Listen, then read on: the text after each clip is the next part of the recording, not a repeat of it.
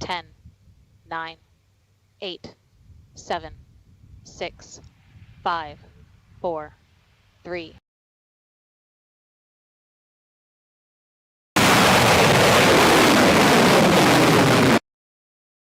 Ten, 9, 8, 7, 6, 5, 4, 3, 2, 1, launch.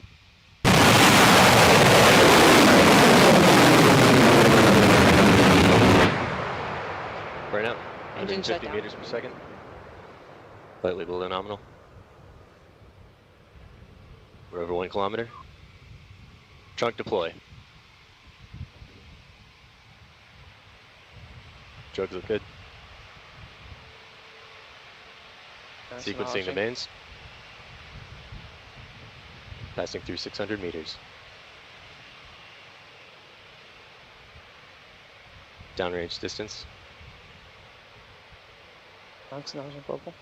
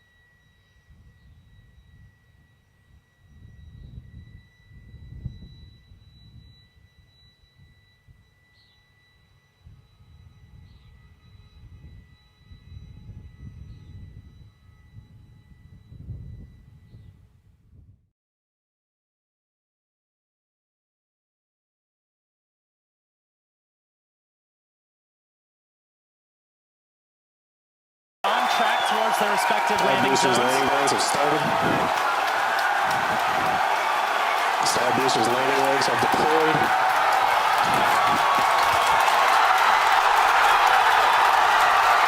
And the Falcons have landed. LZ1, LZ2, both side boosters have touched down. Landing off the move on to 11.1, recovery 1 and recovery 2. And coming up very shortly, the Center Corps will be attempting its landing on the autonomous spaceport drone ship.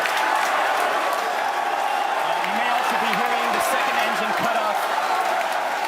Oh, check on your screen. Sometimes this footage goes out when it approaches the drone ship and the heavy vibrations make it lose signal. We're crossing our fingers, that's not the case right now. Stage 2, nominal parking orbit insertion. So it looks like that landing is happening at the moment. We have lost signal. We're hoping that signal comes back shortly. Oh, man. Yeah, as Michael mentioned earlier with the vibrations of the rocket and how it shakes up the cameras that are on the drone ship, sometimes we do lose signal or shakes up the antennas. Oh, and we've just gotten confirmation. Oh. We're waiting to hear what happens, and so we're listening in, and we're still waiting to hear. We'll let you know as soon as we find out. You'll know. People are cheering, but we'll get the call and know hopefully very, very soon how that Center Corps is doing, whether it's standing up proud on that drone ship or not. Meanwhile, other two landings. those were absolutely gorgeous. Meanwhile, the second stage is continuing its trajectory towards Mars. It's all looking good there. John, come give us a recap of the full mission. He stands. Well, if you could hear all that cheering, it was an outstanding test flight of the Falcon Heavy.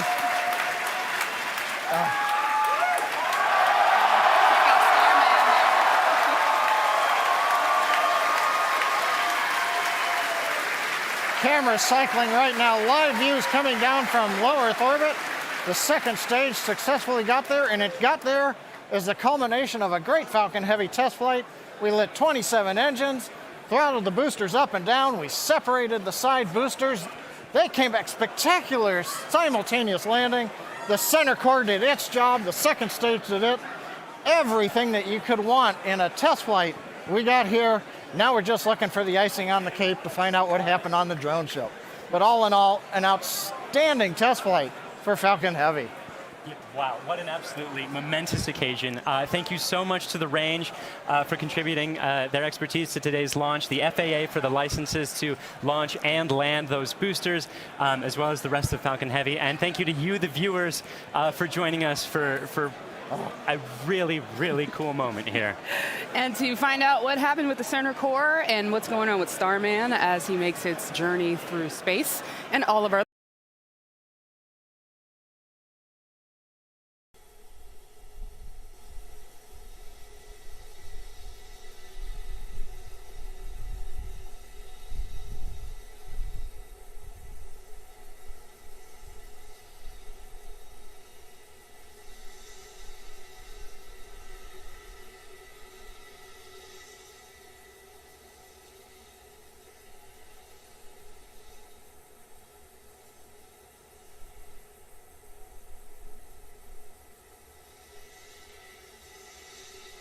You're looking at Starship serial number 9 on the right. We are counting down for today's 10-kilometer test flight. We've just passed the T-minus 4-minute mark. We are currently loading liquid methane and liquid oxygen propellants onto Starship. Today's flight will be similar to our previous flight last December.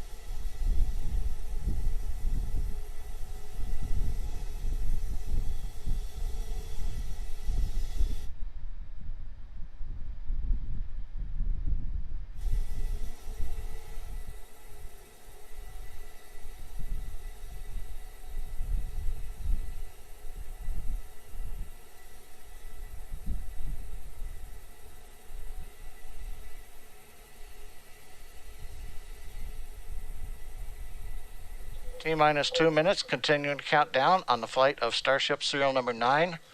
That's the vehicle on the right of your screen, currently venting.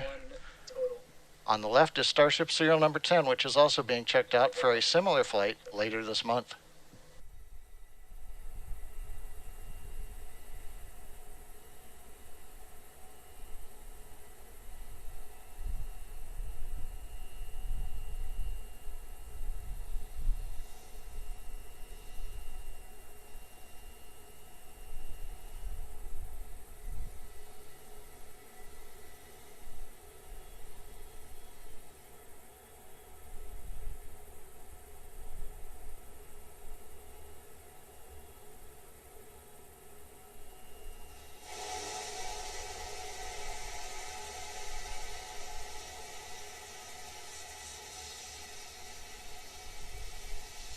T-minus 1 minute to the launch of Starship serial number 9.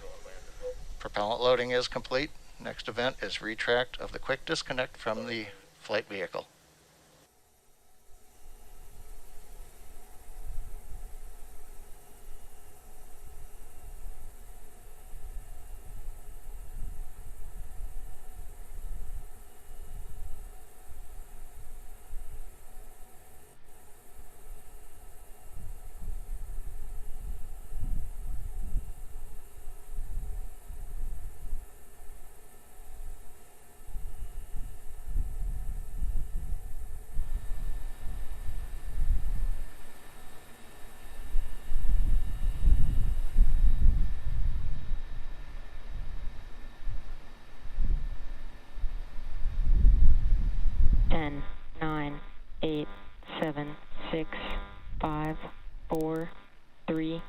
2, 1.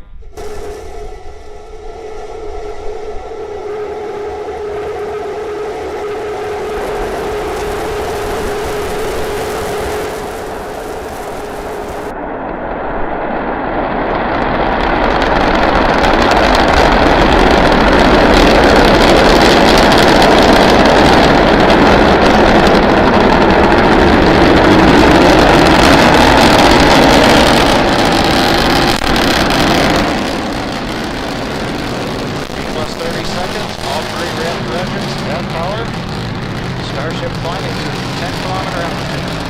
View on the right shows 3 Raptor engines burning. Everything continues to look nominal right now for the stage and for propulsion.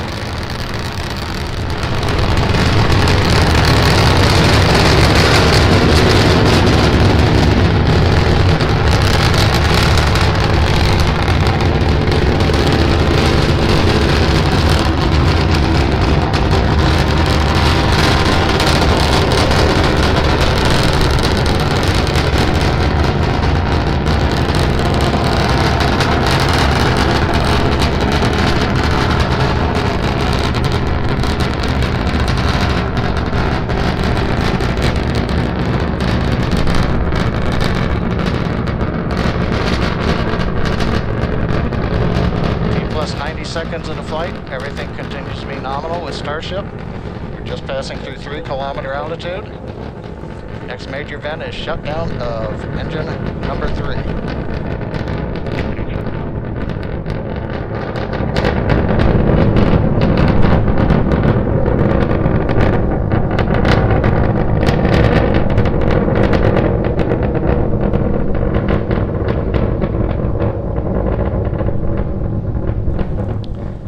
Plus 2 minutes, flight continuing on Starship. As a reminder, this is a test flight to a 10-kilometer altitude.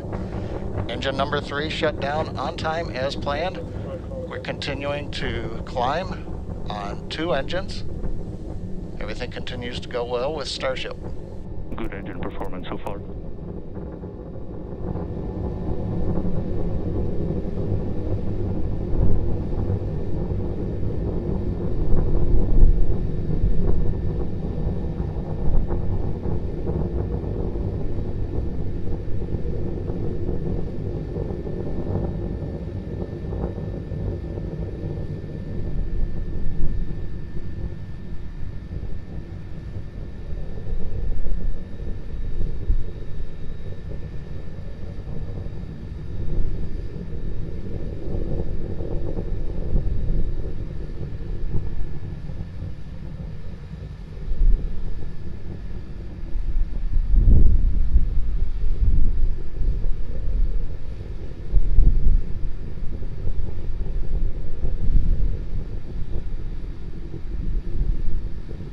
Shutdown.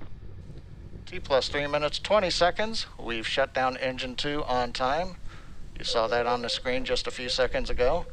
Starship now climbing on the power of engine number 1, headed to the 10-kilometer altitude.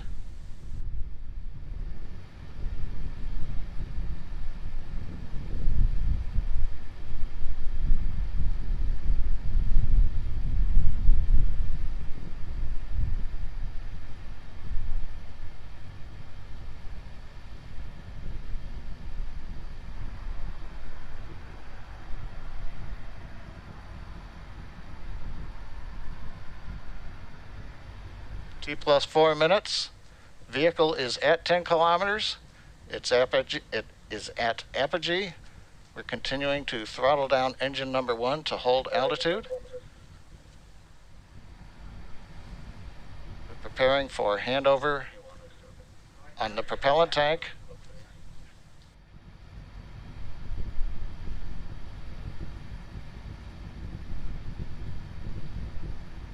Four and a half minutes, we are handing off to the LOX tank. We are beginning to flip to horizontal. And the white cloud, the plume you were seeing, was intentional. That is a liquid oxygen dump. We've now transitioned to horizontal and beginning the subsonic test portion of the flight, where we check out the aft and the forward flaps to hold the vehicle's stability as we descend back to the landing pad.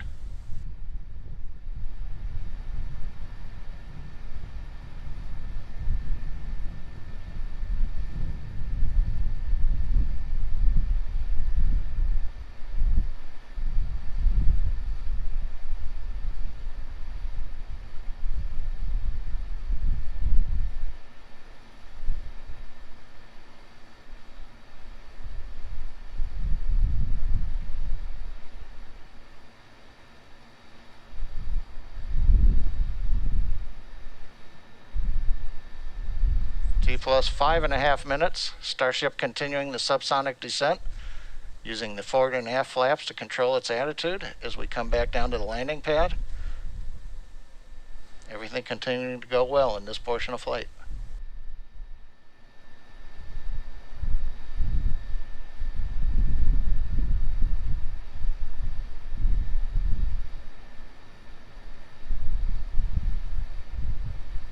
Land intro.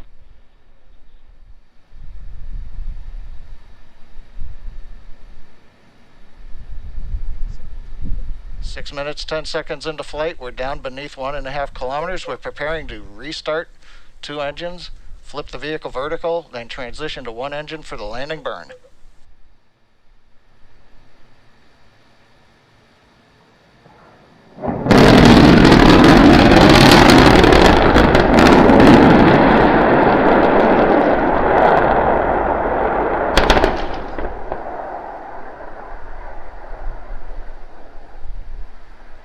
Oh, I see. Let's get cameras up.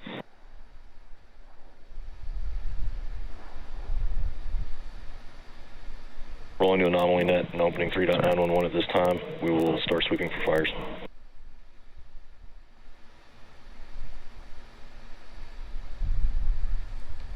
As you can see from the scene, we had again another great flight up to the 10-kilometer apogee. We demonstrated the ability to transition the engines to the landing propellant tanks. The subsonic reentry looked very good and stable like we saw again last December, so we've got a lot of good data on flap control. And again, we've just got to work on that landing a little bit, but we'll find out from the team as they go through the data. We were in contact with telemetry all the way down. So all told, another great, and a reminder, this is a test flight, second time we've flown Starship in this configuration. We've got a lot of good data, and the primary objective to demonstrate control of the vehicle in the subsonic reentry looked to be very good, and we will take a lot out of that. And with that, we're going to wrap up today's webcast. Thanks for logging on and watching, and we'll be back with another Starship in the near future.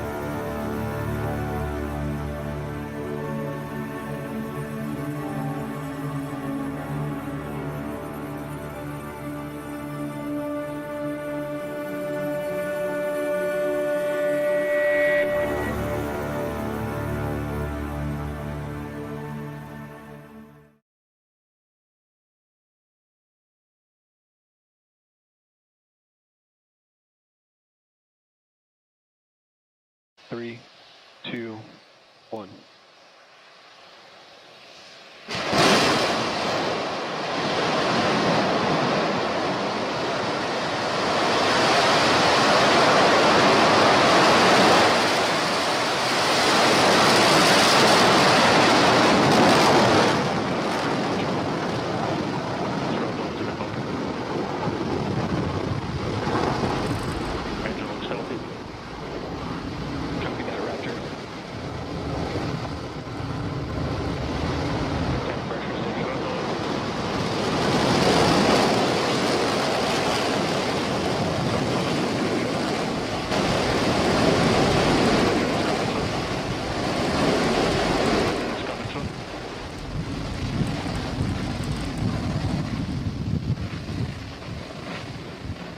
Full duration.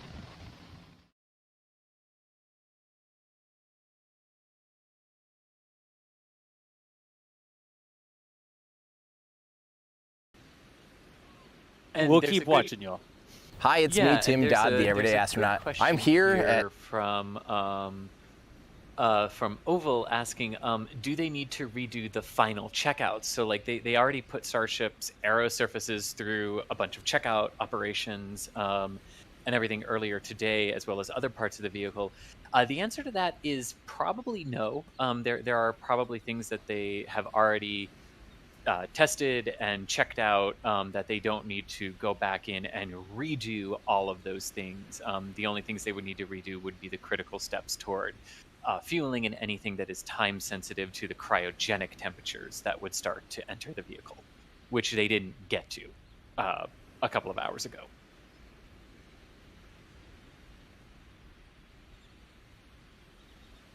You know what I think might have happened there? All of a sudden? I think that our talk about shuttle may have summoned our very favorite, one of our very favorite. The other Chris? Yeah, the other, yeah, may have summoned the other Chris here. Did Chris Bergen actually show back up over here? Yeah, we're gonna cross the streams here because I heard the references to shuttle and I understand where you're coming from. The thing is, the orbiter is what people see as a shuttle. That is just the plane kind of thing, the space plane. The shuttle is the space transportation system, which is the boosters and the external tank. So it is the orbiter Discovery and the orbiter Endeavour, but no one ever called it that. They always call it shuttle Endeavour, shuttle Discovery. So yeah, I get where you're coming from, but I just read the chat. Someone in the chat said, these guys don't like each other, did they? Oh, jeez. I know. We've spent hundreds of hours. Yes, hundreds of hours talking to each other in this chat like this. So... That's why I said we totally do. That's why we talk the way we do. Yeah. Is that like a common, like a public thing? Like the public refers to it this way, but the official name was this. You know, is that how that sort of shakes out, Chris? Yeah. There's all sorts. It was so confusing. There's things like the mission names, STS-51L. Yeah. People would write 51L, but it's 51-L, and it's kind of ironic that Starship went through that SN-8 phase when there's no hyphen, but then on some labels there was hyphens and then some labels there wasn't, and Elon always called it with no hyphens, so he went with Elon. It's funny how it all can, there's never any kind of uniform way of saying things sometimes, but I agree, I would like some better names for these because I liked BFR. I thought that was funny, and it had a real ring to it. Starship feels way too generic for me. And of course, when you start saying super heavy, you know, you start thinking, well, is that Starship? Yes, it's Starship, but it's Starship's booster. And you know, then you look at Starship testing, you see Starship, and you go, oh, that's the vehicle, is it? No, that's literally just the upper stage. That is literally just the upper stage you're looking at right now, and people can't comprehend that because it's so massive. But super heavy on Starship, Starship on super heavy is going to be absolutely ridiculous. It's going to be bigger than Saturn V.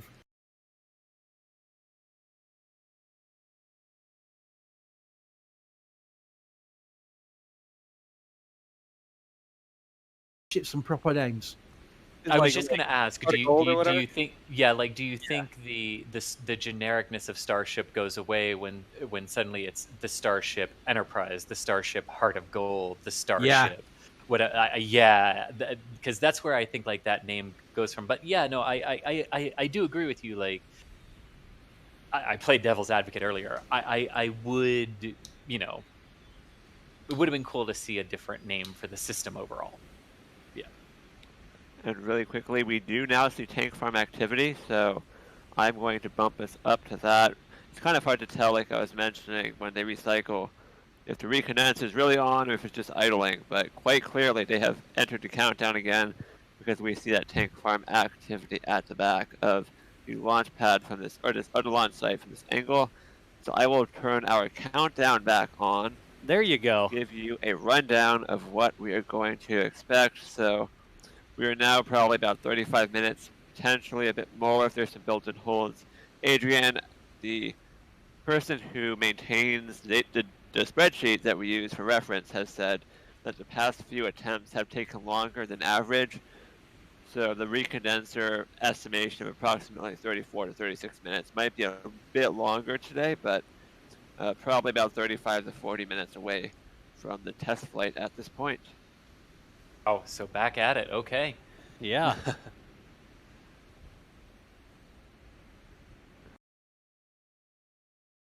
Birthday present now at this point is having the studio to the point where it's actually working on launch day.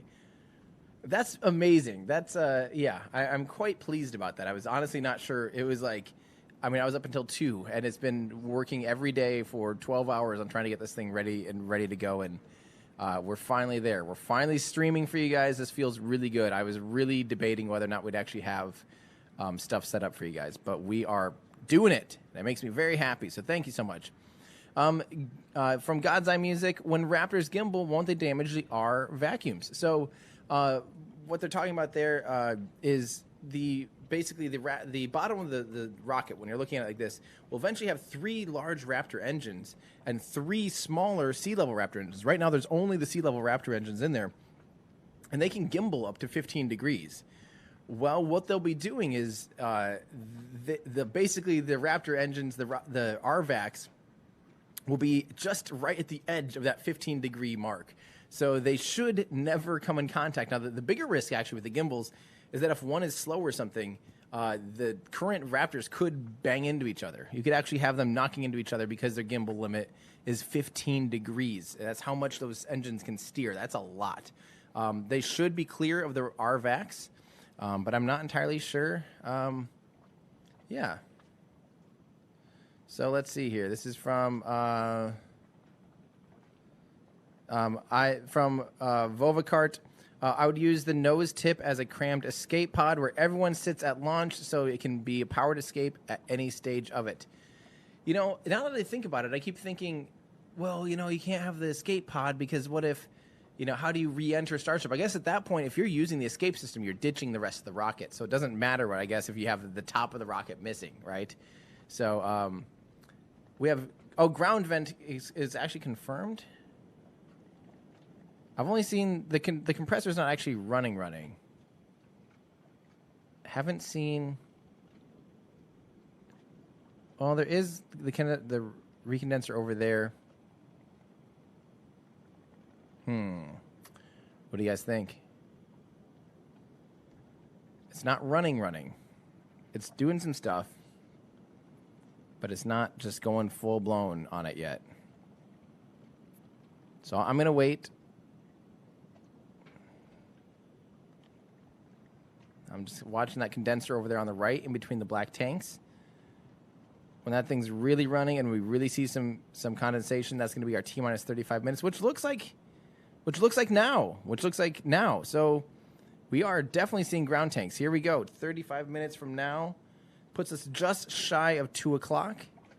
So something like 13:57 or so, or 56. Not sure, just kind of winging it here. And check this out. The birds agree. Boy, do those birds agree. All right. That's a great sign. So again, the next thing we're going to be looking for is to see, right now, so they're chilling the fuel down, getting it ready to load into the rocket. So, yeah, so at this point, once they chill the fuel down, and it's up to operating temperature or at operating temperature, we'll then see it begin to load into the vehicle. And so we'll be looking for those same condensation clouds begin to happen underneath the rocket. And that typically happens around 17 minutes. All right, so let's keep going here with all its... Tyler, I hope that we actually see this thing take off here before your break is over as well. Thanks for saying hi from a fellow Iowan.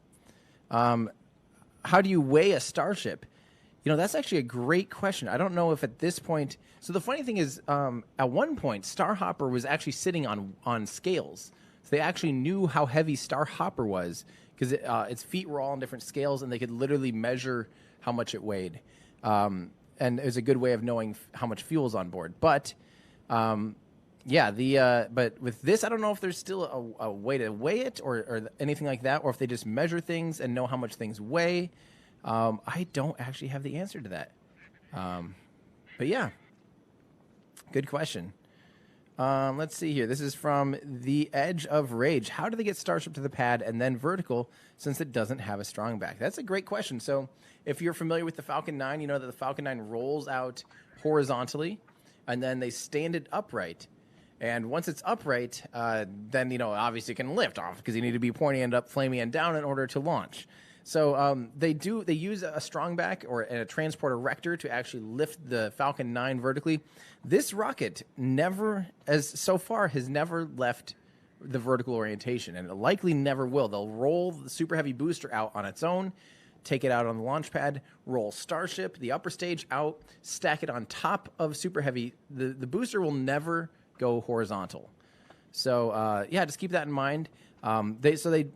Because of that, it will always be vertical. It'll stack vertical. It'll do everything vertical. If it's ever horizontal, besides when it's falling out of the sky belly first, there's really no need for it. So, all right. Let's see here. Can cylindrical fuel tanks possibly be used instead of running the running the length of the ship? Inject fuel towards the engine. Better mass ratio. More window seats.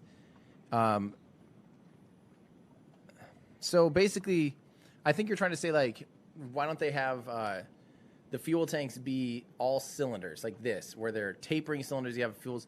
That is actually being done by a company. I forget which one it is, Orbex or one of the other ones, or Able or somebody is trying to do that. And I have never actually seen that be done before. I'm curious the pros and cons. Man, we are seeing a good amount of ground take venting. That is a good sign, my friends. Looks like things are working. So again, we should see...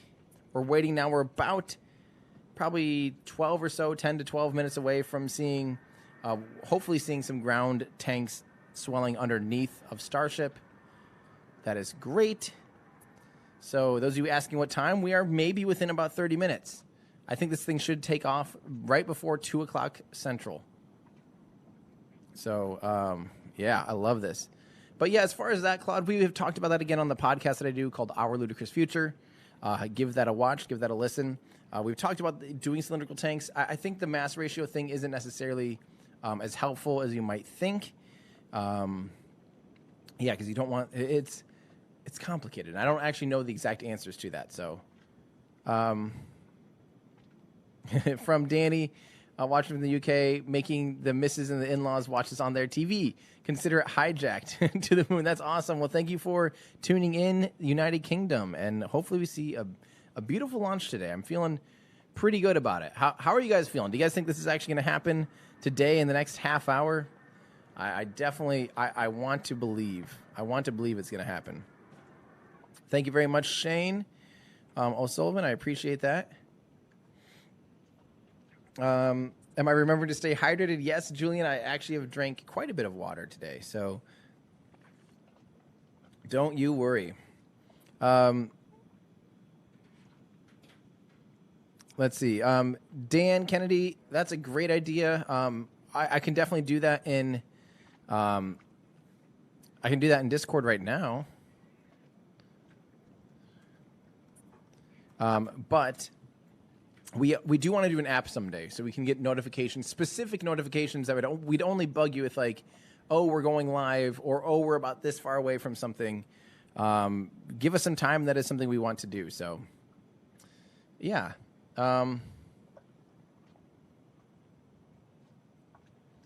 Yeah, I can't tell if the rocket skirt has clouds or if that's just atmospheric distortion. I think that's still atmospheric distortion at this point, guys.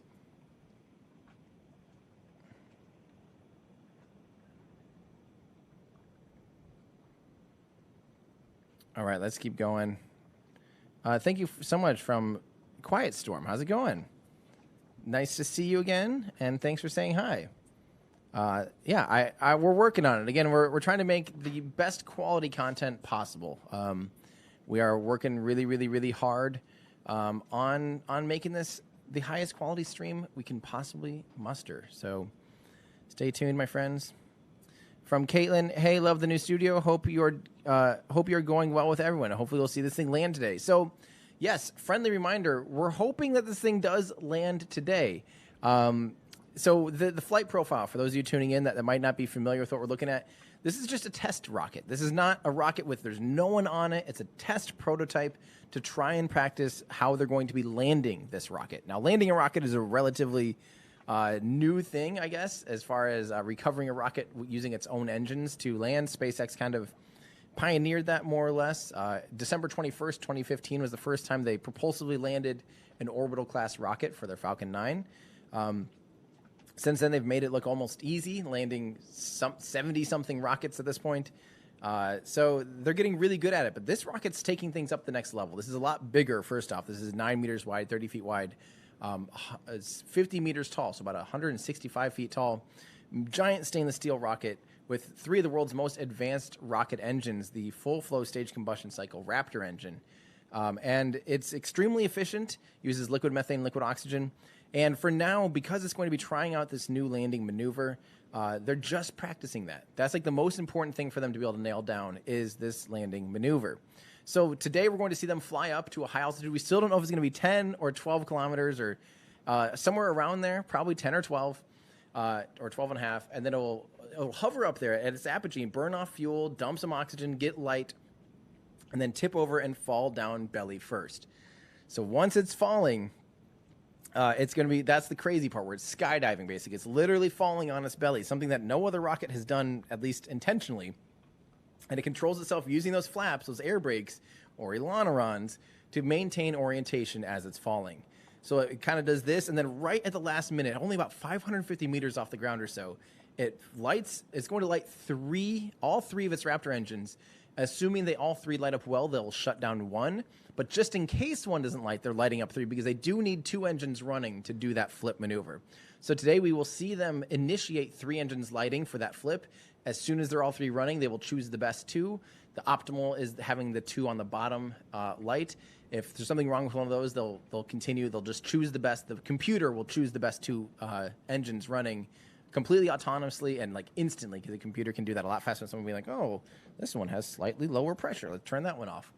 And so, yeah, that's what we're, so it's going to do that. It's going to do the flip to the belly flap to flipping maneuver, slightly over rotate while still on 2 engines, and then straighten itself out and go down to a single engine to land on. That is the plan. Hang on.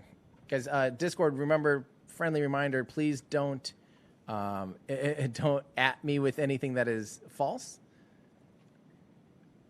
I haven't seen anything from Elon, so please do not do that. All right, so thank you so much from well, I'm not Canadian. I'm an Iowan. Iowa is almost Canada, but not quite. But hopefully we do see a successful landing today. Thank you so much, JR. All right. Thank you so much from Dan. Somebody needs to go poke it with a stick. Says David. How's it going, David? Let's see. Katie, hello, and thank you for watching with Francis. I really appreciate you guys hanging out. Yeah, I really, really appreciate that. Why no ailerons instead of grid fins on Super Heavy? Would be nice to see return to launch site while gliding back wingsuit style. So I question that same thing. I think it's just simply the booster doesn't need to bleed off as much velocity and doesn't need to do orbital reentry, so it doesn't need to worry about having a high glide ratio or anything like that. Doesn't have nearly as high peak temperatures. And the grid fins work. It has a lot longer fuselage, so you can use the grid fins to actually create some lifting force off the fuselage. So you can pitch it down and create some extra lift and literally fly the booster without the use of the ailerons. It would probably be more mass efficient at some point to try and land it horizontally. But then again, it's also so much more tail heavy with so many more engines. It'll eventually have over 24 Raptor engines. I don't know if it makes sense to even remotely try and land that way. I just don't know if it would ever be able to go belly flop. I think because of the center mass being so low, they probably have to do grid fins on top and go and go engines first. So, yeah. All right. So, yeah, that's true. So Parker7 in Discord reminds us that New Glenn's first stage will have strakes, basically, strakes along the side of the booster to help it increase its glide ratio. And so it actually can basically fly and use the atmosphere more and more to its advantage. So, oh, yes, we are definitely seeing ground venting. Okay, we are within 17 minutes. I'm going to move ours up about 4 minutes. Rocket was venting, yes. I need to pay a little more attention. We are... Okay, Ryan, let's go ahead and start recording on everything. This is good, guys. I'm going to tweet this, that we are seeing the rocket vent.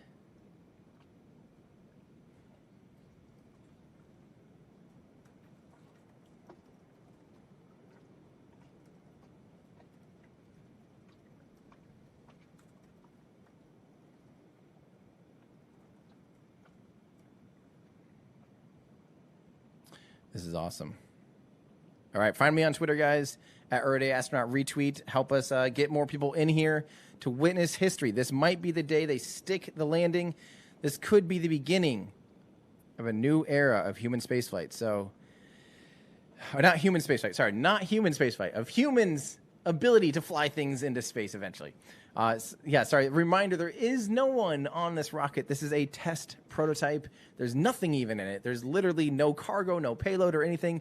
It's just an empty rocket. And they're just working, not empty. They're, as of right now, beginning to load it with fuel. And that is fantastic. So the next thing we're waiting to see, we should start to see some, a little puffs of gas and stuff in the upper tanks as well. That would definitely be a good sign that things are all looking nominal, as we like to say around here. Let's see. This is Adam Lee. Do you think SpaceX will look into weather manipulation like it's been proven with clouds for planetary needs and later used for other planets like Mars to improve its atmosphere? Dang, that is well outside of my wheelhouse, to be perfectly honest. I have no idea if SpaceX would want to use any kind of weather manipulation. That seems like a little bit of an evil genius type of thing to do. Maybe on Mars or something. You know, when you're terraforming Mars, to be able to terraform Mars, there's a lot of work that's going to have to be done in order to actually make that physically possible. To actually give it any kind of atmosphere, any ability to sustain life will take a lot of work. You will have to do weather manipulation and a lot of manipulation of a lot of things. So I can't speak to that, of whether or not we will see them do weather manipulation. I think that'll have to be a science that has to be really, really, really well understood before we even begin to really use it at any length. Hold on here real quick. I'm going to help Ryan. Are you trying to find that last one? Okay, cool. Okay, let me know if you need help. Were you able to get all the other ones rolling, though? Sweet. And we'll have to manually do the ones on the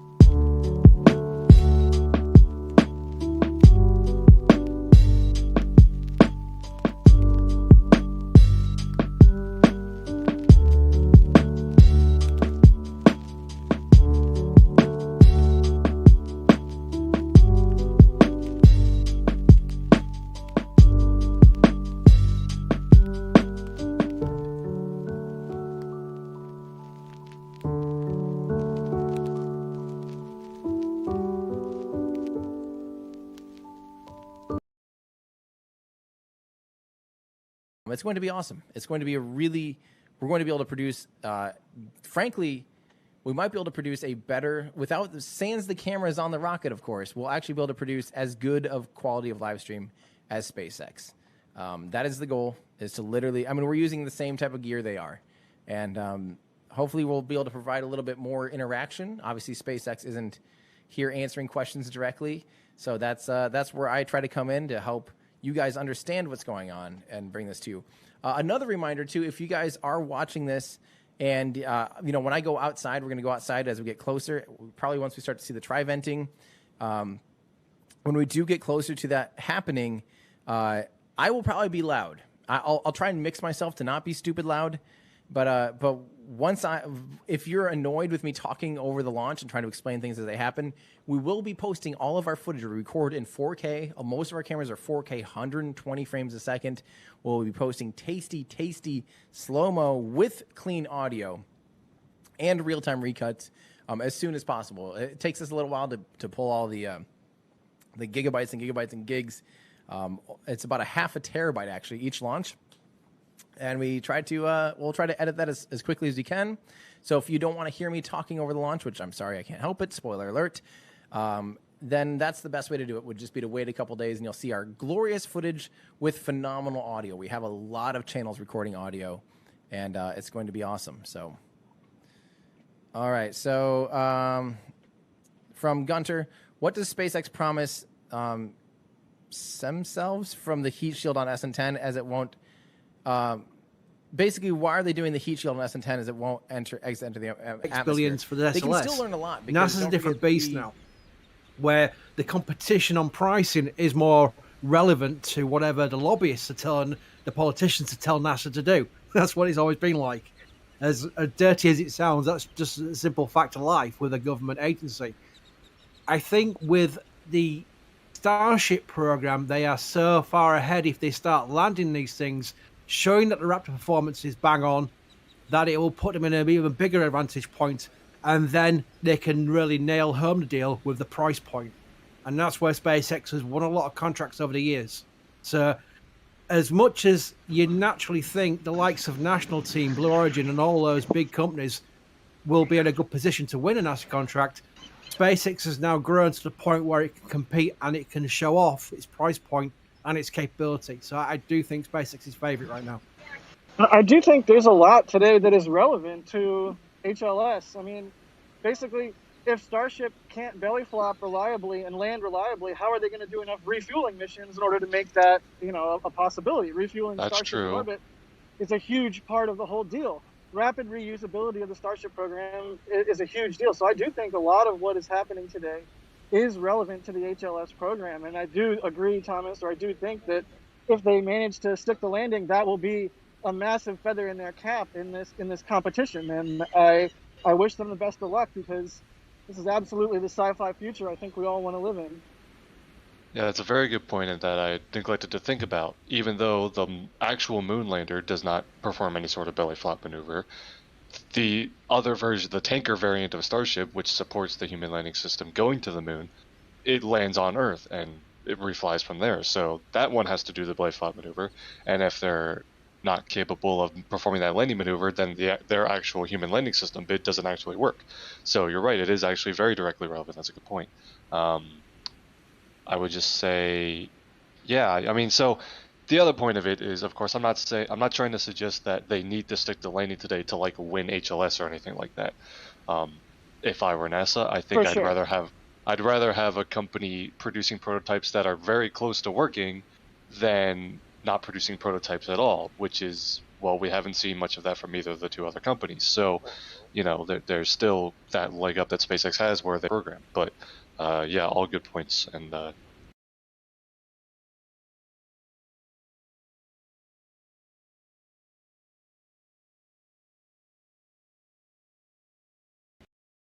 regardless, I think NASA is definitely intrigued and watching today's test. If you are just joining us, we could be potentially about 10 minutes or so from a launch attempt based on some of the milestones we've been seeing. We're standing by to check a couple more milestones off. we would want to have seen Trivent by now, which is usually around, I think, 11, 12 minutes, somewhere in there. Yeah. So Right. the fact That could be we're not coming like seeing- any minute now because our estimates are still a little rough. So Yes, absolutely. These are predictions based on previous data, like we've said. So, somewhere around now, we should expect to see Trivent, or we can then infer there's some sort of hold. But definitely keep your eyes open on the base of the vehicle there. But we also did not see. Oh, there you go. Okay, we have a launch time. We have a launch time. Michael Sheets of CNBC is reporting that the launch time is 2:14 p.m. Central Time. Again, 2:14 p.m. Central Time, and if the mods could please put that link in chat as credit to him, that would be appreciated. But 2:14 p.m. Central Time, again, is the launch time that Michael Sheets of CNBC is reporting. So that means we should not expect to see the tri-vent and potentially the methane vent for another couple of minutes. Interesting. Another, what time is it now? Another 12 or 14 minutes, so. Yeah, I was going to point out I didn't. There it is. Oh, there it is. Yep. Yep. Look at that. Just a puff. just letting you know it's still here and it's Yeah. still going. I'm still here. I'm not giving up yet. That was cool. It almost was trying to blow like a smoke ring or something. Nice. So I'll work on getting a tentative. I'm going to put the countdown clock up since we have a approximate time. But of course, until we have official information, it's hard to know for sure because there can be built-in holds. Right. There can be, they could target 3:14 and 50 seconds. So do not think that he reported inaccurate information if it ends up not being 3:14 p.m. Eastern Time or 2:14 p.m. Central Time. Again, this is a test flight, which means there's a lot of risk and uncertainty, and things change very fluidly. So that is the current launch time. It does not mean it will be the launch time in 5 minutes. Yep, it could change at any given time. That is the nature of the beast with the experimental program that they're running. So we will continue to stand by and see what we can see. But all of these things continue to march in the correct direction.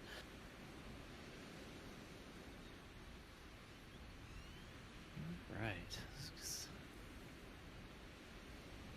I mean, I'm just frantically clicking on things in the background to make sure that everything's set, like all the recorders are running and all the feeds have been recycled and the synchronization is close. And I won't explain what I'm doing, I guess.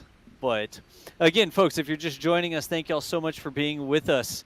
We are hanging out and we are potentially very close. You can see we did put a countdown clock up there. Some sources telling CNBC apparently that there was an official countdown or an official target T0.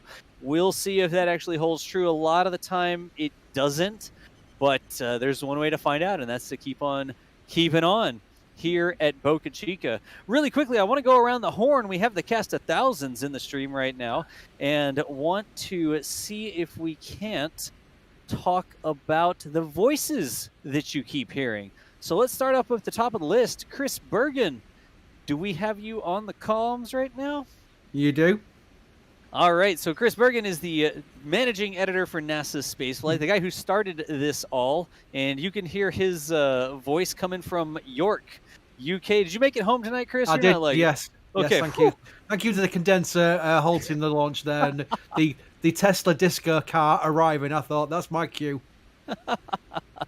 Excellent. So Chris is actually that at NASA Spaceflight Twitter account. He runs the official Twitter account there. Also on the line, we should have Chris Gebhardt, the assistant managing editor for NASA Spaceflight. Chris G, actually. Do we have you on?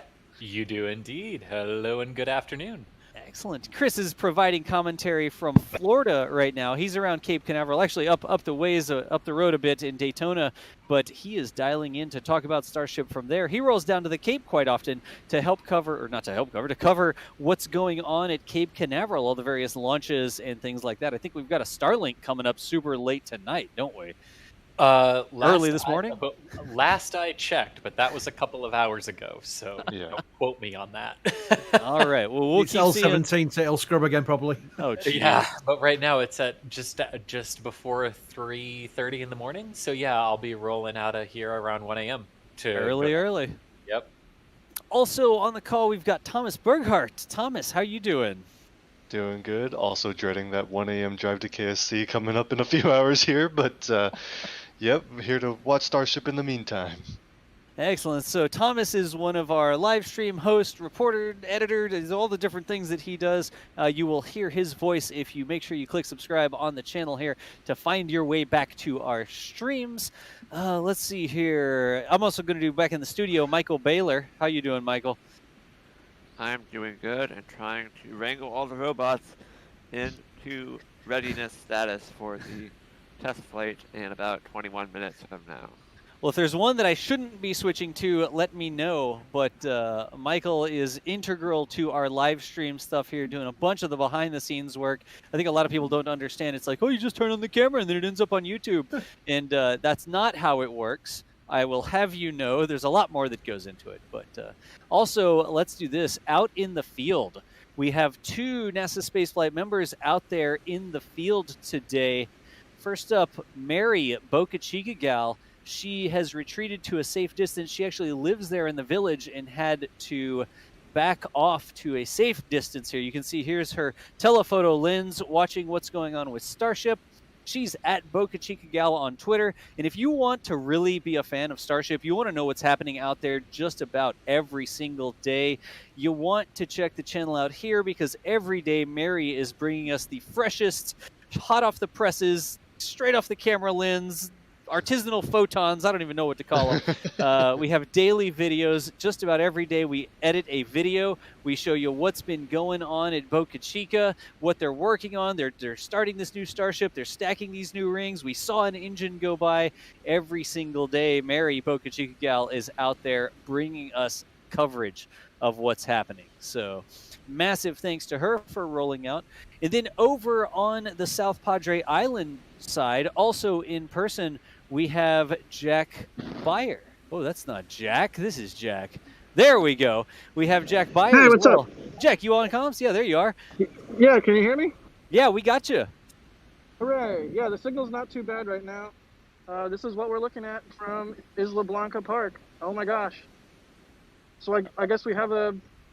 Oh, we're going around the horn doing interruptions, aren't we? Hi, No, we Jack were. Beyer. No, that's okay. Hi, I'm Jack Beyer. Y'all, Jack's camera here is about 5 miles away. This is actually a public viewing spot, so if you ever have it in your mind to visit and can do so safely, this is Isla Blanca Park. This is where you, as a member of the public, you don't have to have any special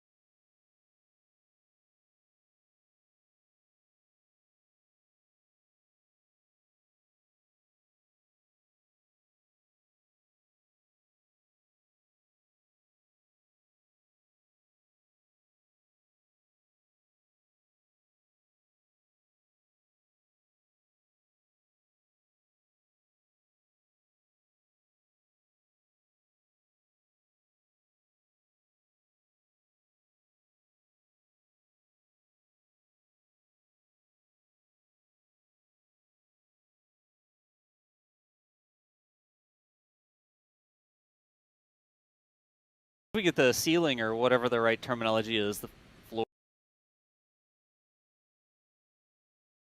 Don't prepare the engines for that cryogenic shock, you will crack the metal. So you actually, but even though it gets really hot on one side of the engine, the rest of the engine is experiencing really, really cold temperatures, like minus 185 degrees Celsius or so for the methane portions, and below minus 200 degrees Celsius for the liquid oxygen portions.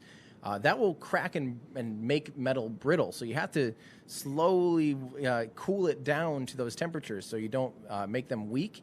So we will see that cool down happen, hopefully in the next about 2 minutes, around T-minus 12 minutes. And we'll adjust our clock according to that. So if we do see it happen, then we will go ahead and change our time to about 12 minutes, because that's a pretty good indication that we're 12 minutes away. So at that point, once we see that, I will go ahead and update our clock, and that's when I'll go ahead and move our stream outside. So, yeah. So, again, remember, these rockets, right now, the fuel going into them is stupid cold. Like, if you went up and licked Starship, first off, don't go up to Starship right now. It's very high pressure. But if you went up and licked it, yeah, your whole body would probably freeze to it, because the skin on the other side of that 4 millimeter thick steel in certain parts is, again, fuels that are either minus like 185 degrees Celsius or below minus 200 degrees Celsius for liquid oxygen. They are very cold. Do not lick Starship. You heard it here first. You heard it. Yeah, Dumb and Dumber. Coleman Miles, hey Tim, thanks for doing what you do and giving me more content to geek out about. Do you think SpaceX or NASA will have the need for physicians in space looking at med school?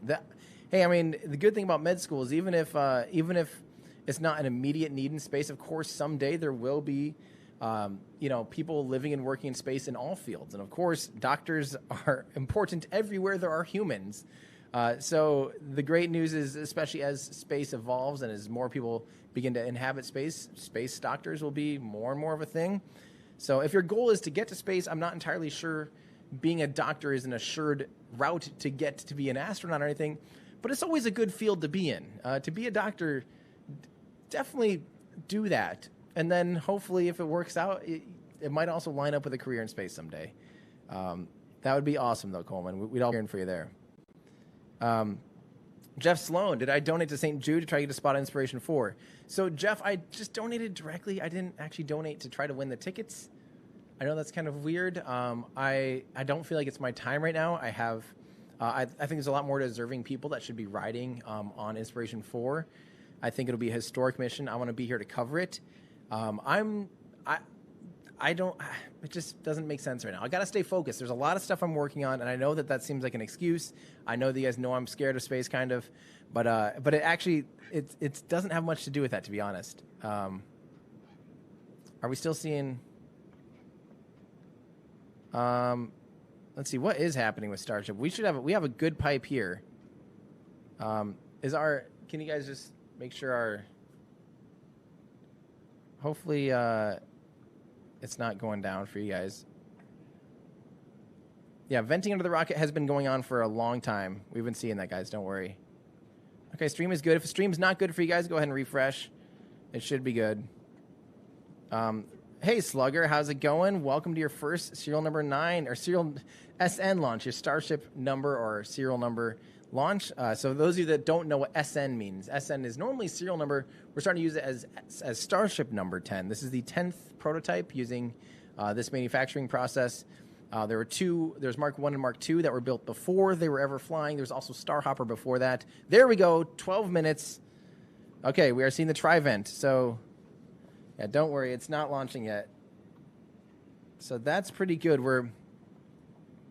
Might move it back just 1 minute. So we're actually 11 minutes made sense. 11 minutes made a lot of sense because I guess it's, yes. Okay, guys, we are in go mode. Everyone double check cameras are recording. Do we have the scope back yet? Scope is go. Engine chill has begun, my friends. We are within about 12 minutes. We are getting ready to move outside. I'm going to take a quick little outside transition break, carrying the monitors and the computer and all that stuff outside. So I will be right back with you guys. Give me about 3 minutes. I'll meet you guys out on the deck. Be right back.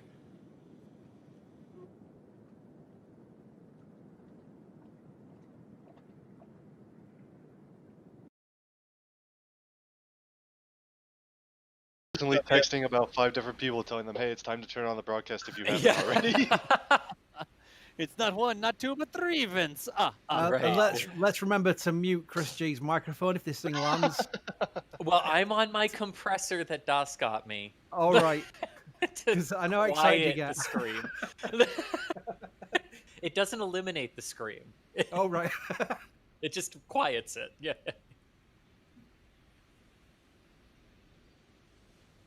So, y'all, that is a very good sign. That is exactly what we want to see. We call it the tri-vent because there's 3 tri-vents. We think there's 3 Raptor. Well, we know there's 3 Raptor engines, but we think because there are 3 Raptor engines, there are 3 vents here, sort of trilaterally, symmetrically placed around the skirt down there at the bottom. And this is something that signifies the engine chill down. We call it the tri-vent, but it's actually the engine chill, preparing the engines to receive that cryogenic fuel and get ready to light. And this is something that comes very shortly before the launch, about 12, 13 minutes or something like that. So that is where we are right now. And we'll keep updates now. So I will join you back after the landing, and I'm going to say that in a positive manner. Okay, we'll be here, Chris. We'll hold it down.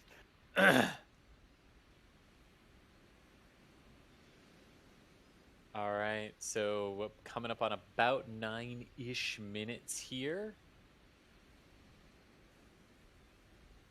Again, as we caution, there's always the possibility for a built-in hold, so it might not be exactly 9 minutes from now, Mark, but now I really do see condensation forming down on the lower part of that.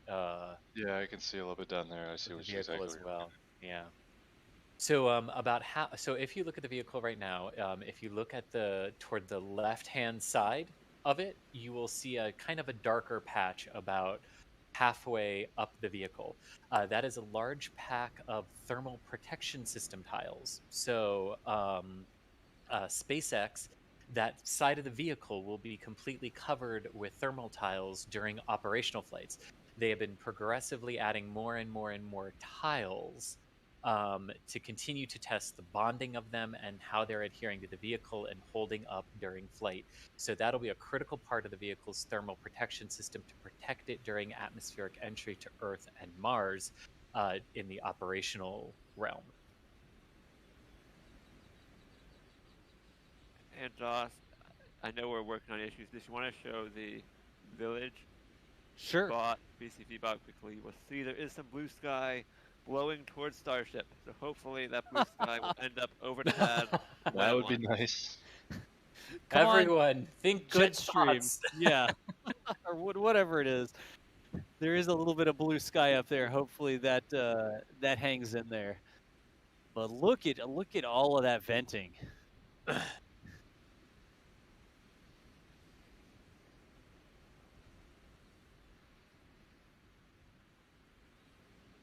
Coming up on about 7 minutes before launch. Everything appears to be on track from what we can see. And if this so exactly. Sorry. I started a sentence and that was wildly inaccurate to what was going on. Sorry. Well, better to stop than to keep talking, I suppose. Yeah. Hey, if you make a joke about it, it's far better.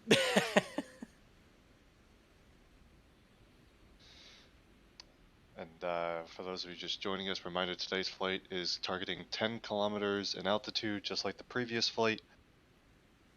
Hoping, of course, for a little bit more progress on that landing maneuver. Potentially the first time they could stick it, we'll have to wait and see, of course.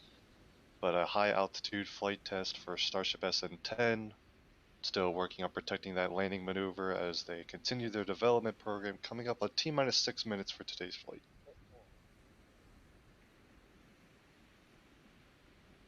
See there too, On the right-hand side, the smaller tank is Starship SN10 testing a new 3mm steel.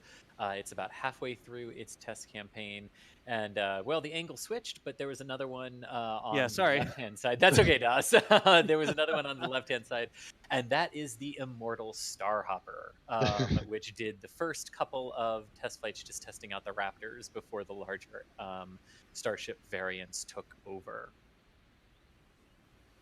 Excellent. So we may be coming up on 5 minutes here, y'all. That tri-vent is a big deal, and you can really start to see that frost forming. Do you see the line just above where the vents are coming out of the side of Starship? It looks a little bit different, right? That is the frost forming on the bottom of Starship, where those ultra-cold propellants on the inside are touching the stainless steel, and there's not like insulation or anything like that. It's literally the propellant, and then the stainless steel, and then the outside atmosphere. So it's so cold, it's freezing the humidity in the air onto the side of Starship, and that's how we can see how much fuel is in it. We'll continue to see that progress. Also, be looking up at the top of Starship, just on the nose. A lot of times you'll see a frost ring element, I don't know, a frosty nose cone, whatever you want to call it, form up there as well. So we are now... Yeah, the next item to look for right before, I think around 20 seconds before ignition, would be the tri-vent pulse. They'll shut off, then they'll turn back on. And yeah, with that, I'm going to jump off comms, and good luck, everybody. I'll see you on the other side. All right, Jack. Good luck, Jack. All right, well, so that's Jack going off to get set up, because he's going to not just be videoing it, but photographing the test flight as well for us. 자, 이제 발사가 5분도 안 남은 것 같습니다. 지금 한 4분 정도? 4분 정도 남은 것 같은데요. 저희 시간으로는 약간 지금 시차가 있어서 조금 화면이랑 지연이 되는데 현재로서는 지금 4분, 제가 확인하는 영상으로는 지금 4분 정도로 발사가 진행될 것 같습니다. 지금 스페이스X에서 공식적으로 방송하는 영상은 없고요. 지금 그 여러 채널에서 실제로 현장에다가 카메라를 설치해 놓고 지금 라이브 중계를 하고 있는 사이트들인데 거기에 영상을 그냥 무단으로 취득해서 방송을 지금 하고 있습니다. 오늘 테스트는 그 10번째 테스트고요. 지난 12월 9일 날, 작년 12월 9일 날 SN8 8번째 테스트에서 플립 비행에 성공하고 거의 랜딩까지 했는데 연료가 마지막에 부족해서 폭발을 했었죠. 그리고 지난 2월 5일 날 4일이었나? 2월 2일에도 그 9번째 SN9 테스트가 있었는데 그때는 정상적으로 자세를 잡지 못해서 기울어진 채로 그 폭발을 했던 것 같고요. 그래서 이번 언제쯤 되나 했는데 정확하게 한 달 후에 다음 SN10 10번째 테스트를 진행을 하네요. 과연 한 2분 50초 남았습니다. 오늘 테스트가 만약에 성공하면 테슬라 주가 엄청 올라가겠죠? 아마 그렇게 될 것 같은데 지금 현재 그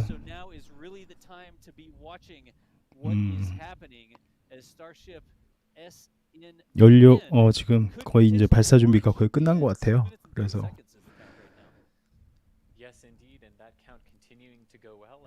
카운트다운이 어디서 이루어질지 모르겠네요. 카운트다운이 이루어지는 데를 한번 찾아봐야 되겠네.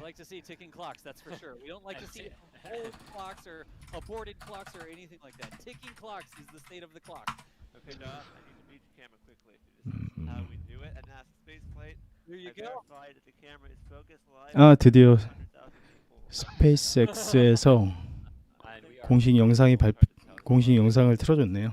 네, 스페이스X 영상으로 넘기겠습니다. 스페이스X 잠시만요.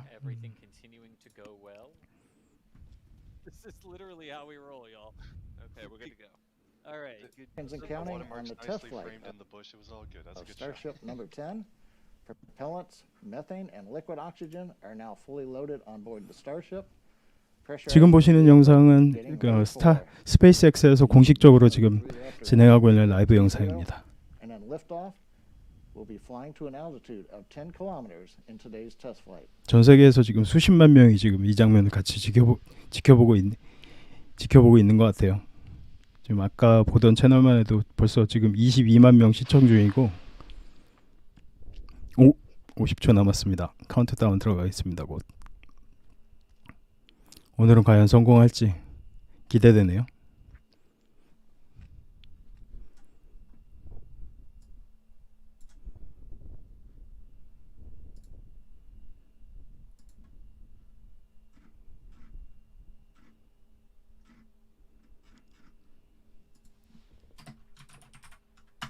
T-minus 30 seconds and counting. 30초, 25초 남았습니다. The test flight of Starship 10. We have disconnected the quick disconnect from the vehicle, getting ready for the ignition of the 3 Raptor engines. 10, 9, 8, 7, 6, 5, 4, 3, 2, 1. Ignition. Abort. 아, 취소됐네요. All folks, please triage alarms. 아, 아쉽다. 뭔가 문제가 있었나 본데. 발사를 해보지도 못하고 바로 취소가 된 것 같네요. Total thrust abort. Outside of expected bounds, Raptor. John Isbroker here on the webcast. Outside the expected bound. On the screen, we were down to 0. We ignited the 3 Raptor engines. The ground sequence did declare an abort from the vehicle. We're listening in right now, but that will conclude today's test flight activities. We are currently safing the vehicle.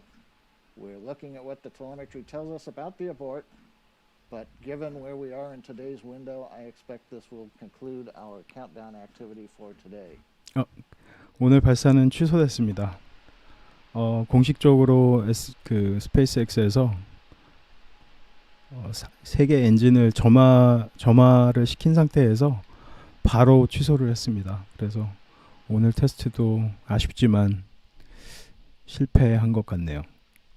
아마 지금 공식적으로 오늘의 미션 취소한다는 발표를 했고요. 좀 기대 많이 했었는데 아쉽네요. 다음번 발사가 잡히면 또 한번 라이브로 생방송으로 지켜보면 좋을 것 같습니다. 방송 맞춰야 되겠네요. 다른 방송 좀 볼까요? 무슨 얘기하고 있나?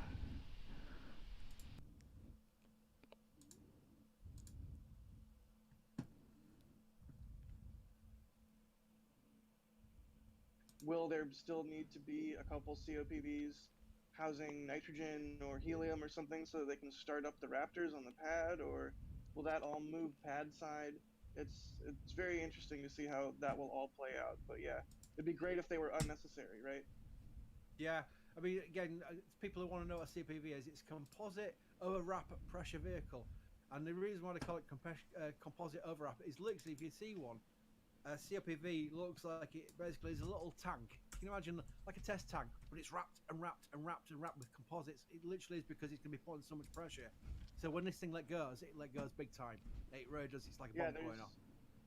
There's typically a plastic or metal liner and then a carbon composite overwrap, and I mean, they're meant to hold thousands and thousands of PSI, and they're actually quite big. So they're going to update us with any updates. I'm going to go ahead and bring this webcast back inside so that we're not in the sun, because as you guys know, it is hot and spicy out here. You got to be here. Let's go ahead and pull up porch camera if you can see. We've got it's getting pretty crazy out here. As you can tell, the sun is now beating down. I am so happy that we are officially inside for the most part, and only coming out here when it's necessary, because I have been on Nomad's roof for way too many hours of my life in the scorching July heat of Texas, where it's 108 degrees, 110 degrees. You can't even breathe, and I'm glad that we have air conditioning now. We are living the dream. So give me a second here, guys. We're gonna go back to the camera on the pad. We're gonna have to stop recording on all of our cards. So give us a couple minutes to reset here, and then I'll go inside and I'll talk about what we're seeing and what the next steps are, and hopefully we'll see a reflight. maybe, or a reflight opportunity today. So I'll let you guys know when we learn more things on our end. So give me 1 second. I'm going to reset and go back inside. I'll be right back. Window we have for launch today? Like, what's the earliest we might expect to launch? Realistically, when do we think we may be looking at a launch? Elon tweeted 9 a.m. on his Twitter account, so 9 a.m. is probably the absolute earliest. More than likely, it would be an hour or so after that, at least, I would think. Gotcha. Yeah, because they need to actually spend time and fuel the thing, right? And that'll take time, maybe up to an hour, maybe as short as 30 minutes, but... Yeah, we'll see. But again, they are actually, it looks like, Mary said it may be time for her to be packing up. Again, we're waiting for them to start clearing that beach, and we don't want them to have to go and shoo Mary off. Also, Mary is expecting to evacuate the village at 8 o'clock, which is only 30 minutes. So I think we are going to go ahead and clear her to shut down her sunrise camera here. The sun has risen, I guess, and we'll give her the all clear to pack up and get out to her evacuated safety area, and then we will continue the broadcast here with some of our automated cameras while Mary gets packed up and leaves. So, Mary, you are clear to go ahead. Everybody say thank you one more time to Mary. She rolled out for this roadside sunrise shot early this morning, but now it is time for her to clear on out. So we will be backing off to some of our other camera views that we've got from Boca Chica. I just said backing off, and then we go to this camera. So, and they are starting to clear the area, so that's part of why Mary has to leave. Yeah, absolutely. I'm going to tell her, Mary, you are good to go. And thanks to Mary from me and everybody. But I just want to, she can't probably see this, but the chat room is going crazy with thanks, Mary. Yeah. As always, and rightly so. Absolutely. So she will be packing up and moving out, but we do have multiple other cameras covering what's going on out there. Our live coverage is not going anywhere. Let's see if I can't grab a couple of super chats here really quickly, and I'll answer a couple questions. So, McFly Tesla, here we go. $9.99 from McFly's Tesla saying, Starship's Dear Moon flight. Ah, yes, Dear Moon. Recently posted about finding crew for its 2023 flight. Call me crazy, but that seems early, even if almost everything goes right. I was thinking crew closer to 2025-30. Chris, Dear Moon. We've sat here and we've watched Starship streams and we've talked about tanks in Texas. And we've heard Elon say that he wants hundreds of Starship flights before crew will ever fly on Starship. Yeah. How do these things reconcile? How is he going to fly 100 of uncrewed flights but still launch Dear Moon in 2023? Yeah. Possible? No, if he wants to go with that expectation of flying so many launches before he puts a crew on board. I'm also thinking we need to start seeing some crew rating of this vehicle. Right now, there's no sign of a life support system. I assume they will go with a beefed up version of what they use for Crew Dragon. Yep. But it will really be a beefed up version because it's a lot more habitable space they need to look after. It's something where you pause because your immediate thought is no, there's no chance of 2023. But then you start seeing how far they've come with Starship development in this early, slow phase. The early phase is the slowest phase. When they start getting this vehicle doing what it should be doing, which is landing and doing orbital flights, they will be able to use their production cadence, to do multiple flights, lots and lots of flights. Sorry, Dos, can we go to the Mars cam, please? Sure. Interesting action. We can. Sorry to interrupt you, Chris. They are moving the cells-propelled modular transporter under the crane. So it looks, I think at least, I'm expecting that SPMT to be moved under that large crane. Or at least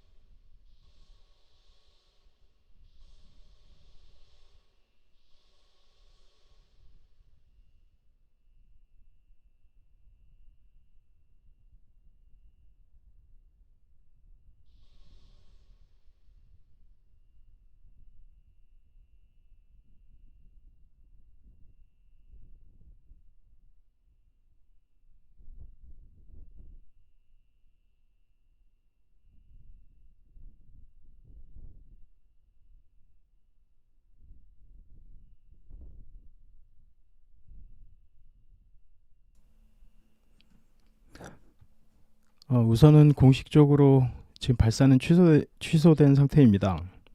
0.1초 전에 발사 0.1초 전에 취소가 됐고요. 그래서 지금 현재 멈춰 있는 상태고 발사를 다시 할 수 있는지 점검 중이라고 하는 것 같고, 지금 현재 보시는 화면은 스페이스X의 공식 영상입니다. 지금 다른 채널들도 어떻게 되는지 확인하기 위해서 지금 다 쉬고 있는 것 같고요. 트위터에 보면 전부 다 취소됐다고 글들이 많이 올라오고 있네요. 오늘 1시간 내로 가능할 수도 있고, 아니면 오늘 내로 가능할 수도 있고, 아니면 미뤄질 수도 있고, 여러 가지 가능성이 있는 것 같습니다. 지금 그 모든 가능성을 놓고 지금 현재 스페이스X에서 점검을 진행 중인 것 같고요. 스페이스십, 일론 머스크에 따르면은 스타쉽이죠. 스타쉽을 실제 사람을 태우기 전에 한 100번은 날렸으면 좋겠다라고 했다고 하더라고요. 100번. 지금 이제 10번째인데 실제 이 발사체를 가지고 비행을 벨리 플립이라 그랬던 것 같은데, 배를 뒤집어서 내려와서 착륙하는 거, 이 테스트는 지금 3번째 진행을 하고 있는 건데, 지난 SN8, SN8, SN9 두 번의 테스트가 모두 실패로 돌아갔죠. 전부 정상적인 착륙을 하지 못해서 폭발했고, 이번에 좀 기대를 했었는데, 오늘 원래 예정대로라면 상공 10km까지 올라갔다가 거기서 이제 다시 내려와서 발사대 위로 다시 착륙하는 그런 테스트 비행이 예정돼 있었습니다. 하지만 발사 0.1초 전에 어보트 사인이 나서 발사 자체를 하지 않았고요. 그래서 오늘 다시 테스트를 진행을 할 수 있을지 없을지는 아무도 모르는 상태입니다. 지금 현재 보시는 영상은 스페이스X에서 공식적으로 내보내는 영상인데, 어떤 어나운스먼트도 없고, 아까부터 새벽부터 계속 이 영상을 지켜봤는데, 공식적으로 라이브 방송을 하고 있는 팀들도 정확한 발사 시간을 30분 전에 알았어요. 그래서 오늘 새벽 우리나라 시간으로, 텍사스 시간으로 14시 14분, 한국시간 새벽 5시 14분에 테스트를 진행 예정이었는데 발사 0.1초 전에 취소가 됐습니다. 그래서 어떻게 보면 또 잘못된 테스트로 올라갔다가 또 터지는 것보다는 훨씬 낫겠죠. 네, 오늘은 그것도 미리 발견했다는 것 자체도 대단한 일인 것 같습니다. 일론 머스크는 100번은 날려서, 일론 머스크의 계획은 제가 생각했을 때는 지금 이 발사체 스타쉽의 안정성을 거의 지금 항공기 수준으로 끌어올리려는 것 같습니다. 많은 분들이 사실 스타쉽의 목적을 달여행이나 화성 여행으로만 생각하고 계시는데, 그거보다 더 지금 이 오늘의 테스트, 지금 하고 있는 테스트가 중요한 이유가 무사하게 이제 지상에 착륙하는 거, 그거를 거의 항공기 수준의 안정성을 확보하려는 것 같아요. 그래서 지금 일론 머스크가 발표한 내용, 스페이스X에서 발표한 내용에 따르면 지금 스타쉽을 이용해서 우주로 날아가서 다른 대륙으로 넘어가는 여행이 이 안정성이 확보가 됐을 경우에 LA에서 런던까지 23분이라 그랬나? 그리고 미국에서 도쿄까지 25분 정도면은 닿을 수 있다고 합니다. 그래서 우선은 아마도 화성에 가기 전에, 달이나 화성 여행을 하기 전에 아마도 그걸 먼저 테스트를 할 것 같고요. 그래야만 당연히 화성에 갔을 때도 안전하게 착륙할 수 있는, 화성에 갔는데 안정성이 안전하게 착륙하지 못해서 터져버리는 사태가 나면 큰일 나잖아요. 그래서 지구상에서 먼저 그 지상 착륙에 대한 안정성을 거의 지금의 항공기 수준으로 확보한 다음에 그 다음에 그걸 가지고 실제 이제 국가 간 여행을 아마 시도를 하게 될 것 같고, 지금 그렇게 됐을 경우에 런던에서 미국에서 런던까지 25분이면 간다고 하니까, 그리고 생각을 해보세요. 런던까지 지금 현재 아마 뉴욕에서 출발해서 런던까지 가는 게 8시간? 6시간인가 8시간인가 정도 걸리는 걸로 알고 있는데, 그리고 한국에서 런던까지 가는 데는 12시간이 걸리죠, 거의. 근데 그거를 1시간 내로 끊을 수 있다. 몇 천만 원이 돼도 타시는 분들이 있을 것 같은데요. 항공기 수준의 안정성이 확보된다면 아마 제 생각에는 몇 천만 원 주더라도 타실 분들이 분명히 존재할 것 같아요. 뭐 우주여행 뭐 이런 걸 떠나서 그 국가 간의 여행의 지금의 가장 빠른 시간이 뭐 음속을 초과하는 비행기는 없으니까, 지금 그런 상용 비행기는 없기 때문에 이 스타쉽의 안정성이 그 발사에서부터 착륙까지 그 안정성이 거의 지금의 항공기 수준으로 확보된다면 아마 많은 분들이 이용을 하지 않을까 싶습니다. 돈이 얼마가 들더라도 아마 일론 머스크는 그걸 먼저 노리는 것 같고요. 그렇게 해서 지금 이런 그 시험을 지금 10번째 시험을 진행 중인데, 이런 시험을 진행하고 있는 것도 테슬라나 아니면은 전에 이제 팔콘 헤비, 팔콘 9, 팔콘 헤비 이런 로켓을 여러 엄청난 투자를 통해서 안정성을 확보를 했고, 그렇게 해서 지금 현재는 팔콘 9이나 팔콘 헤비 같은 경우에 지금 상용으로 엄청나게 쓰이고 있다고 하거든요. 지금 벌써 스타링크도 벌써 20번을 쐈고, 지금 현재 우리나라에서도 그 인공위성을 스페이스X로 하나 쏘아 올렸다고 하더라고요. 지난번 아까 어떤 영상이 있었는데 그거 한번 찾아볼까요? 지금은 미국이 2011년까지 그 우주여행 프로그램을 진행을 하다가 완전히 멈추고, 2011년부터 일론 머스크가 스페이스X로 인공위성이 실어날 때까지 모든 우주 프로그램을 러시아의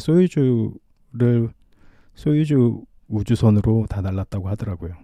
엄청난 돈을 내고 그렇게 했겠죠. 그 시장을 일론 머스크가 다시 다 가져왔습니다. 그리고 지금 현재는 Continuing with the live view here of Starship number 10 from Boca Chica. As a wrap, we did have a we had an abort right at T0 of today's test flight. The team expects we can make another launch attempt in about 2 hours. 2시간 후에. For now and come back for coverage later today. So follow along our social media for updates on resuming the countdown, and thanks for watching. 2시간 정도 후에 발사가 가능하다고 평가가 내려진 것 같습니다. 그래서 지금 스페이스X에서 공식 어나운스먼트를 했고요. 지금으로부터 2시간 정도 후에 다시 발사를 시도할 것 같습니다. 네. 우선은 그때까지는 좀 쉬어야 되겠네요. 감사합니다.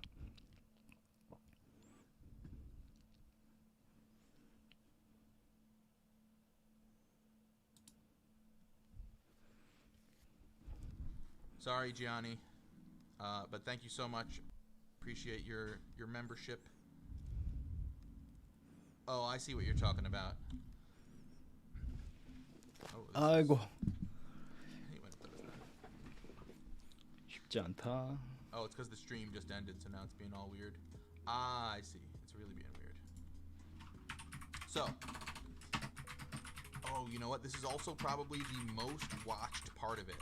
People are probably going back to this moment right now and watching it. And YouTube's having trouble showing it. So let's see here. So there's a lot of frost right here, and it gets shaken off of the vehicle, and it gets illuminated by the flame. That's the word I'm looking for. Illuminate him. Okay, let's just chat, small stars. So what should we think? What should we do? Think about the future, or just focus on the flight? I'm not sure exactly what your question is. Oh, what's up, Roqua? Let me get this going on. Roqua said show the fire. Let's reload. Here we go. Oh, that's T-minus 4 minutes. All right, so let's go 4 minutes. All right, let's just see if this loads, hopefully. So you're seeing engine chill there, and we're seeing some venting. Oh, that's weird. Oh, and now there's some weird... Okay, I guess the venting's back to normal. That looked like some weird venting for a moment. And so there's some frost. You can see the water spilling out right here. That's super cool. And then we're going to watch the frost line kind of shake off and then get illuminated. So that wasn't anything anything to worry about. I can't remember who asked that in the first place. Wait, I just saw a good question. Oh, Ella Winberg. Do you think there's a chance it will land? That's like such a sorry for calling it a good question. It wasn't like thought-provoking, but it's one that I wanted to answer. I believe that this will land. I would say my heart says 100% land.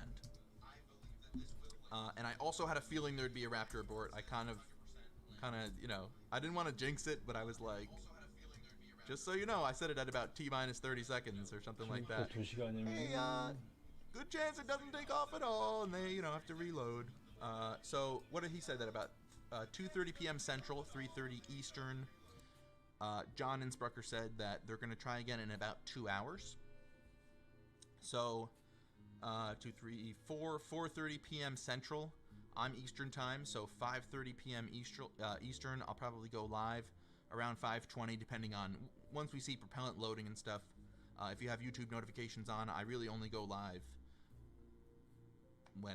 when they really mean business, you know. So that's a good way to know. Will says, how did you come up with the name Small Stars? It's actually a joke from my basketball crew, my basketball team, because we are not 7 feet tall. I'm actually 6'2", so I'm like one of the taller players, but we're in general small compared to the NBA, actual NBA All-Stars, and we call ourselves the Small Stars. And then from there, I actually made this YouTube channel to just share footage of us playing basketball just within the crew, you know, not even like public. And then I was like, I got a great idea for artificial gravity for the SpaceX Starship. So then I made that artificial gravity video that took off, and I said, all right, well, now I'm a YouTuber and let's make the name Small Stars. Boom. That's the story.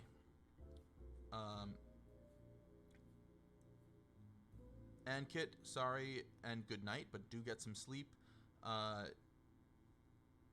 Let's see if this works. I haven't done this in a while. Hey, and 4K 55 pip, and now the pip is there. Oh wow, that's my speaker in the frame.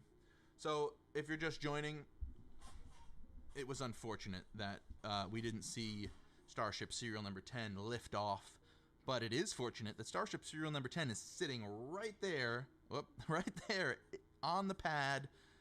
This is not exactly live footage, but it basically looks like this right now. And this is footage from, you know, 20 minutes, half an hour ago. But we're going to be reloading. Well, right now they're unloading propellant, but they're going to reload and try again. And hey, it could have an automatic Raptor aboard again, but I'm thinking we're going to launch, belly flop, and land gracefully like a kitty cat on the 6 Starship legs later this evening, or afternoon, depending on where you are, or morning, depending on where you are. So, you know, in a little less than 2 hours from now, we should do it again. The SpaceX stream is now officially stopped. I will also, you know, I might keep the stream going and just keep a view of the Starship on? What do you guys think about that? Instead of stopping and starting. Oh, but then the notifications. Some people, I don't know if people use this channel as notifications. Whatever. If you have notifications on, SN10 is not tilted back, Nostalgia. If you have notifications on, and you use this channel for your notifications, just follow me on Twitter. Turn notifications on there just for today, if you care that much, because I'm going to step away and I'm just going to leave a live shots of Starship on. So let me go back here to just queue this up for later, so we can rewatch that. The unplanned static fire, it's kind of like a RUD, the rapid unscheduled disassembly, but this was the it wasn't really rapid, it was just an unscheduled static fire, UST. So we watched a UST earlier. Oh, I wonder how it would look on this cam, actually. Let's watch that real quick before we take a break. Make sure I got my chat up here. 6'2" is tall, Eric has to say. I feel like I said that a while back. Are you watching on the VOD? Video on demand there? Alright, so for the actual SpaceX stream, this was 4 minutes into a 23-minute, so it was about half an hour ago. So minus 30. Let's see how it looked on this play. So let's just get one more view of that UST. Is that okay that I call it a UST, you think? Try again, and what's now about an hour and 48 minutes, just based on the approximation. Again, that is approximate. We will adjust as needed, but a little under 2 hours. Yes, and to be fair, the 2-hour mark that the countdown is, or that the countdown is counting toward, is just based on the SpaceX commentary from around 2:30 p.m. local time here about 10-ish minutes ago, that they were aiming for another attempt in 2 hours. So that's where that comes from. So yes, we will adjust as needed. Definitely. Let's see what else we've got here in our queue. Well, here's a good question. Why must they fully detank before retanking? So basically thermally conditioning your vehicle, right, and safing it, getting it into a stable configuration is important when you get an engine, when you have a hiccup with your engine, like they did here after an abort. So basically draining the vehicle, getting it properly conditioned, and recycling all of your equipment, recycling all of your propellant, so that when you start the loading process, you again know exactly how much is in there, is very important, because the tanks aren't like your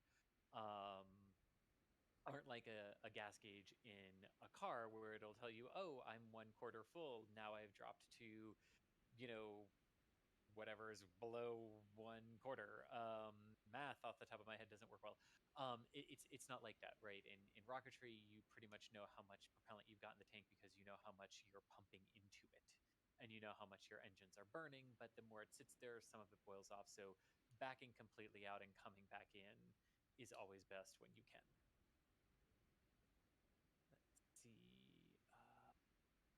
Another question here, when they abort, do they lose all the fuel as they recycle? So no, actually a very small amount of fuel, an oxidizer, the methane and the liquid oxygen being the fuel and the oxidizer respectively, a very, very small amount of it is lost to boil off, basically as it heats up and it moves from its liquid form to its gaseous form. That's when you lose a lot of it.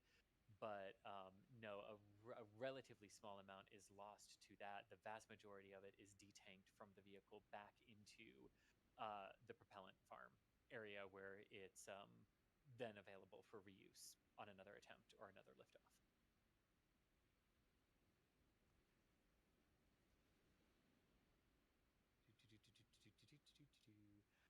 Do they have to maintain structural integrity on the tanks of Starship throughout the entirety of flight?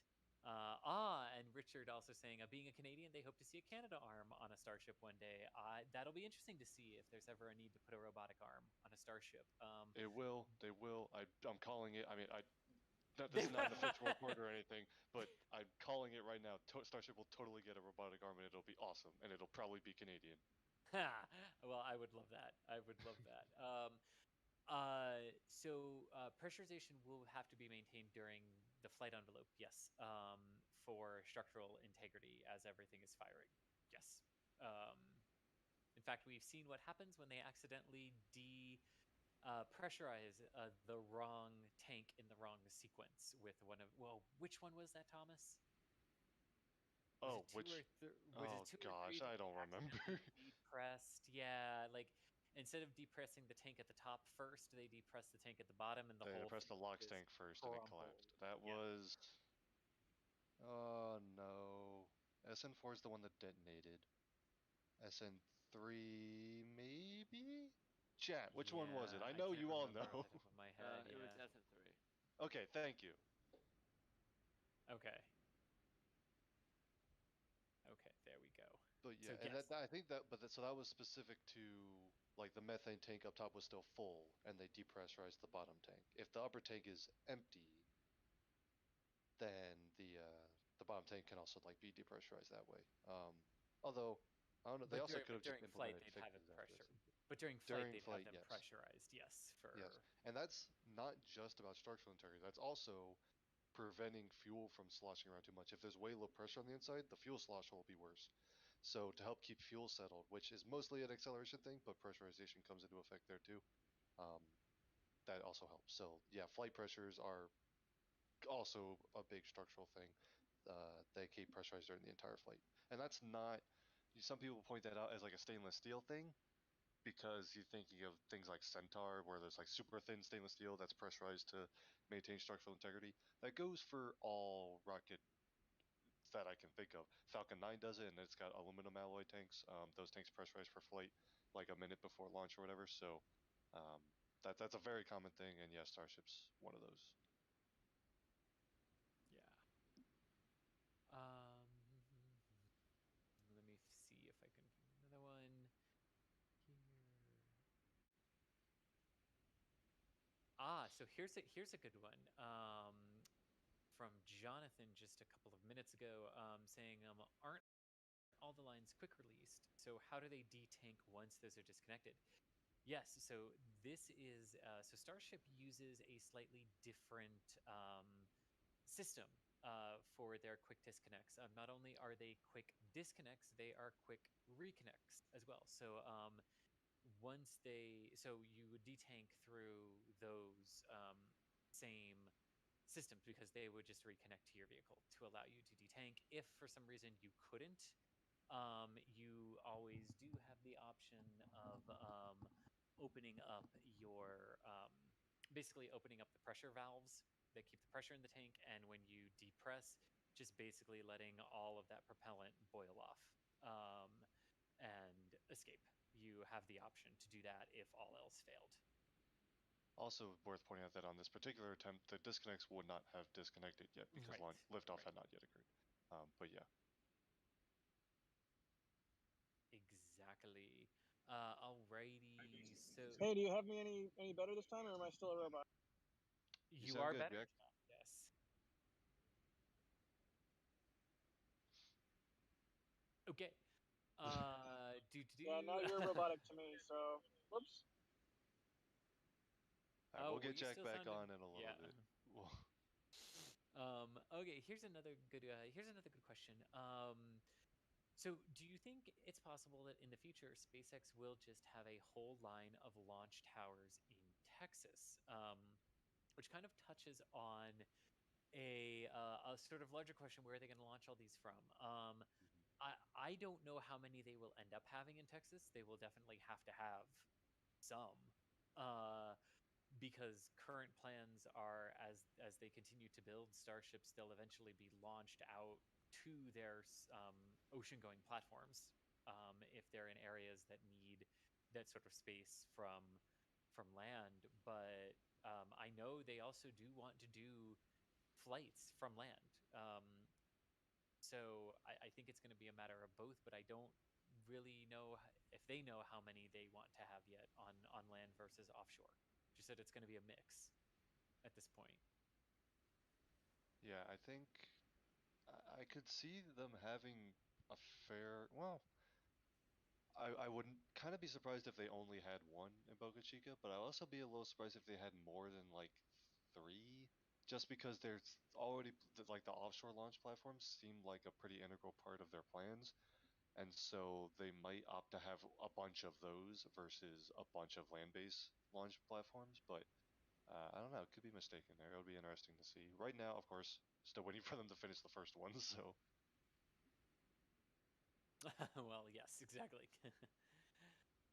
Exactly, but you can still see that there's propellant inside the vehicle. You can see the vapors down below it, and again, you know, Elon mentioning that they are going for a recycle later today after a conservative estimate that had been set on an engine that breached that limit, causing the shutdown of all the engines and the abort of the previous launch attempt at just 0.1 seconds. So, you know, if you're wondering how low you can take the Falcon 9, or sorry, the Falcon 9, the Starship countdown, 0.1 seconds, I believe, is the number to beat. Don't try to. If you have your own Starship, do not try this at home. Right, right. Okay. Do you see any questions really right quick, Thomas, here? Oh, I was just waiting for you, but I'll pull some out.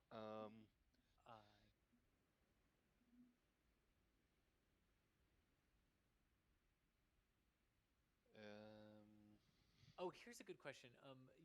Based on the helium pressurization system used, do they have to refill the helium tank once everything is detanked? That's a good question. I don't know if they would have to refuel the helium. I believe the helium should be good for several attempts, because ideally you would launch with, like, when these things are operational, you would launch with enough helium to take you through the entire flight regime, including maintaining the pressure that's already there, and regulating that pressure. So it's a very good question, but I don't think the helium would have to be recycled just for this type of an abort. But I could be wrong, because the filling of the helium tanks would not be something that has a visual cue to us on the ground, which is how we sort of figure out the countdown. That is a very good question that I'm not actually sure how I would go about answering. Yeah. That would be something I would like to learn more about, how they actually handle that. Especially because they don't have umbilicals, so it's like, is helium filled through the base? I guess it must be. Now I just have so many questions all of a sudden. I had never thought of that. Right? Like, I mean, because to be fair, like, most of the time when you see second stages like that and how your helium bottles would be filled, right, you're looking at some sort of a tower, right, like an umbilical tower up along the side of it. But of course you don't have that with Starship, so it's all got to come up through the base. Yeah.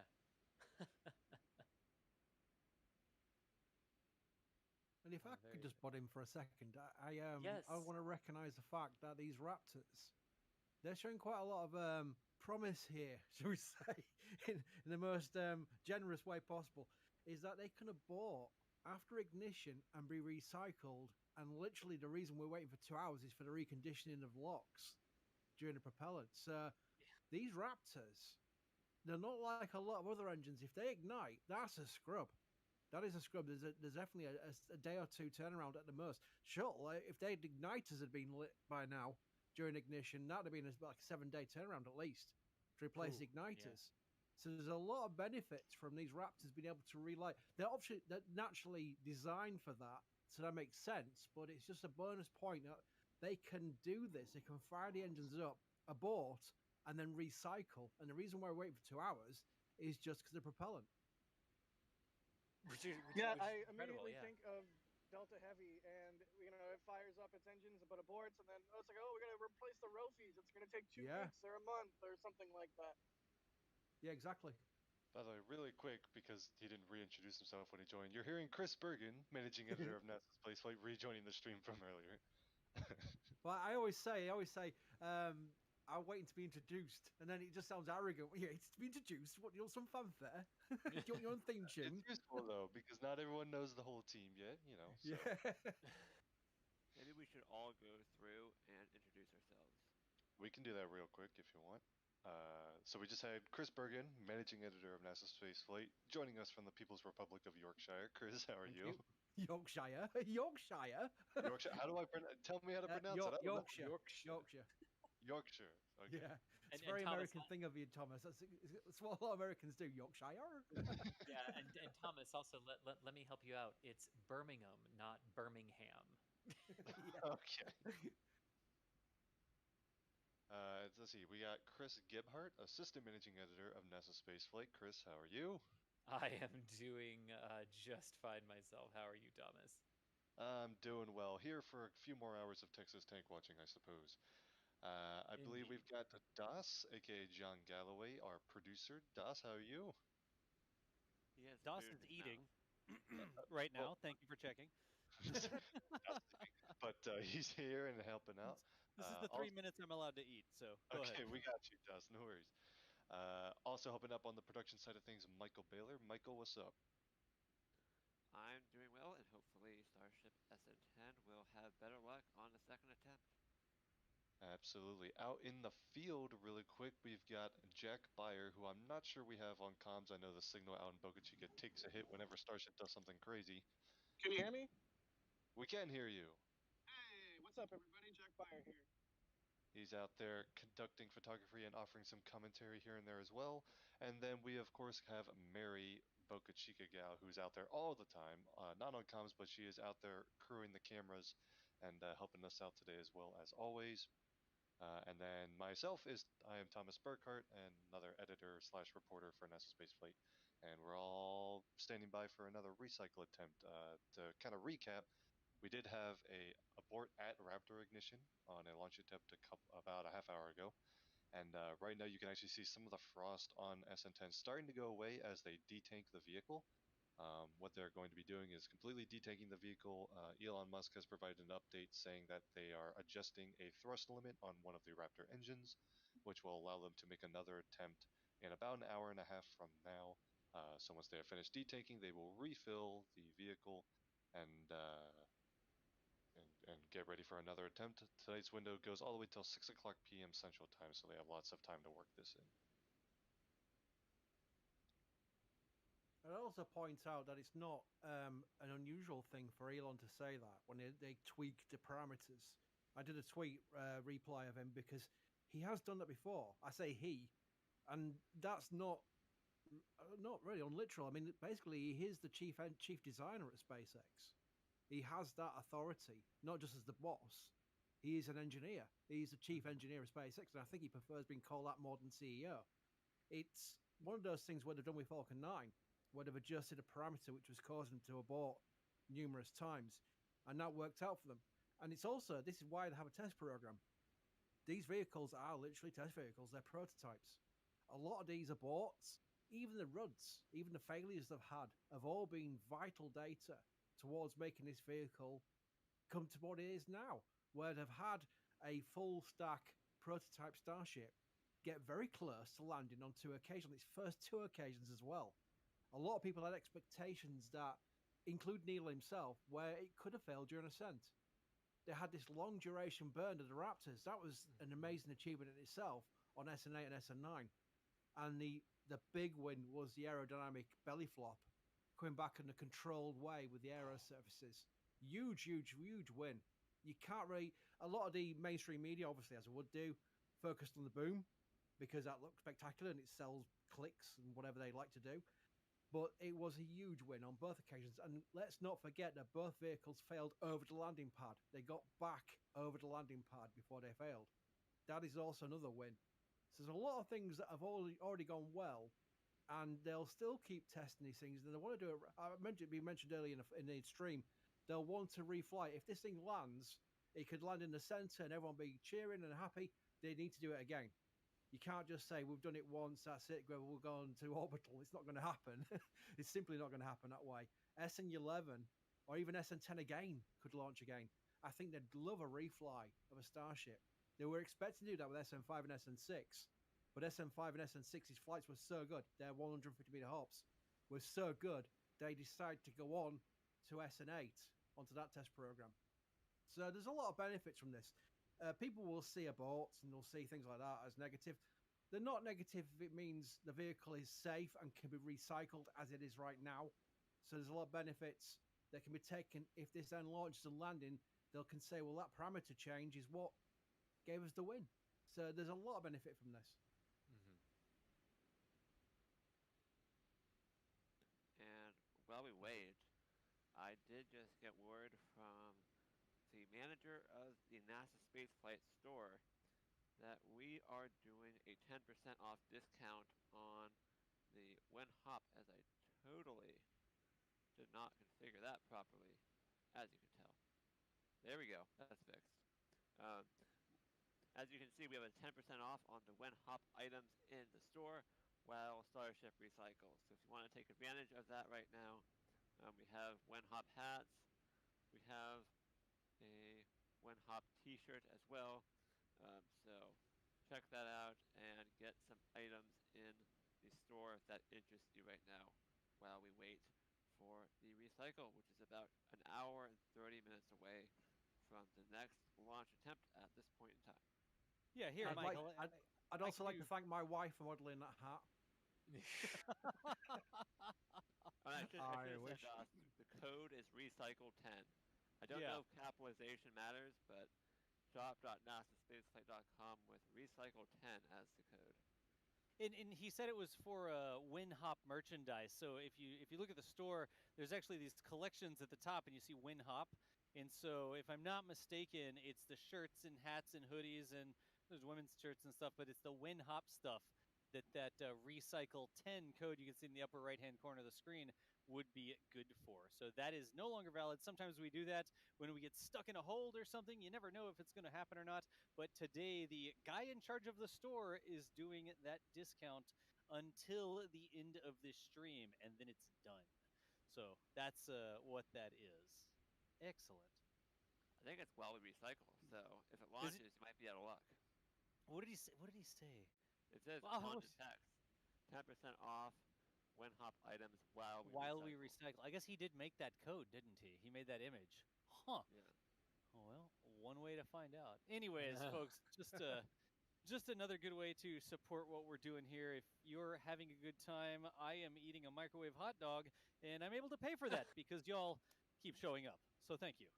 Yeah, I just ate a Lunchable. I'm somewhat not afraid to admit because I'm a grown adult. A Lunchable is just like one of those little, you have the little snack tray that you put together with all the meats and cheeses. It's literally just a portable one of those. Maybe you know how to pronounce that? Yeah, no, you're totally right, and I think now I'm going to make an actual sandwich. But stuff. You are go for food load. Go for food load. I love it.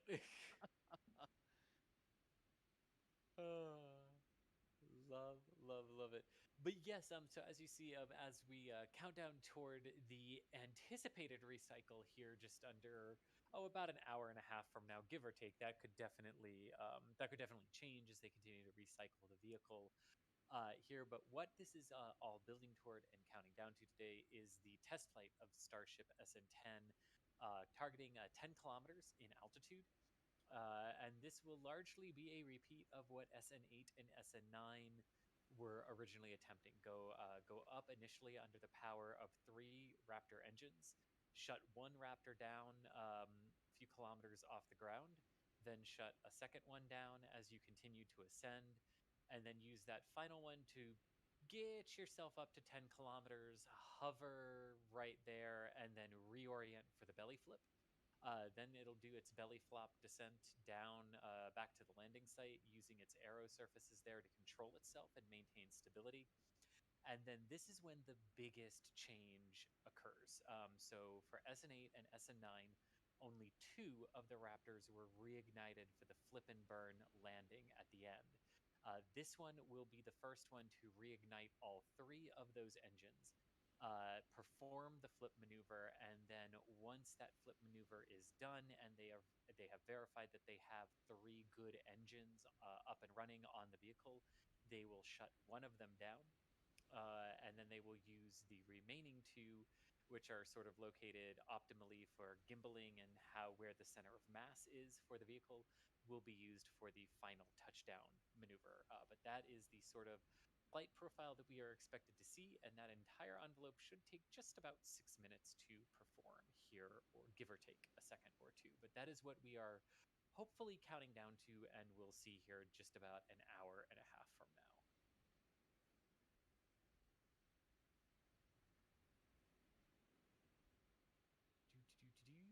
I have to say, it's quite impressive. We've still got 80-odd thousand people.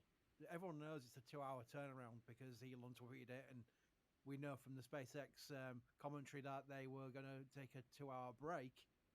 But there's still, 90,000 people just hanging around. just hanging around. But I don't mind waiting 2 hours. I've got nothing else to do. Hey, but that's good. That's Yeah. good. And we appreciate the views and everyone hanging out. And if you do have any questions, remember you can always tag us at NASA Spaceflight in chat and ask us those questions. Even if you think one might be or have already been asked and answered, it might have been 6 hours ago. We'll gladly re-answer it again. And also too, like if we're ever talking and we say something that you don't understand, we use an acronym or we use a phrase you're unfamiliar with, please tag us in chat and ask us that, and we will explain it. We never mean to use a phrase that kind of keeps people at arm's length. Sometimes we just use the industry jargon, but we're here to explain all of that and talk about all of that. So if you ever have any questions across the board, just make sure to tag us at NASA Spaceflight in chat, and that will allow us to see it. And if I do believe we have someone else joining us, coming in for some cavalry relief, we have Ian Atkinson. Ian, are you here? Yes, sir. Hello, everybody. Hello, chat. All righty. Ian, how's it going, man? Good. Little bit impatient here, but as always. But yeah, how about you guys? Well, hopefully that impatience will pay off very nicely here in a couple of hours for you. I hope so too. Yeah. Say a little bit more for us. You're sounding a little bit quiet there to chat. Let's see if we can get your levels adjusted here. What you looking forward to with this flight, Ian? So I'm honestly looking forward to seeing everything. So we know at this point that Starship is good at ascent and at the belly flop maneuver. All that we're looking for, and the main thing I'm looking for, is to see, can it perform the entire landing sequence, the flip, reignition, and touchdown. So that's the main part that I'm looking for, and I'm sure a lot of other people are looking forward to that too. I do indeed believe you are right. And I know there are I know there are a lot of people, and there are a lot of questions, or some questions that we do have coming in, including this is a really cool one, because it's a little bit about the differences of refueling on Earth versus refueling in orbit. So if they can't refuel confidently without detanking first, then how will they refuel in orbit?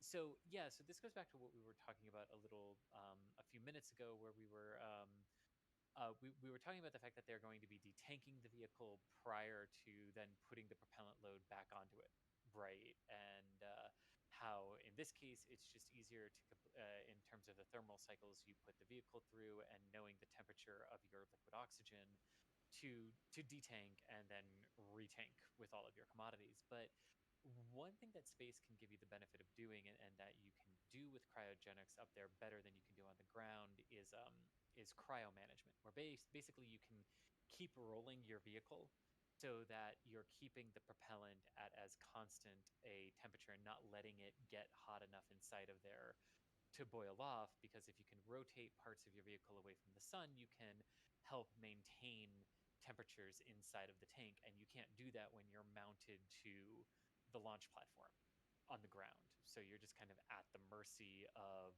what the thermal conditions are versus how you can actually manage that a little bit better in orbit. So that's one way that they would help to work with that particular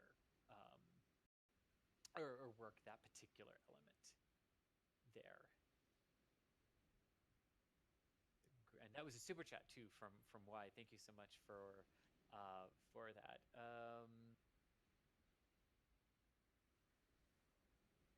A $5 super chat here from the sheriff saying perhaps SN10 just felt like doing one more static fire for good measure. LOL, love your content. Thanks so much for the support. Really appreciate that. Holy moly, Las Vegas with two $50 super chats, $100 total. No comment, just two $50 super chats. Thank you. No, three $50 super chats. Oh my goodness. Thank you so much. That's incredible. $150 there from Las Vegas. Thank you so much. My goodness. Actually, there's a non-super chat question which we can answer straight away, is asking what the other vehicles are at the pad. What you can see is there's SN2, not in this shot, but in the other shot. If we can switch the views, I don't know if we can or not. But there's SN2, which is a test tank, and now he's been testing the stainless steel modification. It's not the final alloy. SpaceX is looking for an alloy which will work to the basis of flying on the actual full Starship missions. Here we go. We've got the great graphic here from Mark. You can see the left-hand side orbital pad. That'll be for use for Super Heavy and Starship launches. There'll be a huge integration tower built in that area where they can have a crane on top, and that will lift Starship onto the Super Heavy booster. The landing pad's next on the left. That is in between the orbital and the suborbital sites. SN7.2 is a little test tank. There you go. You can see it there. That is designed to be destructively tested. Now, so far, it's only leaked when it was put under cryo conditions. It will eventually probably be pushed to pressurization with a poppet. That's what a test tank's there for. They put it under overpressure events to see how much integrity it can take. Starhopper. That is the immortal Starhopper. Starhopper will never die. Starhopper will see vehicles fly out and crash and will never get touched by them. Starhopper is the icon of Boca Chica as far as I'm concerned, the gate guardian. Also now retired in the role of being a CCTV camera holder, the announcer. Whenever the people at the pad workers at SpaceX Boca Chica get told there's a time to clear the pad, there's a lunch break on, Starhopper will announce that. He will come to Starhopper speakers. It's also a water tower, right? Which is hilarious because when it was first being built, some people refused to believe that it was going to be a rocket, and some people thought it was going to be a water tower, which seems to be a recurring thing in Boca Chica, but pretty hilarious that now it actually is. It's a rocket photographer / security camera / marine radar / all the things. It's pretty hilarious. Well, for people who are new to following this is how it all started. Boca Chica, SpaceX Boca Chica was literally just a clearing of land, a tent, and this structure which looked like it was the outer mold line for a water tank they were going to build there, which made sense because it was the early days of the tent. You think, okay, well, we'll build next a water tank. We'll need a water tank. Let's build one of those next. And everybody thought it was a water tank. And that joke continued on through into Elon himself, who then, when Starhopper eventually flew, said water towers can fly. So that's where it all came from. It came from fan speculation that the next thing they were going to build there after the tent was a water tower. And it wasn't. It was Starhopper. I mean, I'll admit I was team water tower on Starhopper until I remember one day they put one large pipe hanging off the side, and I was like, okay, that's just a water drainage pipe. Then they put two more. They were all symmetrical. I was like, those look like landing legs. This can't be a water tower. And also, the funny thing was, it was going to have a fairing. It didn't look like it looks like now. It did have a fairing on top, in fact, for a while. They took the fairing off, and it blew over in high winds, and was literally scrapped from there. So originally, Starhopper did look very different to what it looks like now. It had a little pointy end, little pointy hat, its own little fairing that it was going to fly with, but eventually it just flew as it looks now, 150 meters, and managed to survive a hard landing. The hard landing was because the Raptor SN6 failed just during the last few seconds, but luckily not enough to destroy Starhopper because Starhopper is immortal. Oh, and going through here, we just got $200 super chats from Smiley. They say, we appreciate all the live and recap videos from NSF and Boca Chica Gal to get me through this quarantine, and I absolutely agree. it's been fun to watch those nightly. But thank you so much for the donations. That's awesome. It's incredible. And you know, especially me, because I'm Yorkshire, I don't sound genuine about anything. But honestly, we do really appreciate it because we can put that back into improving the coverage. That's what it all does. This is separate from NASA Spaceflight, the site. The site, the new site and the forum, they are supported by L2, which is a completely different thing. All this YouTube revenue goes back into the YouTube channel. So it's like buying cameras, bandwidth, things like that. It all goes back into the channel. It's separate from the site. None of this gets used to sort of like spruce up the news site or anything like that. It's completely different. So that's an important thing to mention, that your support here, as much as I know people get annoyed by, oh, super chat. I know people get annoyed by that. I mean, who doesn't? But the thing is, it's so important, and that's why we can do these things. So that's why it's worth really mentioning why when we say we thank you to people, we really mean it, because it means we can do more. And everybody in this, watching this stream right now, benefits from that. So if you complain about us going about super chats too much, trust me, even if you can't afford super chat or whatever, that's fine. But it means you'll benefit from those people super chatting, so you can thank them as well. Agreed. And if you're all good with it, I'd like to run through some questions here. I got some in the queue. That sounds all good. You can, but can I just answer a question in chat? I don't support Leeds United. No, I support York City because I'm from York and I support my local team. Thank you. Nobody knows him very well. I think that was a troll that just got crispy there. Do not mention soccer/football in the chat. Just a heads up. Soccer.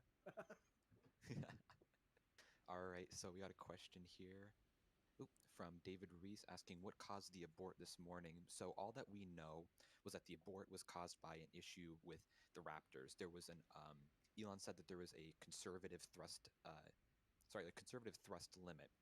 So essentially they put in an incorrect they were a bit too safe, actually, in how they were limiting the thrust of the Raptor engines. And one of the engines got a little too high, so it shut down. And so Elon said they're going to be going back, looking through the software, possibly changing that, and they're trying again now, as you can see. So that's all that we know that caused the abort. And then from Eads in chat asking, will they reuse SN10 if it lands? That is a very good question. We do not know. That depends, as you said in your chat, if it lands. That's one of the main things here, because we have not had a Starship land before, at least a Starship with flaps land before, nor have we seen a Starship actually being reused. So there'd have to be a lot of different milestones to pass there. They'd have to requalify it, go through possibly extra engine testing. So it'd be a long road, and plus you have SN11 waiting to fly as well. So it would all depend on the schedule, when they want to fly, when they want to get SN15 and BN1, the first Super Heavy, ready to flight. So we'll just have to really wait and see if it lands, what they want to do with it. And from Joel here asking, what is a conservative thrust limit? Oh, I already went over that, but just to quickly say it again, that essentially means that they were a little too tight and a little too non-tolerant with the thrust limiter on the Raptor. So the Raptor went a little too high thrust, and it triggered an abort to shut down the engine. But the value that they had to the safe thrust values were a bit too safe, like unnecessarily safe. That's essentially what it means. So they might go back and fix that and increase the limit of the Raptor thrust. Ian, you know what the problem was? What was the problem? The thrust wasn't 3. No. 3. Hey, no. Hey, I got it in. Go ahead. The thrust wasn't 3. The thrust was like 3.1. And they said, oh, well, okay, it's okay if the thrust isn't 3. 3.1 is okay, too. Let's go ahead and fly this thing. That's what they're doing now, basically, in a nutshell. We You're need welcome. TM Elon. We already figured it out for him. Yeah, we figured it out. The thrust wasn't 3. Just say that the thrust can be 3.1 sometimes, Elon. Jeez, it doesn't have to be 3 exactly. Well, when they get the full Starship out, they'll have to have thrust equals 6. Or would it be 3 times 2? Anyways, keep on going. Sorry, I had to jump in on that one. I couldn't resist.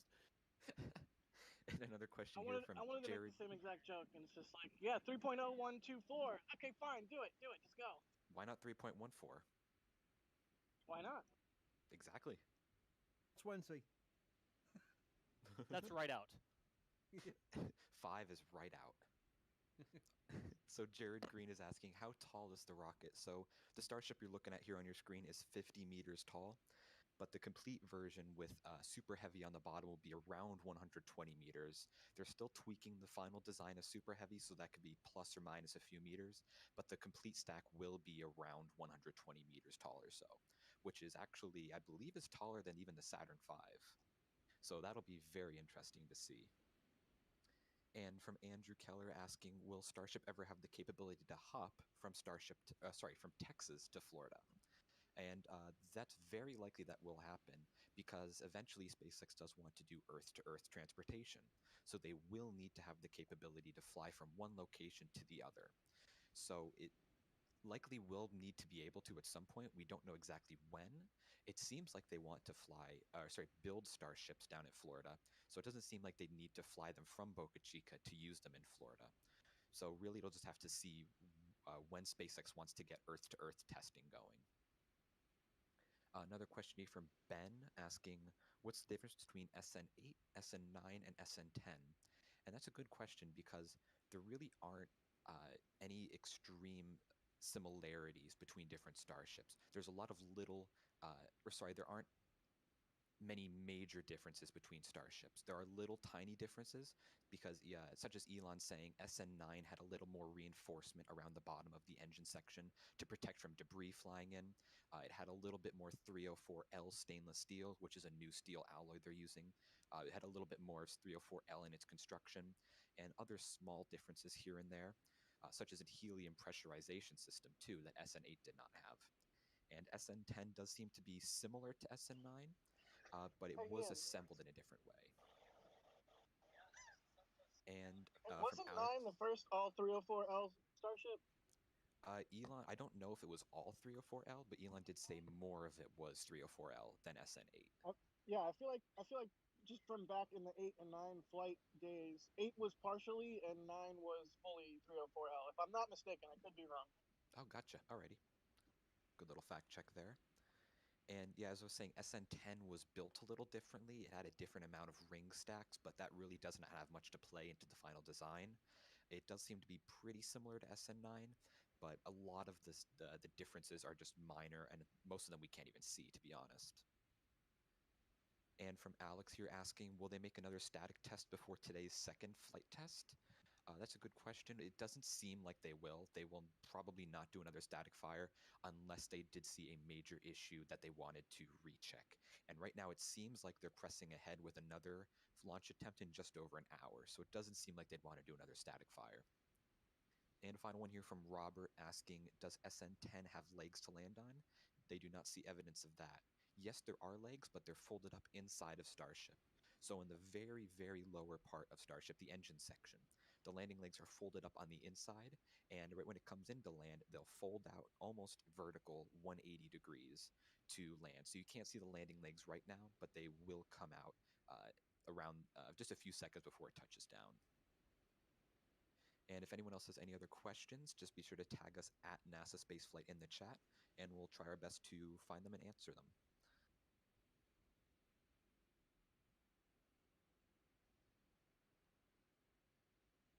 A little bit of non-Starship news is that NASA's just confirmed that the second static fire test for the Artemis 1 SLS core stage at Stennis on the B2 stand is targeting mid-March, which aligns with our source information from last week, which said they were looking at net, which is no earlier than March 16. So that second test is coming up. They are very confident it'll work this time because they have completed stacking of the boosters in the VAB. And that stacking complete marks a 1-year clock, a shelf life for the boosters. So they have to launch Artemis 1 by March 2022. The current target is believed to be February 2022, so it's tight. The options are they can post a waiver to add another month or so to it, but that is where they stand right now. They're confident the second static fire test for SLS will work.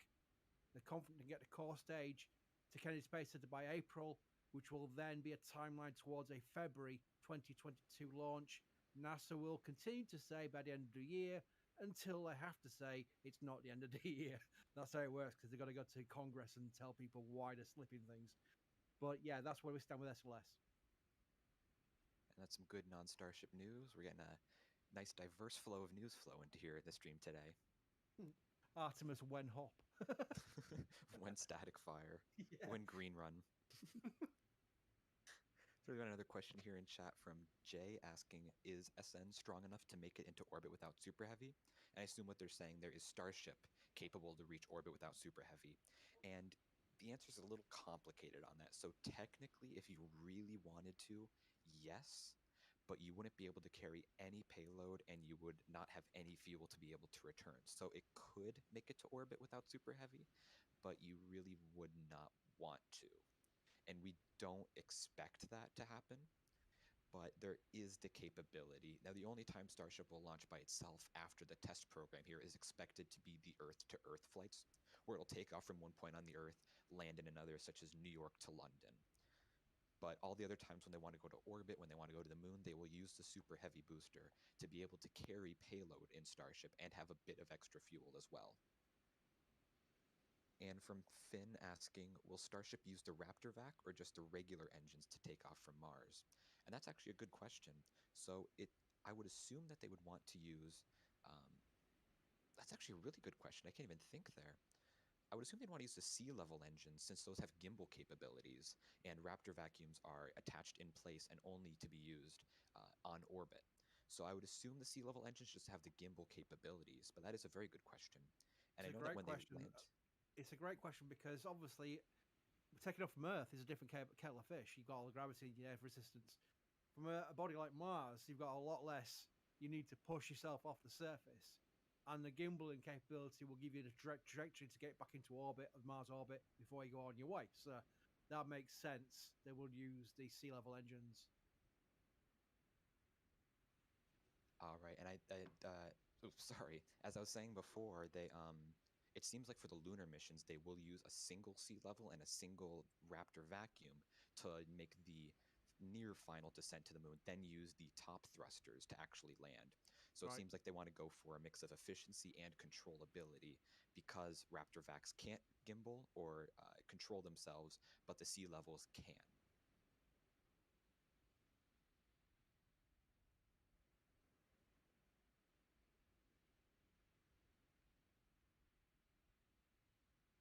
And for people asking how long to go until the next attempt, Michael's put a handy little T-minus clock, which is an estimate, obviously. We don't know until they get back into the recycle, but the current estimate, based on what John Innsbruck has said and Elon said on Twitter, is we're coming up to about an hour to go before the next attempt.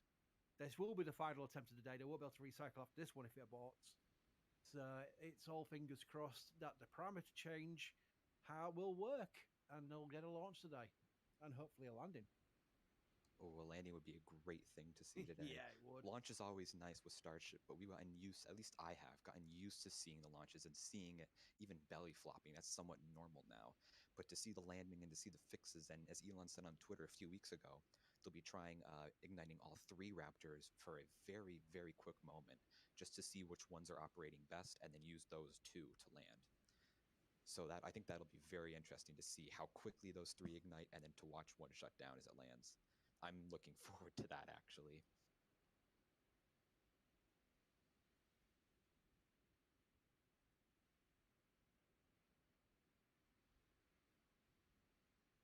Also, I'd like to add a bit of what if. There is a what if involved here, something we've not yet seen because SN8 and SN9's landing velocity was not low enough to initiate the landing legs to deploy. They are yet to have that deploy, and there's a chance, it really is a guess on my part, but there is a chance that SN10 could come back for a controlled velocity descent onto the target of the landing pad, and the landing legs might not all deploy. That would mean a tipple over on the landing pad, which is not ideal at all, but it would be something important to note that the landing legs are not the final iteration of what they're looking for. Elon has said they're looking to redesign the landing legs. So these are still prototype landing legs by nature, which works. It's a prototype vehicle. So if the landing legs don't work, don't get too dismissive about the landing. The main thing is it comes back down over the landing pad at the right velocity.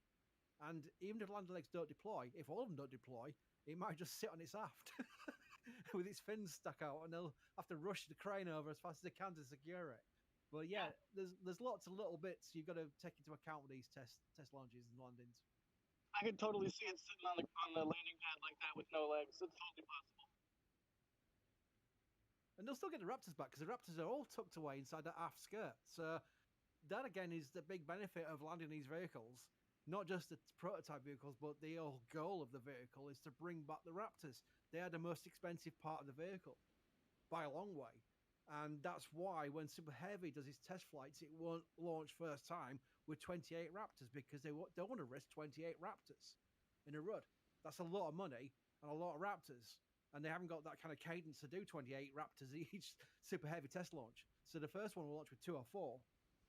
And that is more of a way of testing Super Heavy, both from a fueling standpoint and both from a controllability standpoint. It'll only be a hop, but it'll be an amazing sight. If you can imagine what SN6 and SN7, SN5 and SN6's hops look like, they were quite impressive. And we've seen how impressive SN8, SN9 was when they were launched. Wait till you see Super Heavy. It's going to be surreal. In fact, I'm looking forward to the rollout down Highway 4, because we've seen the Starship prototypes roll out down Highway 4, and they look like huge cylinders of steel rolling down the highway. What's Super Heavy going to look like? That's going to be much, much taller. It's going to be something that I hope we'd do a live stream or something for, because that'd be hilarious. That's absolutely going to be a sight to see. And the thing about Super Heavy is it's going to be about 70 meters tall, so almost 1.5 times as tall as the Starship you see on the screen here. It would probably not fit in the camera in the current mode the camera's in right now. So that's going to be, it's going to be so weird seeing just like a giant cylinder. It's going to remind me of just like SN6 and SN5, but literally 4 times taller than them. So that's going to be something very weird. I'm looking forward to the future with the orbital pad, when that integration tower, which will be taller than the high bay. Just put that into context. The integration tower they're going to build at the orbital launch site will be taller than the high bay. That's how huge this tower will be. And it'll have a crane on top. It will literally be able to hoist a Starship, which you see right now in the view, on top of a Super Heavy booster, which is 1.5 times the size of this, and integrate the 2 at the launch site. That is going to be a sight to see, because if you're like me, you might have grown up on Shuttle. If you're new to this, you've grown up on this. If you're older, you remember Saturn V. And this is going to be taller than Saturn V. And that was a beast of a rocket. So the future, which is literally next year, or even this year, I don't want to push SpaceX. I know how much they push themselves, but it's coming soon. We're going to see this Super Heavy Starship stack in a not too distant future, and I guarantee you it's going to. Whoever's not into this yet, and I know a lot of people are, they'll be into it when they see that, because there'll be some sight to see.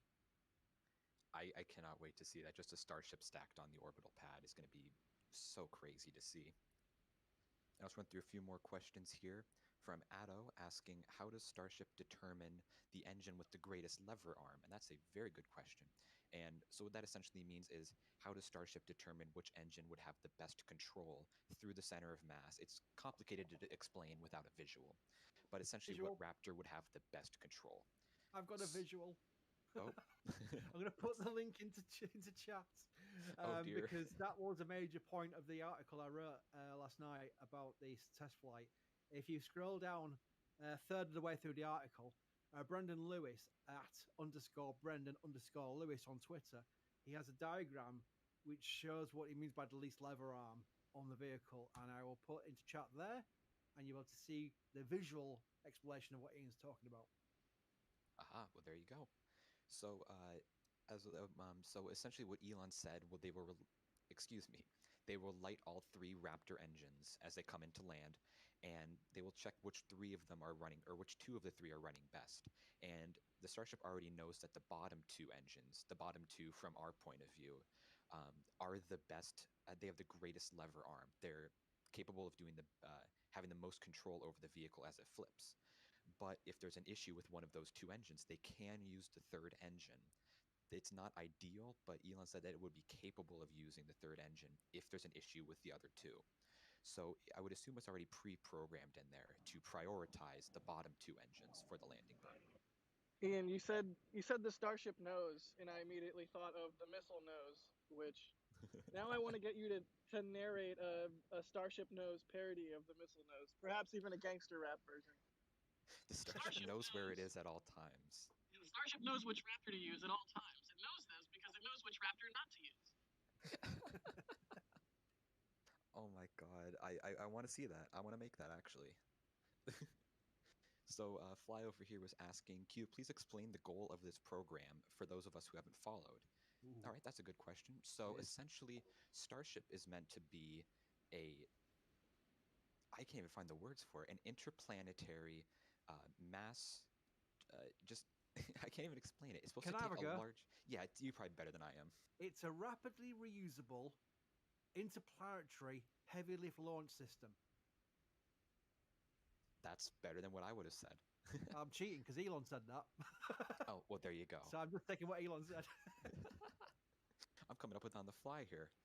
But yeah, so it's supposed to be rapidly reusable, which is something that's really never been done before. The closest thing that's been rapidly reusable is Falcon 9, and even then, its term of rapid is reused about once a month at the very best. And what SpaceX is eventually planning to do with Starship is reuse it possibly several times a day, but at the minimum once a day or so. So that's going to be a major transition from not only the expendable rockets that are common today, like the Atlas Vs and the Delta IVs of the world, but also a major transition from the Space Shuttle and the Falcon 9, which were reusable, but not rapidly reusable. So it's a very lofty goal here, and it's going to be especially harder because it's supposed to go to Mars, to go to the moon, to go to low Earth orbit. It's supposed to be a multi-purpose, kind of like a space shuttle, honestly, like a literal space shuttle. Said it every time, Chris is gonna Ian. be mad.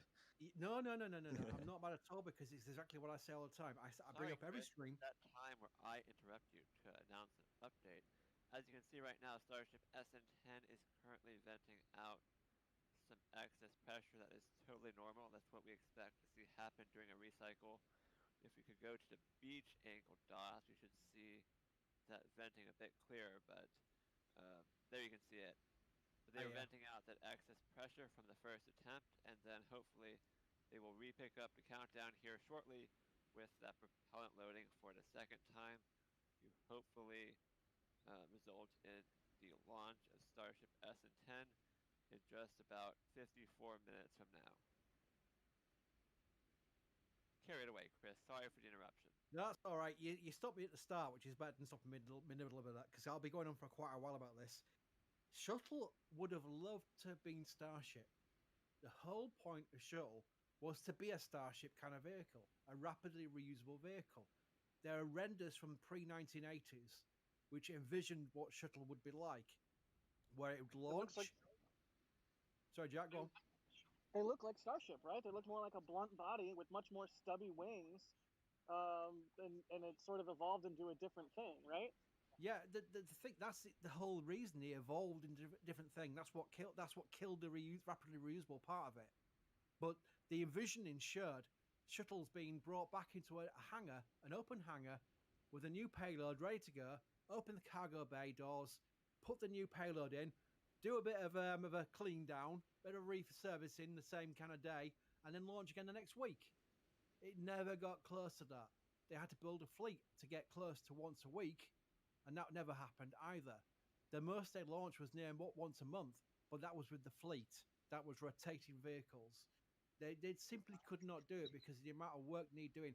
And the biggest indicator of what the change was, if you look at the envisioning of an OPF, the open hangar, OPF stands for Orbiter Processing Facility, and what they became, there were a massive gantries. You could hardly even see the orbiter inside the hangar. It was a massive gantries just to completely recycle a vehicle for the next flight. And you do not have to go through that with Starship. Starship is less complex. That's not a bad thing. That's a good thing. That helps them turn a vehicle around. The only thing they've got to do is like a Falcon 9, is reservice them. And it will be even faster with Starship than compared to Falcon 9. So there's so many benefits. And then you take into account that Shuttle was restricted to launch into low Earth orbit. The highest orbit a Shuttle could go was Hubble. You couldn't go any higher. Starship can go to the moon and Mars and beyond. So that is the differences involved. I feel like in a lot of ways, the shuttle, as much guff as I give it, it was a really great program, obviously.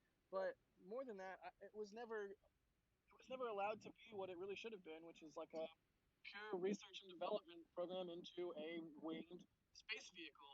And if at some point, rather than 30 years down the line, if like 10 or 15 years down the line, any one of the number of various shuttle replacements had been allowed to come to fruition, we'd be in a much different place right now. And it's almost like Starship is getting to be that vehicle that, rather than making shuttle operational, like, let's just take all the data from the shuttle 1.0 and make a shuttle 2.0. And I think, to your point, Chris, it definitely, Starship seems like what shuttle really wanted to be in basically every way.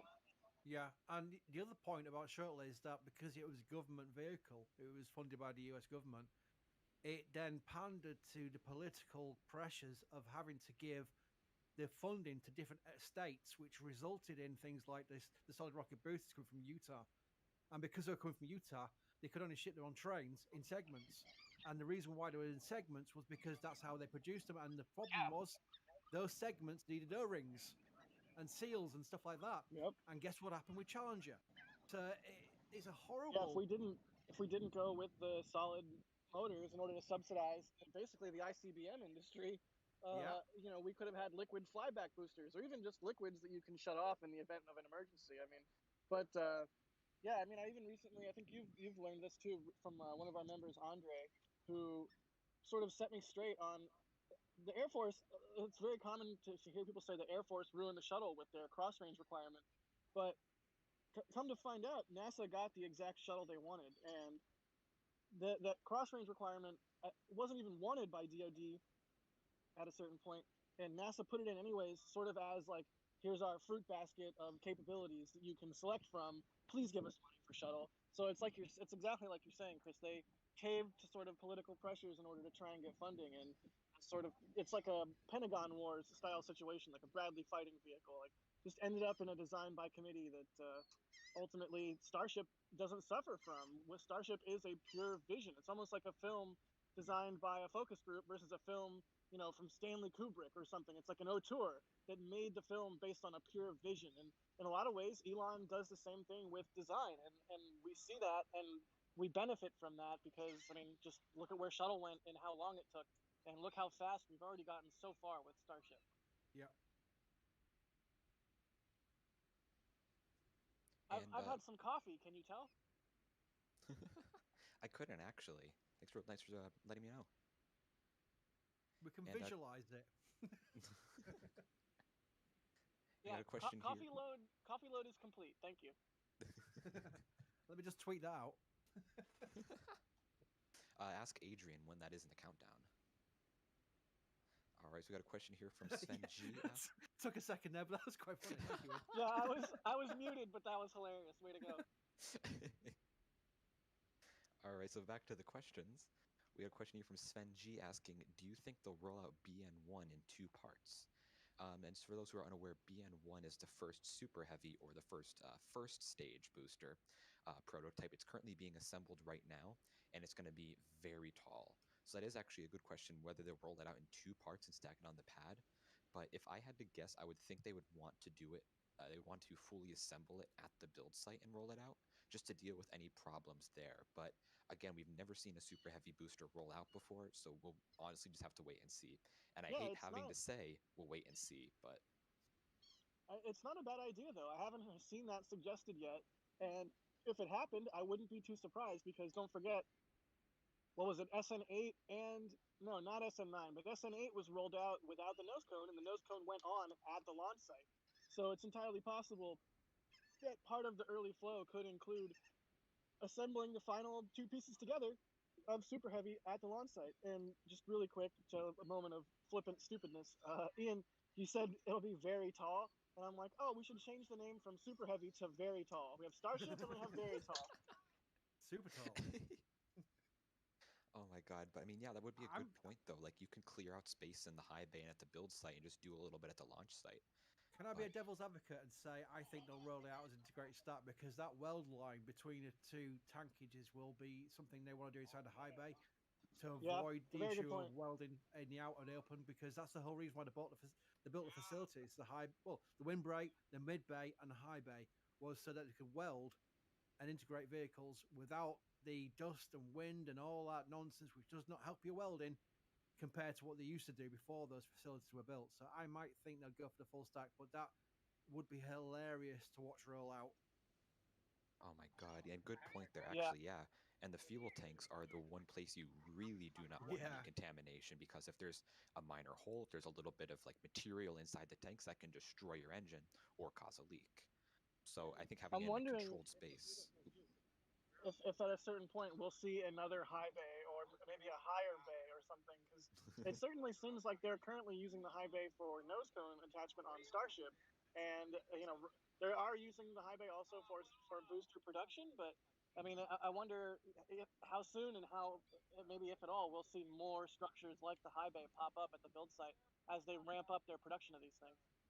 I'd like to know how much space they've got to build another place. I think they do, but I think they're using it for car parks because they've got so many employees there now. They're lacking car parking space more than anything. But the high bay was built for the height of an integrated super heavy, so the nose cone stacking was a bonus surprise. Really, no one knew they were going to do that. Actually, stack the nose cones on the Starship prototypes inside the high bay. That's a lovely little benefit they found from it. But its design, you can see the gap between the nose cone and the top of the high bay, that there's a lot of space there, and they could do the super heavy full stack inside there if they wanted to do it, which I think they will do. Yeah, I could see them building another mid bay first, actually, but they do have a lot of extra room towards the back of the facility, using it to store stuff right now. So I could see them building another mid bay or a high bay or even a higher bay. I don't know. Yeah, Jack's named it the higher bay. There we go. We're gonna go with that. All right, I'm gonna call that Bay Block 2 version 1.2 something. I just hear Phil Collins in my head, like, a higher bay instead of a higher love. I don't know. It's terrible. Just make it in your head. Yeah, I'm not gonna sing it, but make it in your head. It's hilarious. I will start muting people. That's what I need to do. I'm here. I'm listening. Be on with the super chat in a minute. Jack started it. Jack started it. Give me a higher bay. Status update sounds cool. Jack, you're off the live stream. I think we have probably a lot of people that have been going in and out. So if you are just joining us or just rejoining us potentially, we are at T-minus 44 minutes from the last point that SpaceX gave us an estimate. That was quite a while ago at this point. That was right after they aborted the previous attempt due to a overly conservative thrust limit on a Raptor engine. So after that happened, John Innsbrucker, the SpaceX official who was providing announcements, said that they were going to recycle in 2 hours for another attempt, or they were going to be making another attempt in 2 hours, I should say. So we're about 43 minutes now from that point, but of course, we don't know that they are actually going to start the countdown right on time.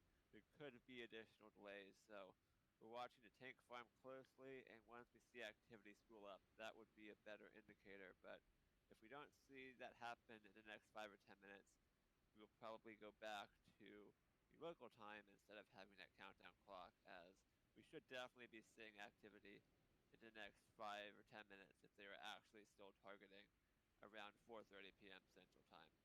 So keep an eye on that ticker at the bottom for the latest status updates if you are hopping in and out, but until then, that is where we are at currently. And we just saw some additional venting from Starship SN10, so they might still be finishing up detanking. But yeah, the big thing, that sort of 2-hour estimate SpaceX gave was probably pretty rough, so we're gonna have to wait for the actual tank farm activity to spool up and things like that. Pad is still clear, so they can start at any point, but we're gonna keep an eye on that before we commit to a firm T0 estimate. SpaceX just estimating around 4:30 Central Time is when that next attempt could be made. And again, the window extends all the way till 6 o'clock p.m. Central Time, so they have plenty of room to delay a little bit further into the window if need be. And we'll hop back into some questions here. So Interstellar asking, how tall will booster number 1 or BN1 be? That's a solid question. So BN1 is the first super heavy or first stage booster prototype that they're building. So it's expected to be around 70 meters tall. I think Elon said 72 a few months ago. So that's our most recent estimate, is around 70 meters tall. So it's going to be about 1.5 times the size of Starship that you see on screen right now. So it's going to be something to see for sure. But yeah, BN1 will just be the first prototype, and it's expected to just do pad testing and potentially a flight later on as well. So that'll be very interesting to see. And Nicholas asking here, Is the mid-bay tall enough to stack the Starship nose cone? It is not. The mid-bay is only high enough to stack the middle or the tank section of Starship.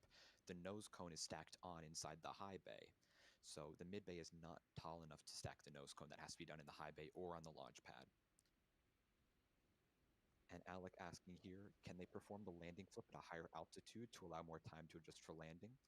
They could, but at the same time, they would experience some losses because the reason Starship flies horizontally as it comes into land is to increase the drag. It falls at quite a low speed for something so large falling. So the only reason they do that is to slow it down and to need less fuel to land, because the faster you're moving, the more fuel you need to burn to land. So they could at a higher altitude to give more time to adjust for landing, but you'll need more fuel and you'll lose performance on ascent. You could also actually lose some throttle ability if you do that, because you have to remember the Raptors, especially with the new landing flip profile where they light all 3 Raptors and then shut down one immediately, assuming that they're all operating nominally. You have a very slim margin of error for there, because if you keep all 3 Raptors running too long, you will actually have too much thrust, you'll slow down too much, and then you won't be able to, basically you'll reach 0 velocity above the landing pad and then have to fall the rest of the way, which is of course no good. So if you start the landing flip too early, you run into that problem if Raptor can't throttle appropriately. So it's kind of a very middle of the ground solution they have to work with to make sure they have enough margin either way. It just made me think that the flip and burn not only needs to be the name of a restaurant, but also like an item at the restaurant, and whatever it is, it's a spicy thing, and you get either 1 Raptor, 2 Raptor, or 3 Raptors, like mild, medium, hot. It's like, you want that 2 Raptors or 3? Like, I'll take 3 Raptors. Like, I'll take 6 Raptors. It's like, oh geez, this guy likes spicy food. Anyways. So we have another question here from Robert asking, Allison in Spain, 7-year-old, wants to know, what is the total weight at liftoff of SN10?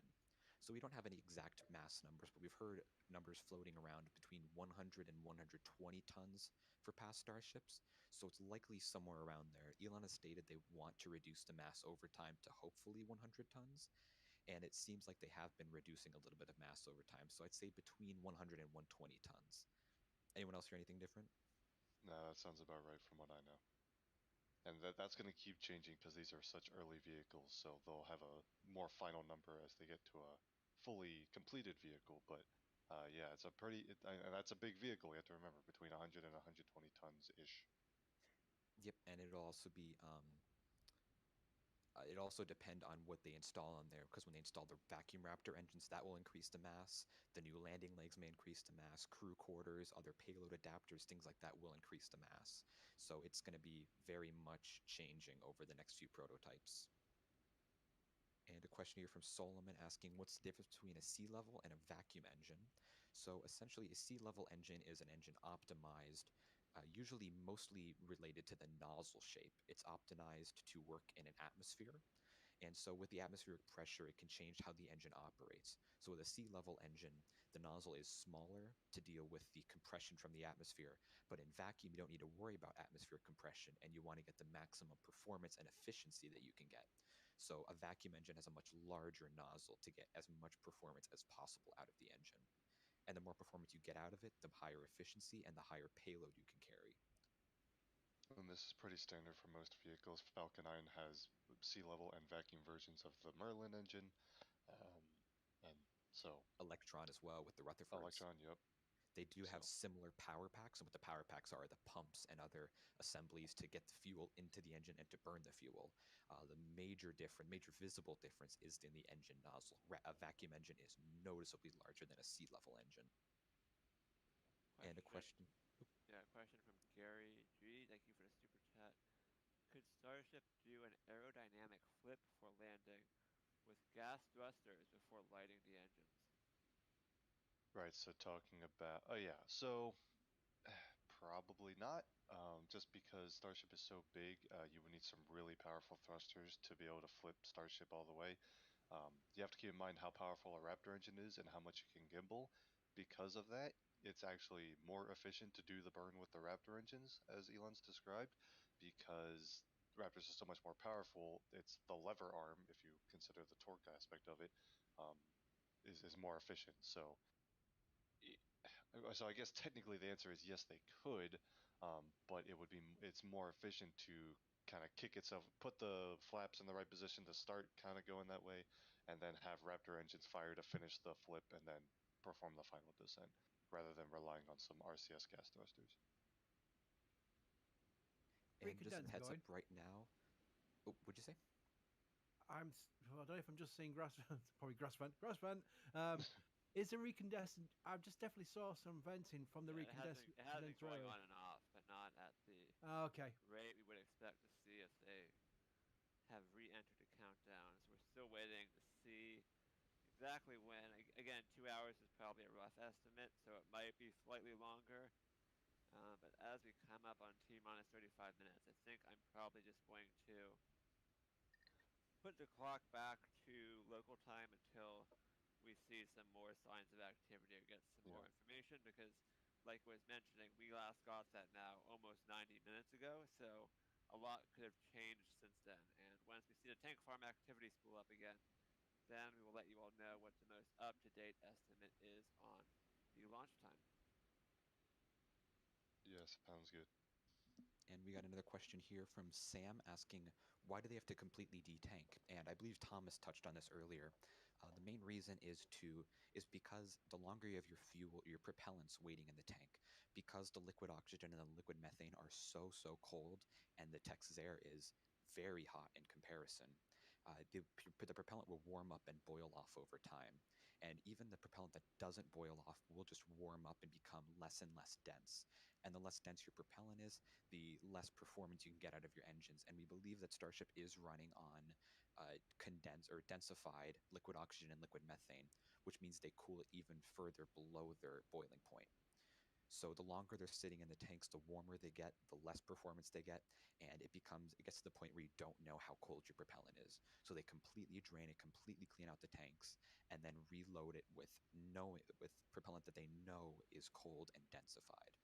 So that's the reason that Starship is empty right now, and why we're looking so closely for recondenser starting. So that will be the first sign that we are getting back into the count here with propellant loading. And a question here from Hannah asking, was the nose cone damaged in any of the SN tests? And no, the nose cone has never been damaged either under SN8, 9, or 10 in any of the static fire or any other tests. But there was one, I believe, was that SN8, where they were worried about yes, it was SN8, where they lost pneumatic control over Starship, and they were worried as the pressure was rising in the nose cone's liquid oxygen header tank. They lost control of the vehicle, and they were worried that the pressure would increase so much that it could rupture the header tank. But luckily there was a pressure relief valve or a burst disc that did end up breaking and did end up detanking or depressurizing the nose cone header tank. So there was a close call, but there hasn't been an actual event of damage. And sorry, Jack, what were you saying? No, I was just saying that was wild. That was absolutely one of those moments where it was like, oh gosh, oh geez, what's going to happen? That was a very tense, 20-30 minutes, and then just the relief as the burst disc popped out. That was very nice. So Owen here was asking, how will they stack Starship onto Super Heavy? Is the high bay tall enough? And they will stack Starship onto Super Heavy. They would have to at the launch pad, unless they built an even larger, higher bay, as Jack was saying. But which I don't. There's no reason to do it that way, because if you think about it, if you're going to plan to land Super Heavy back at the launch site, operationally you're not going to land a Starship on top of Super Heavy, right? So you need to have some way to stack a Starship on top of a already mounted Super Heavy anyway. So they're not going to stack them both and roll them out at once. It'll definitely be stacked at the launch site. Yep, hey, exactly. I just switched microphones. How do I sound? Better. Okay. Talk again, Jack. Yeah, sorry for throwing you in a loop there. How do I sound? Super fuzzy now. Okay, Interesting. I'll switch back. Never mind. DM me. Shoot me a DM. But yeah, as we were saying before, Starship will be stacked onto Super Heavy at the pad, and it's not as big of a deal as assembling a Starship on the pad or welding two halves of Super Heavy together, like we were discussing earlier, because the top of Super Heavy and the bottom of Starship need to be designed to be exposed to the open air, unlike the inside of the fuel tanks. So it won't be that big of a deal to have the exposed engine section and the exposed top of Super Heavy out on the launch pad. Right.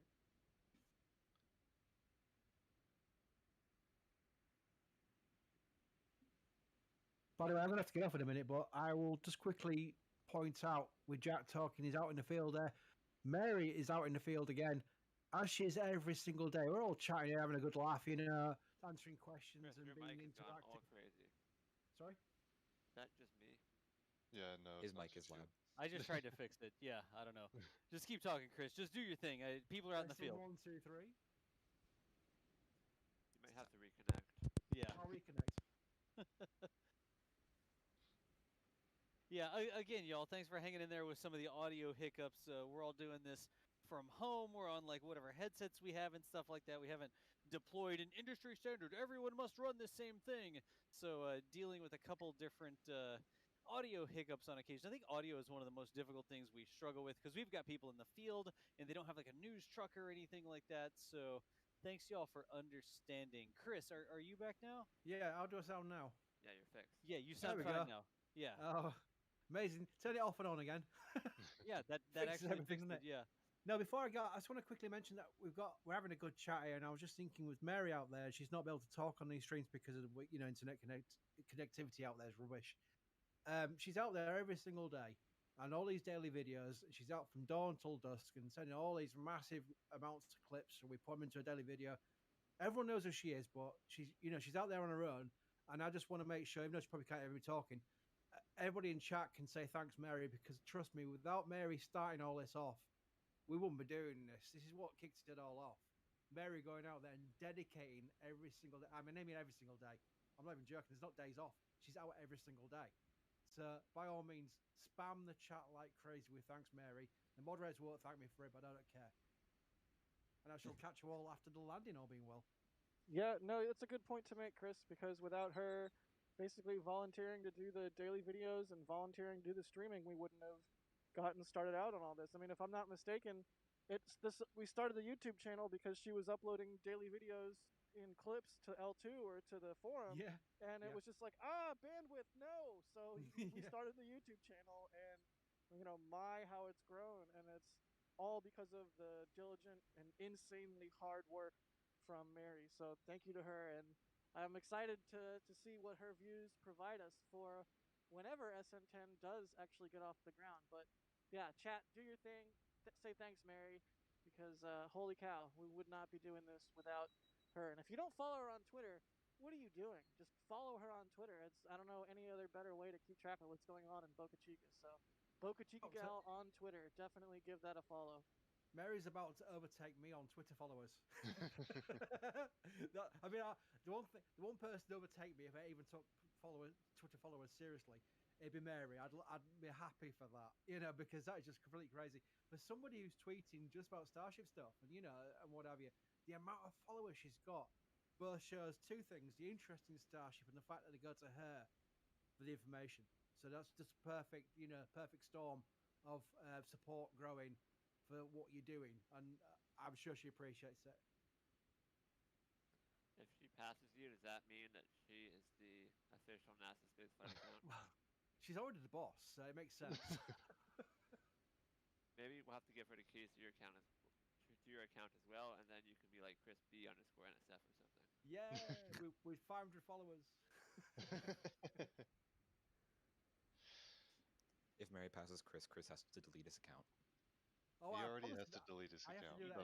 What is today, anyways? What day is not it? Tuesday. Not Tuesday. No. I tell you one thing. In my credit,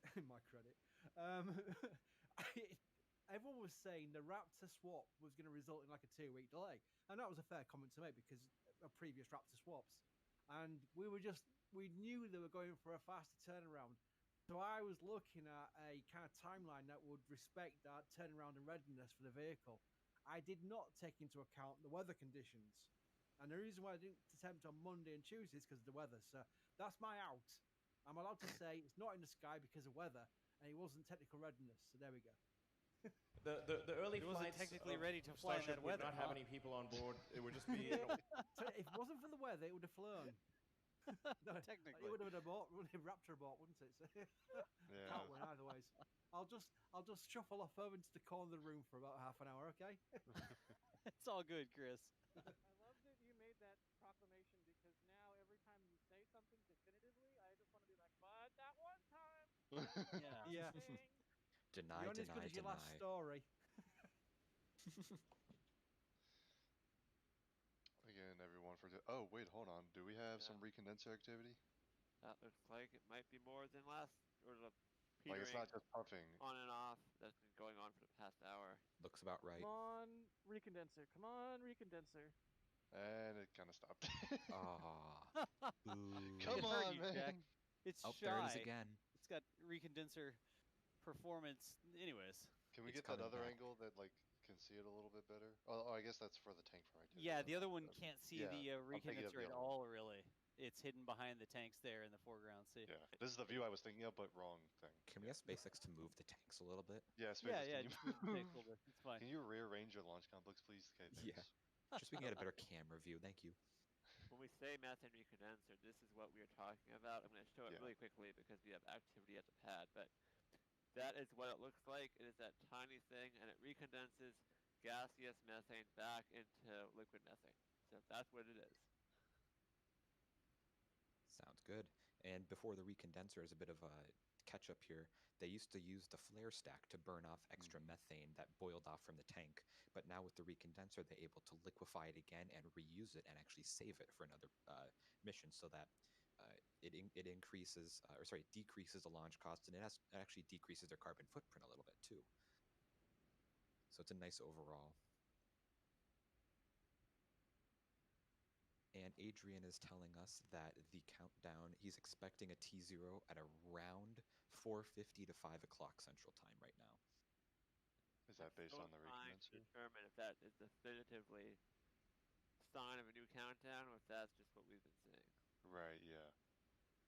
It's a little early to make an estimate, but well, to reiterate, they have lots of time. They've got almost 2 hours still remaining in the window, so. Gotcha.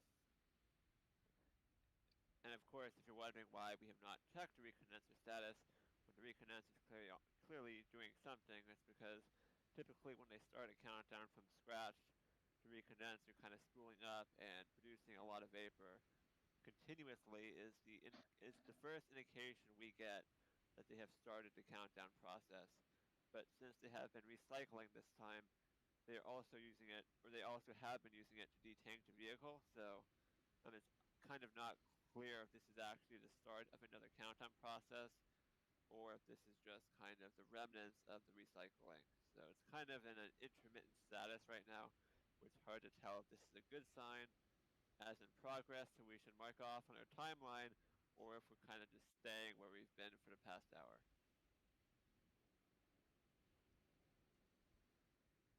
And so answering some more questions here in the queue from Shane Allen, asking, will SpaceX sell any engines or patents to third parties? And at the moment, it doesn't really seem like that. With their Merlin engines especially, it doesn't seem like they're selling that to anyone else, and they're using them only internally. Has anyone else seen otherwise about their engines or anything else? SpaceX doesn't really. The whole point of SpaceX building their own engines and things like that is so that their vehicles are vertically integrated, right? They have control over every step of the production process, at least down to like the, people that supply a bolt or something, which obviously SpaceX doesn't need to make their own bolts. But when you're talking about major assemblies like an engine, SpaceX likes to build them in-house. I think as a result of that, that also means they will not want to alter any of their offerings, such as engines, for an additional customer, because that increases their manufacturing complexity. So it's SpaceX. I mean, if someone came to them and offered a sufficient amount of money, I'm not going to say they would say no to that. But that's not what they're not aiming to be an engine supplier for another company. They're aiming to operate their own launch vehicles and spacecraft. And especially with an engine like Raptor, it's so closely designed to Starship that it would be difficult, I would assume, to integrate it with an existing vehicle. You'd probably need to design one from scratch to work with Raptor. But another question here from Ed asking, how do the Raptor engines generate electrical power for the systems on Starship? So the Raptor engines actually don't generate the electrical power. At the moment, the Starship prototypes are powered using a Tesla Model S or Model X battery, a 100 kilowatt hour battery specifically. So there's no power generation on board Starship at the moment, but Raptor engines will likely never be a part of power generation. And I don't even think rocket engines have generated power on rockets in the past. But so it's not like Kerbal. Yeah, it is not like Kerbal. It's not like Kerbal. That was one of the It's most like, oh, no. disappointing things when I found out that rocket engines don't generate power. It's like, oh no, I'm out of electricity. Quick, run the engine for a little bit. Yeah, it's not like a gasoline car. What Tesla car has the 100 kilowatt hour motor? And does that make Starship like the performance edition or whatever? Well, actually, to make it even more confusing, so Starship has a 100 kilowatt hour battery pack that's used on the Model S and the Model S, the higher end cars. But the most confusing part is the flaps actually use Tesla Model S plaid motors. So this is like a quad motor Model S Starship plaid That's perfect. catastrophe. That is absolutely perfect, because Model S for Starship and plaid because, I mean, come on, it goes plaid when it flies. So yeah, that's absolutely perfect. We got to get a quad motor, all flap drive bumper sticker. Yes. We did talk about this during another stream. There was people asking how it would generate power like once on orbit. So, because obviously it's powered by a battery pack, but a battery pack doesn't generate power; it just stores power. The current plan is for solar panels, and in fact, that's something I think we're definitely looking at. I'm very interested in seeing, because the solar panel designs are going to be probably different than those used on Dragon. They need to be a lot bigger and deployable from a reusable Starship vehicle. And then there was also a possibility, especially if it's going to go to like a deep space mission where solar panels may not be as effective, they could also put some like fuel cells on board to handle that power generation. We'll have to wait and see if they do that, but very interested to see their solar panel development as they get towards vehicles that'll actually go to space. Absolutely, and I remember with the initial ITS or Interplanetary Transport System, the predecessor to Starship, they had the solar panels fold out magically from near the engine bay in a way that probably couldn't happen in real life. So it was notional at the time. Yeah, it was pretty much just like, hey, just throw this together. But it'll be interesting to see what solar panel design they go with. And it seems like on the lunar Starship design, they're going with a ring of solar panels around the top near the liquid oxygen header tank on the top. So that'd be interesting to see. But I wonder if they'll have deployable panels for the cruise to Mars. But again, you'd have to deal with folding the panels back up. So it's pretty easy, relatively easy, to have panels that deploy. Like even a Soyuz just uses springs to deploy the panels. But how do you retract the panels back in reliably? Because if you have those deployed when you're coming in on reentry, you're not going to have solar panels by the time you land. So it'll be neat to watch the prototypes gain solar panels at some point. It'll be interesting to see how they actually like integrate those into the vehicle, because there's going to be an entire half of the vehicle that is covered in the thermal protection system, right? So you sort of have the ventral side where you can deploy stuff like that, and are they going to fold out to the side? Like, how do you make it so that the Starship doesn't shade its own solar panels because they're only on one side? You'd have to get them out to the side somehow. So I think that's going to be a really interesting design, especially how do they get secured when this thing is flying back down? I don't even know that we've ever even seen a render of a Starship with like folded bound solar panels that it's re-entering, right? I think we saw something with it in orbit, but I don't think I've ever seen a Starship re-entering or landing with any sort of notional solar panels on the side. Yeah, it's only the lunar Starship that has had solar panels mounted on the outside rather than impossible deployable ones. Yeah.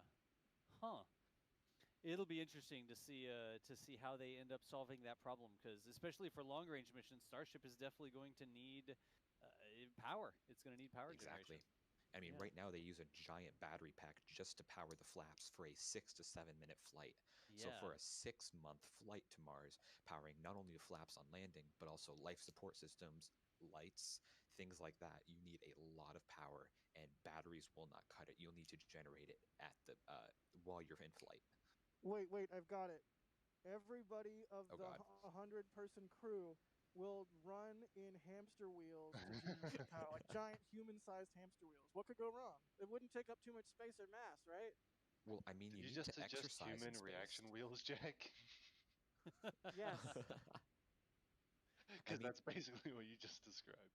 You do need to exercise in space. So if you just get some exercise bikes, and yeah, I think I'm onto something here. Starship just starts spinning because everyone's generating power on the inside. Oh my god. I got a question here from Jean Lucas, I believe. I apologize if I'm butchering that. Asking, do they tank Starship from below? And if so, how do they do it if stacked on the booster? So yes, they do stack it from below at the very, very bottom of Starship, even further below the engines. They have the hookups for the pad, and it's believed that they will, when they stack it on top of Super Heavy, they'll fuel it through Super Heavy. So they'll fuel Super Heavy first, and when Super Heavy's full, continue pumping propellants through, and through connected lines that'll push propellant up inside of Starship. So that seems to be the way they're going. They like to have minimal connections on the outside. So they'd want to probably have something different than Falcon 9, which has a lot of hookups on the outside. Yeah, and that would make sense too for on-orbit refueling. You would use basically the same kind of setup and the same connections just from Starship to Starship rather than from Super Heavy to Starship. Yep, and just on the refueling ship, they would just have to mirror those. So that'd be interesting to see how that'll work. A question here from MJ asking, can they use the heat shields as solar panels like the Tesla roof? And the short answer, probably not. I wouldn't want to. The heat shield is something on a rocket you never really want to experiment with or touch, because if there's something wrong with the heat shield, you'll have a bad time on re-entry. And putting solar cells in the heat shield tiles, at least right now, seems like too big of a gamble with not much to gain. Yeah. So it maybe very long term down the road, they can experiment with that a little bit on uncrewed starships. But for the moment, I would not expect to see anything like that anytime soon, especially on crewed missions. I agree with you, but at the same time, what an interesting idea. And I don't know how I haven't heard that yet, but a lot of times on these streams, we get asked, similar questions, or there's similar thoughts expressed by viewers because a lot of people have the same questions. And that's not something I've seen proposed or mentioned yet, because of course, we all know that Tesla's solar roof tiles are a thing. And yeah, like you said, they're going to need to not mess with the heat shield and just get the heat shield right for a long time before they start messing with adding fancy stuff like solar cells to them. But I mean, holy cow, what a cool idea if they could actually pull that off, like a solar thermal protection shield. Wow. And a question here from Florian, adding on to our solar panel discussion, asking, could they use RTGs? And for those who aren't aware, RTGs are radioisotope thermoelectric generator.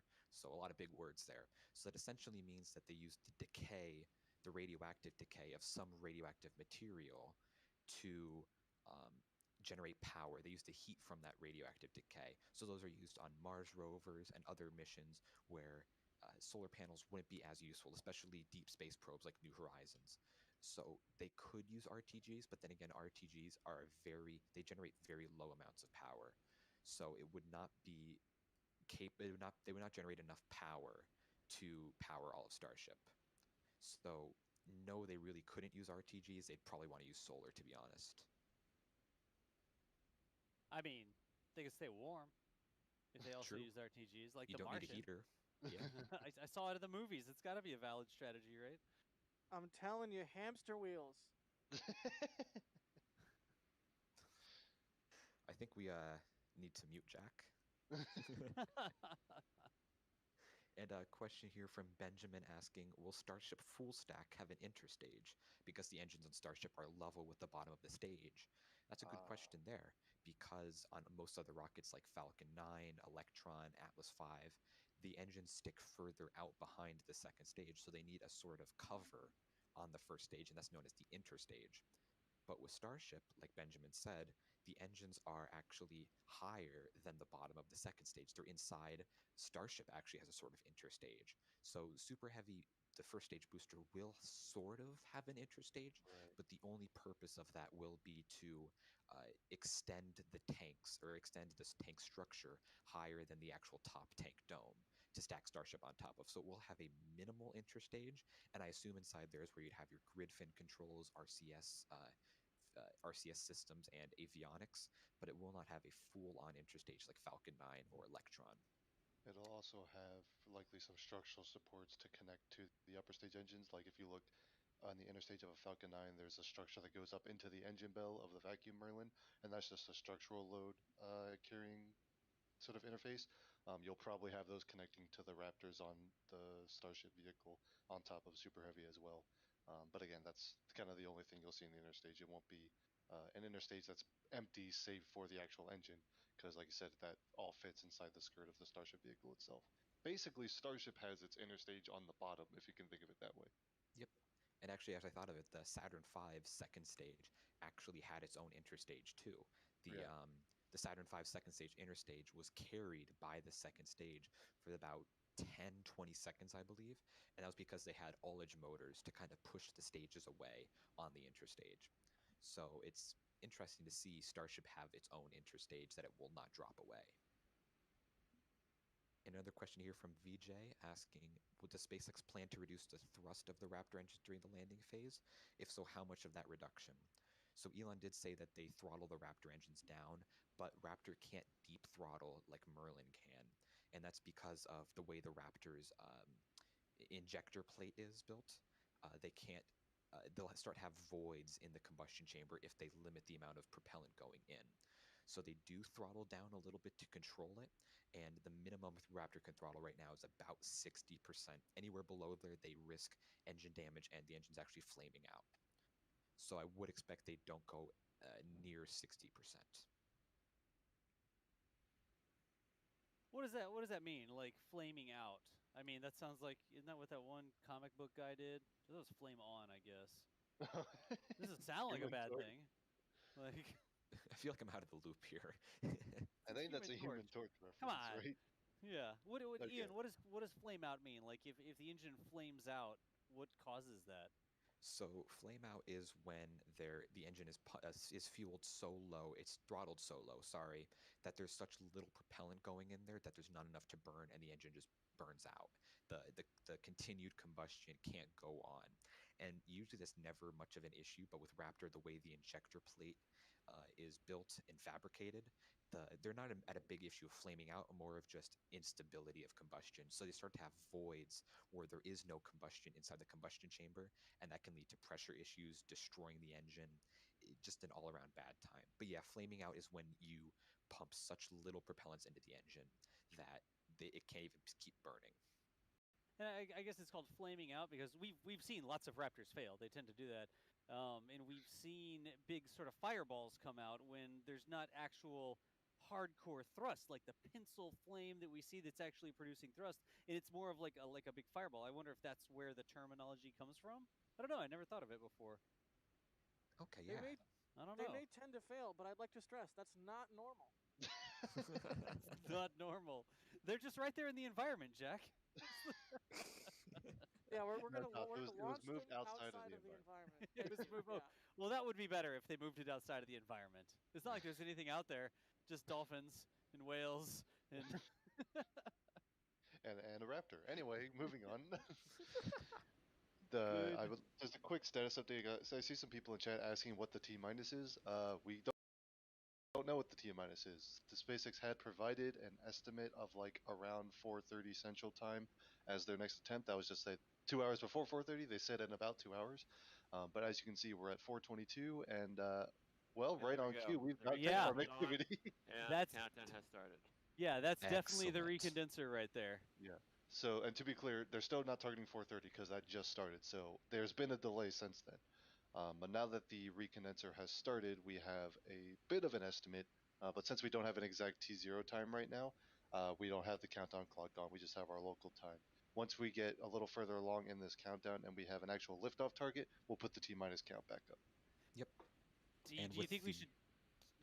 I was going to say, do you think we should do the checklist real quick? Like put the graphic up on the screen, Michael? Or are we so far gone that that's not even anything remotely valid anymore? We'll have to wait for the spreadsheet guy to ping us, maybe. Try it. I mean, there's been It seems like these launch countdowns end up being less consistent than the static fire countdowns, probably Right. more checkouts, but we can at least go through the steps that we expect to see. So let's flip over to the other camera and we will give it a go. It does seem like the actual timeline has been slightly slower, but actually, Joss, the tri-vent was super accurate today.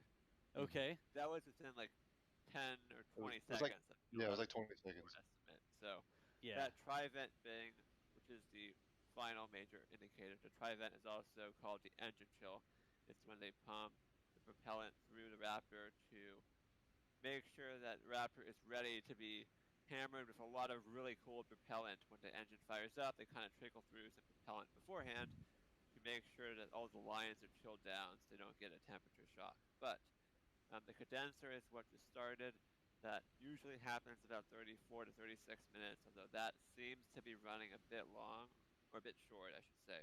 So it's probably more like 40 to 45 minutes at least until the flight. Right. And then the skirt vent, it's kind of hard to see. That refers to a tiny little LOX vent at the base of Starship. We'll see if we see that. If we do, we will point it out. That's about 17 minutes beforehand. Then the upper tank vent, or the methane vent, that was way off during the previous attempt. Right, So it I was. would not put much weight into that. I think the tri-vent is really the best indicator we have for a launch attempt. So again, the Yeah, tri-vent tri-vent of all the different indicators that we get, tri-vent is the most reliable for sure. Yep. Yeah. And with the tri-vent, you can get it down to near the second of the T0. So right now we're Adrian's telling me 5:15-ish is the current prediction. 5:15 local, which would be, what is that? About 50 50 minutes. 50 minutes from now. 50 minutes. Yeah, 50 minutes from now. Gotcha. Correct. Yep. So, folks, where we get these numbers from, there's actually spreadsheets, and we've watched so many different tests happen in Boca Chica with the Raptors and Starships and test vehicles and static fires and all the different things. And so some of the forum members, headed up, I guess, specifically by Adrian, put this into a spreadsheet. And every single time they're like, okay, this happens at this time, and this happens at this time, and this happens at this time. And they're able to, over the course of watching so many different tests, sort of dial in exactly what SpaceX is doing. So the different things in this list here are sort of our average guesstimation based on past experience, but it can be a little bit different because it's a flight. And like we were saying, the tri-vent, you'll see when the tri-vent happens, you'll definitely see it. We'll go to the beach camera. You can see it really well from the side. And that is a really good indicator of the T-0. Everything else is tending to be a little bit loose here with the test flight. But once we get to tri-vent, that's really go time. So again, this is a... Yeah, and the next thing up would be a skirt vent, and then after that we get the methane tank vent, and then tri-vent. So we have multiple indicators before then, but yeah, like you said, that's the most reliable one. But next up, look for vapor coming from the skirt area, which we'll be able to see very well on this particular angle. Yep, and you can see here we've got the tank farm activity starting to spool up. Those little posts down in the middle, those are pipes that stick up in the air, and they have sort of like a double nozzle thing on the top. And that is what we refer to as tank farm activity. You can't really see the recondenser from this angle, but when those start to go, that's why we've moved forward into tank farm activity, which is, again, it's definitely been playing fast and loose here with the experimental test flights. The timings haven't been exactly what we are expecting, but all of these things are what we want to see if we're going to be expecting a flight here in the afternoon at Boca Chica. It's currently 4:27. Potentially, 30, 40 minutes, 50 minutes, something like that before we might get a launch. There may be holes and stuff like that in the meantime. Yep. And I wanted to add on actually to your discussion. I've listened into some of the data meetings when they'll have like about 10 people or so in the Discord chat just looking at Starship streams saying like, oh, I noticed this at this point. Oh, that's at this point here too. Those two line up. Let's look at some other ones. And it's amazing just to see them work together. Like I've noticed Adrian's finding new stuff actually, and it's amazing to watch these evolve and watch the spreadsheets get closer and closer and closer together as we get a more and more accurate countdown.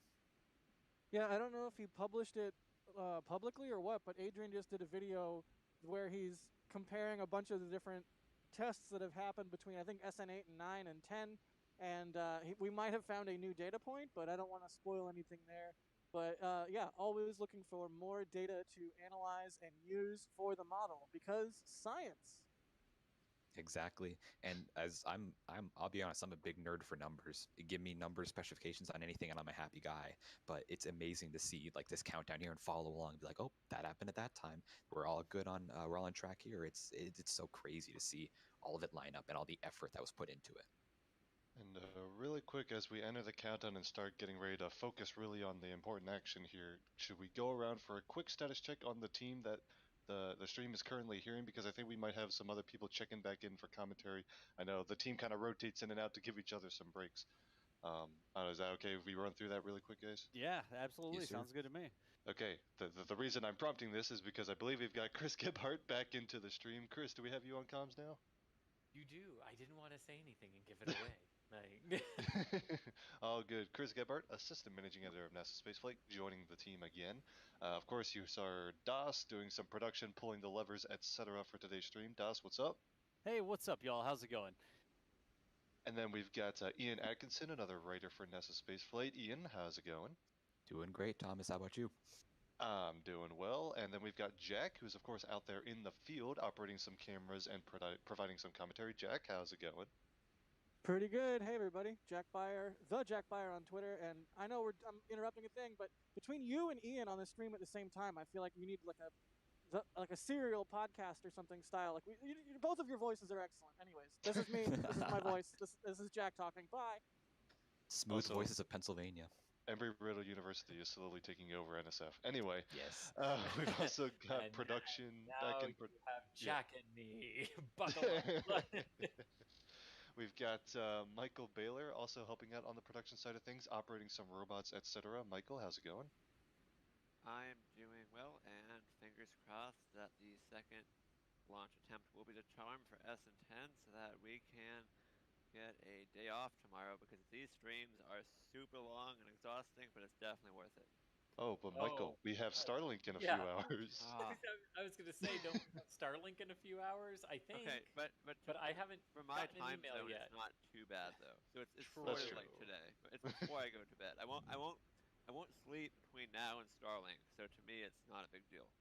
Bold of you to assume Starlink will go tomorrow morning. Anyway. I guess it's worth saying, no one's gotten an email saying when we're allowed through the gates yet to Kennedy. Yeah, and we're still waiting for confirmation of that attempt. 9 Anyway, and so. 5:30 p.m. So we'll see. Yes. And then we've, of course, got Mary out there in the field, who's not on communications, but she is out there crewing cameras as well, like she is every single day down in Boca Chica for the daily videos as well as our broadcasts. So Mary, Boca Chica gal for NSF out there as well. And then myself is Thomas Burkhart, another writer and reporter for NASA Spaceflight. So that is the team currently on commentary for you today. Again, Starship SN10, getting into the countdown now. We've got some tank farm activity. Our next step will be seeing some venting from the vehicle itself, which will indicate propellant loading has actually started. Right now, they're just preparing for that. And Starship should be making another launch attempt today for its 10-kilometer height altitude flight test. So in the meantime, we'll still take a couple questions and things from chat. We've also got a ton of super chats that have come through. We have admittedly kind of given up on getting all of them just because there are so many. I do want to just give a big thank you to everyone who sends their support to this. It really, really is appreciated, and we can't do this work without you guys. We can't thank each and every one of you, so every once in a while I do want to stop and just say thank you so much.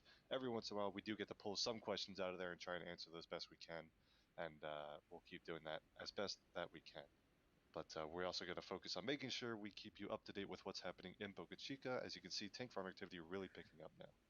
Yeah, really quick, look at that. I might as well Yeah. take the opportunity and say thank you to all my patrons. I really appreciate it. If you want to specifically help just me, I have a Patreon, and it's been absolutely amazing between SN8 and 9 how much my patrons have so hugely helped me. So thank you so much to all of my patrons, and thank you to everybody who's doing super chats. Thank you to all of our members. Just thank you to everybody for supporting what we do and being excited about spaceflight.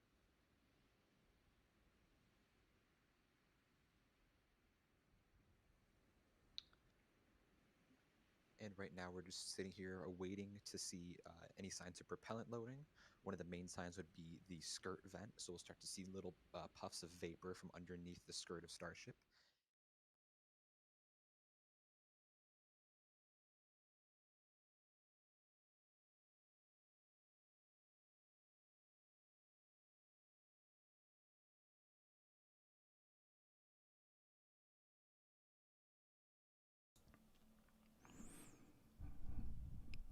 안녕하세요.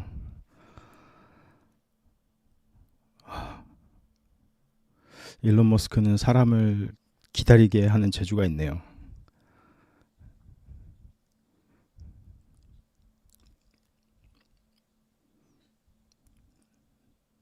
(30-ish minute)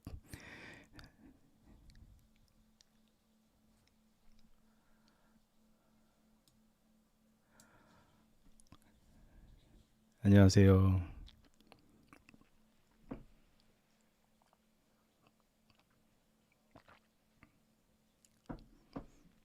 반갑습니다. 와, 18명이나 시청 중이시네요.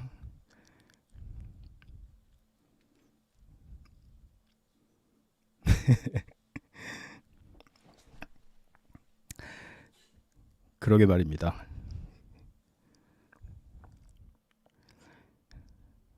어찌됐건 결국 오늘 테스트도 테스트일 뿐이지 이게 뭐 정식 런칭도 아니고 일론 머스크가 그렇게 얘기했다고 하더라고요.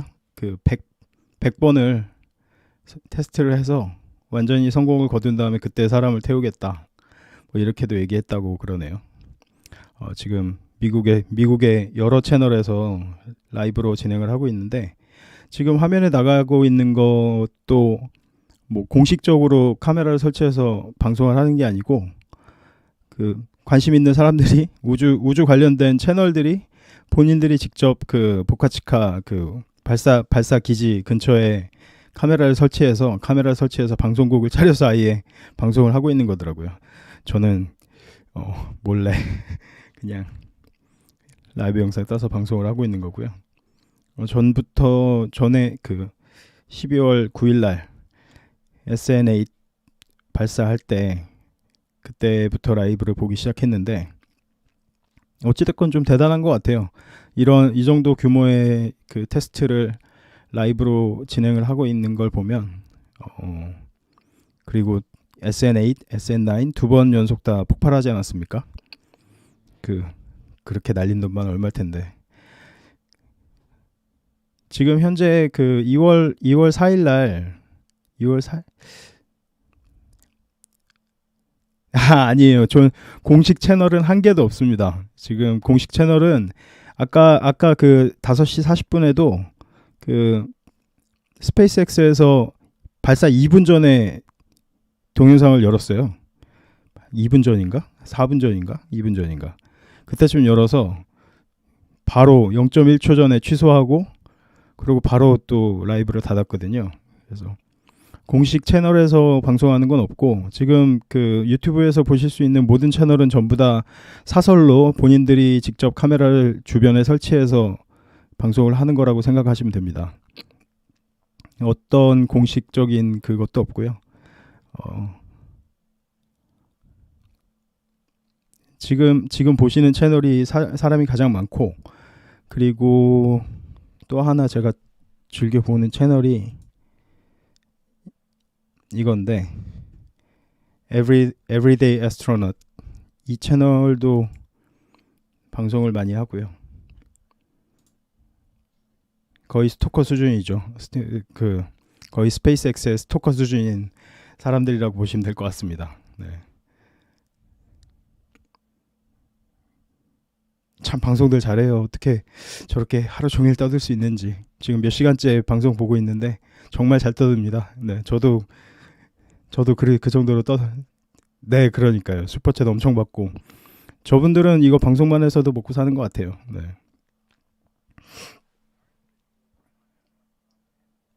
지금 보고 계시는 채널에 이름이 뭐였더라? 저분은 일론 머스크랑 직접 인터뷰도 했거든요. 네. 일론 머스크랑 직접 인터뷰도 하고 그때 그 팔콘 헤비였나? 팔콘 9이었나? 그 안에 직접 들어가 보기도 하고 유튜브 방송만 하면서도 그 정도로 하더라고요. 네. 대단한 사람들입니다. 네.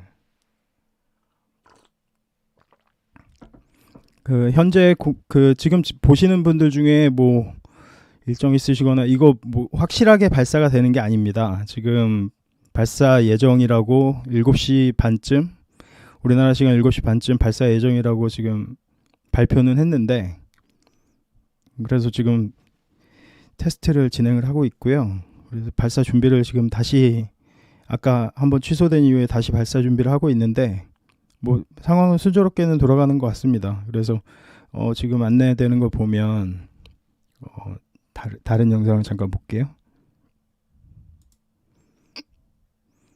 여기 보면 프로펠런트 로딩, 연료 주입 맞나? 네. 이거가 지금 진행이 되고 있고, 그러고 나서 이제 메탄 벤트가 일어나고 여러 가지 사인으로 테스트가 진행이 되는 그 상황을 지켜보면서 아, 발사가 진짜 진행이 되는구나 안 되는구나 그렇게 판단하는 것 같더라고요, 보니까. 그리고 스페이스X에서 공식적인 발사 영상은 길어야 방송 실제 발사 5분 전, 길어야 5분 전에 공식 영상이 열릴 겁니다. 그래서 그런다고 발사가 또 실제로 이루어지는 질이라는 보장도 없고요. 사실 오늘 지금 10번째 지금 테스트인데요.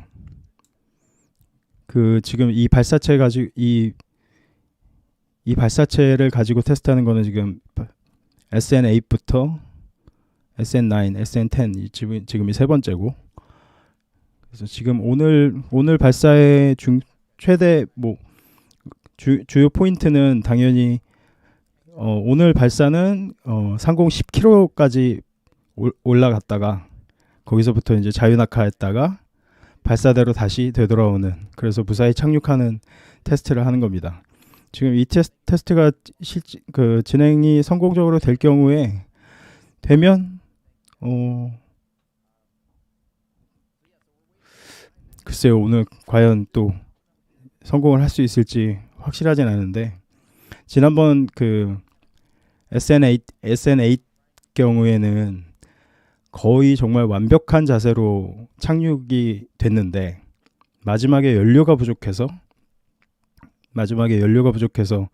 그 지면을 밀어내는 힘이 부족하다 보니까 지면과 닿아서 이제 폭발을 했고, SN9 같은 경우에는 그 엔진이 자세를 똑바로 잡지 못했다고 하더라고요. 그래서 엔진을 똑바로 기울여진 채로 이제 엔진 출력은 이번에는 엔진 출력은 충분했는데 그 자세를 똑바로 잡지 못하는 바람에 그 기울어진 상태로 착륙을 하는 바람에 이제 폭발을 했고요.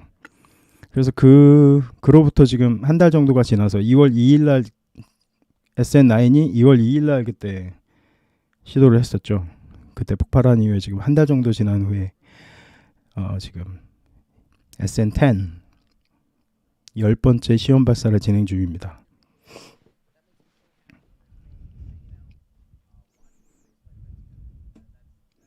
오늘은 과연 성공할지.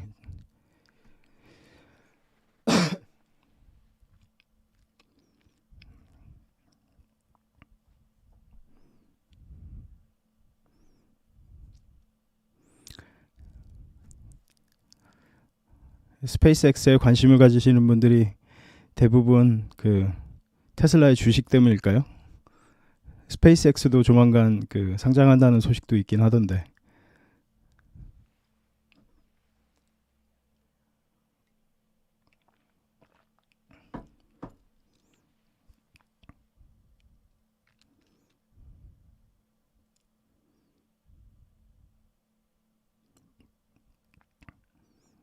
오늘 어제 또 다른 채널에서 들은 뉴스로는 저 스타쉽에 쓰인 그 스테인리스가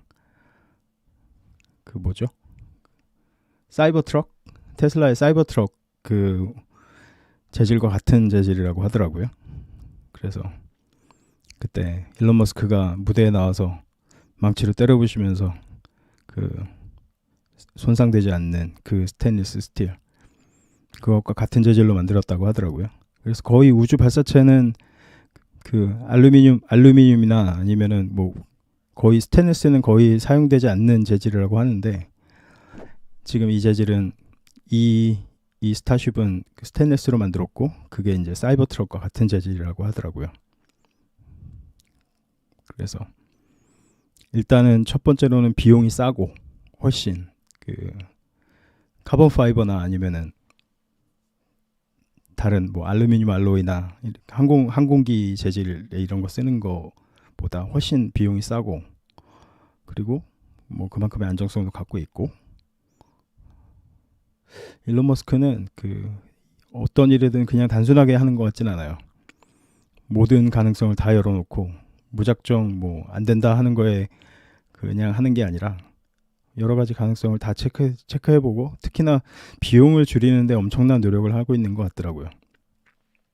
지금 팔콘 9이든 인공위성 발사하는 비용을 보면 그 기존에 나사가 발사하던 비용에 거의 뭐 엄청나게 적은 비용으로 지금 하고 있다고 하더라고요.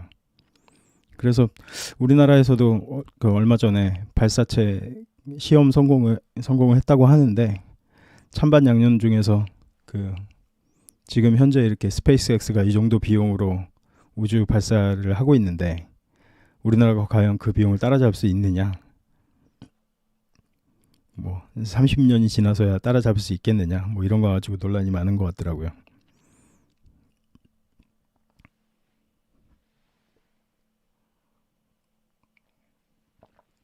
SN은 시리얼 넘버의 약자입니다. 네, 아주 단순합니다.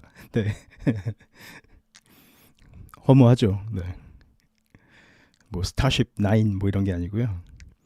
시리얼 넘버 10입니다. 예. 지금 이 스타쉽은 초기 단계라고 보시면 될 것 같아요. 아주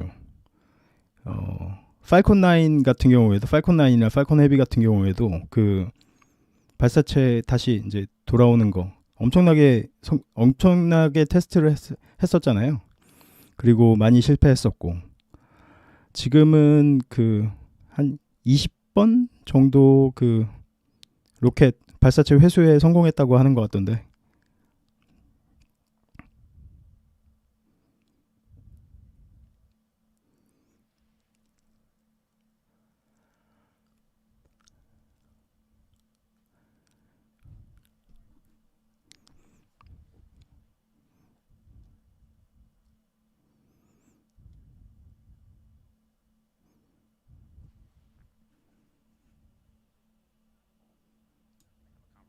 With anybody in the chat room, so I've just learned to just let it go. We just let YouTube have let YouTube be YouTube, you know. 공식적으로 듣기에는 이거보다는 이게 나을 것 같습니다. But if anyone has tried to build a Starship in Kerbal, you know that all of those airfoils produce way too much lift and it becomes very, very difficult. Everything in Kerbal provides too much lift. Like every single part you put on the rocket is all lift for days. Like, which is helpful in Kerbal usually, to be fair, but you can make anything fly in Kerbal. If you put enough engines on it, you could make anything fly. It's like aerodynamics. What does that mean? Never heard of them. Listen, if the space shuttle could fly, aerodynamics can't be that important. Okay. Ouch. Jeez. That wasn't an insult. I'm just saying it's a flying brick. What do you want from me? Saturn Shuttle Gang. Saturn Shuttle Gang. Again, folks, we are here standing by. Things continue to look like they're progressing towards hopefully a flight. SpaceX still has just under an hour and 15 minutes in the window. Window closing at 6 p.m. Central Standard Time. You can see our clock, local time in the upper left-hand corner there is 4:47. So just under an hour 15 remaining. Still plenty of time, especially if they're in fueling operations. I'm wondering if that's... Look at the sides of Starship. Yeah, is that a little condensation? A little bit. It might be starting. Yeah. So we will continue to watch, and hopefully we see that methane vent go shortly, and then we get that big tri-vent, that engine chill. That is a very good indicator that they're going for it. But we are rapidly approaching go time. If you wanted to get up and get a snack, get yourself a beverage or whatever, use the restroom, as you may need to do. Now may be a good time to do it because pretty shortly things may start happening really quick. So again, thank you all for hanging out with us. 곧 시작될 수도 있다고 하네요. Look too much into like the frost that might be forming on the outside. Look. Oh, we got a vent really quick, so that's another is that the milestone. methane vent? Yep. 오, Get it from the beach. There it is. Yeah. So that's another countdown milestone. 메탄 벤트가 일어났으면 메탄 벤트가 일어났으면 곧 이제 준비가 시작된다는 얘기라고 하네요. Because Texas is pretty hot and the pressure on the inside of the tanks also is pretty high.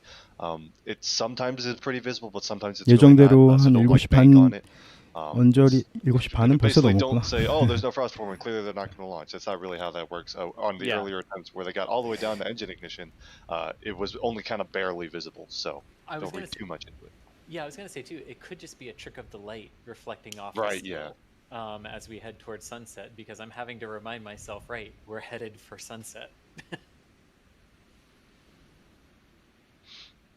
All right, Thomas, if you could grab some super chats or questions or something like that real quick.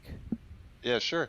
We actually got one here asking, are there tiles on the lower left wing? Can we go back to the view that we just saw? Because I think they were visible from the other camera view. How's that? There you go. Yeah, so at the very bottom left of the vehicle, you can see a little bit of black patch. Those are some heat shield tiles that they've got on that lower left. It's not technically a wing, the aero surface, whatever they're calling it. And that's just part of their kind of incrementally added more and more heat shield tiles to test how well they are attached to the vehicle. Interestingly, that part of the vehicle would never be, or likely not be, subject to a lot of aerodynamic heating during reentry. So they're likely just testing methods of actually attaching the tiles to the vehicle, which of course makes sense because this vehicle will not experience reentry heating anyway. So it doesn't really matter where you attach them if you're just testing that.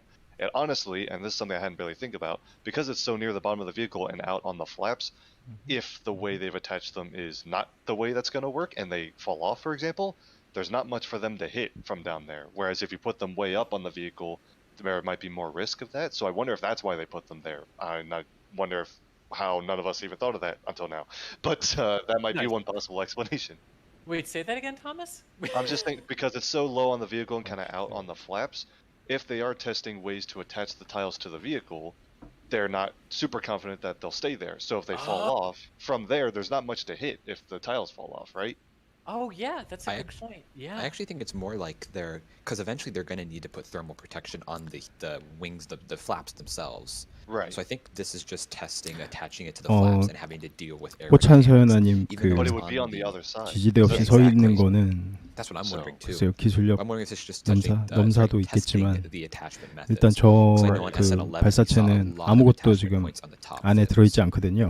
네, 그냥 연료만 들어있고 테스트용이기 때문에. 그리고 지금 처음 들어오시는 분들 계신지 모르겠지만 오늘 발사 테스트는 그 상공 10km까지 상승했다가 발사했다가 거기서 이제 자유낙하 해서 다시 발사대로 돌아오는, 그래서 로켓을 뒤집어서 착륙하는 그 시험을 진행 중입니다. 네, 그래서 SN10 10번째 지금 테스트를 진행 중이고요. 그 오늘의 테스트도 기존 테스트와 마찬가지로 그 한 길어야 2분, 3분 정도 되는 시간이 아마 진행될 거고요. 상공 10km까지만 오늘은 올라간다고 합니다. 지난번에는 12km로 12km까지 올렸다가 이제 다시 내려온 걸로 알고 있는데 맞나 모르겠네요. 확인해봐야 되겠네요. 네. 그래서 저 안에는 아무것도 없고요. 그 연료만 들어있고, 지금 그 영상에서 로켓의 상단 부분, 상단 코 부분에 연료 탱크가 있고, 그다음에 그 아래 3분의 2 정도 되는 부분이 그 메탄으로 지금 가득 차 있고. Yeah, I could definitely see them having like small little like punches, like batch 310 or whatever, or built on 3. 일론 머스크가 참 여러 가지로 이슈를 많이 만들죠 요새. 네. But I don't see them having. 이것도 그 중에 하나라고 보면 되고. I was gonna say, well, that was an incredibly nerdy dive into tiles. 거의 한 달에 한 번씩 지금 하고 있는데 그 처음에 SN1부터 SN7까지는 모르겠고 찾아봐야 되고, SN8은 12월 9일, 그리고 SN9을 지난 2월 2일 날 그 발사 테스트를 진행했는데 두 번 다 실패했습니다. 지금 발사하는 SN10과 똑같은 모양으로 발사를 시작했던 게 이제 SN8인데 그 전에는 이제 그 발사체 모형만으로 이제 테스트를 했었고요. SN8 지금 그 이게 이제 최종 모델에서 발사체를 제외한 이제 상단 부분이잖아요. 이 안에 실제로 사람이 타게 되는 타게 될 수도 있는 거고, 컨셉 영상으로 봤을 때는 거의 뭐 100명 정도까지도 태울 수 있는 사이즈라고 하던데. 그래서 이 발사체로 지금 시험을 하는 거는 지금 세 번째고요, 공식적으로.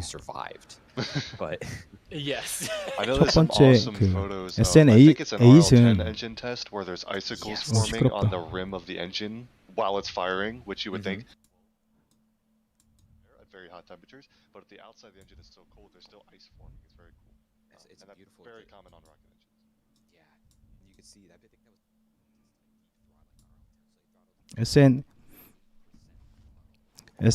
SN8 같은 경우는 엔진이 정말 잘 작동해서 세상에 사람들이 처음 보는 장면을 연출을 했었죠. 그 로켓이 자유낙하를 하다가 착륙 직전에 로켓을 뒤집어서 똑바로 서게 만들어서 이제 착륙하는. 근데 엔진이 마지막에 이제 엔진 그 연료가 부족해서 엔진 출력이 부족해서 이제 폭발을 했었고, SN9 같은 경우에는 엔진이 이제 자세를 잡는데 문제가 있어서 그 기울어진 채로 착륙을 했기 때문에 폭발을 했고요. 그래서 SN10은 이제 그런 부분들의 그런 실패로 이제 얻은 데이터들을 다 종합해서 또 저 안에 이제 엔진들을 다 바꾸고 그 메커니즘을 바꿔서 지금 그 다시 이제 시도를 하는 건데, 한 달 만에 이런 게 이루어진다는 게 참 대단한 것 같아요. 그 횟수도 중요한데 기간이 어떻게 한 달 만에 그런 것들을 다 이제 수정하고 보완하고 해서 또 테스트를 하고, 이번에도 테스트를 하면 또 엄청난 비용이 또 나가는 걸 텐데 일론 머스크는 그런 걸 두려워하지 않는 것 같습니다. 네, 팔콘 9이나 팔콘 헤비 같은 경우도 그 전에 엄청난 이제 실패 후에 그 실패들로부터 빠르게 일론 머스크가 이제 시도하는 방법이 빠르게 실패하고 그걸 빠르게 고쳐고 또 그래서 또 실패하면 또 빠르게 고쳐서 하는 그런 방법으로 이제 진행을 하고 모든 프로젝트를 진행하고 있는 것 같습니다. 실패하려면 빨리 실패해라. 네, 그로부터 빨리 배우고 그 다음으로 넘어가자. 이런 주의로 일을 하는 것 같습니다. 그래서 지금 한 달 만에 그 2월 2일 날 그 SN9 그 발사 실패한 이후에 지금 한 달 만에 지금 진행이 되는 테스트고요. 이걸로 끝나진 않을 것 같습니다. 지금 뭐 SN10이니까 일론 머스크 그 전에 뭐 훨씬 빨리 안정화되면 좋겠지만 그 100번까지도 테스트를 할 용의가 있다. 이렇게 일론 머스크가 얘기했다고 합니다. 네.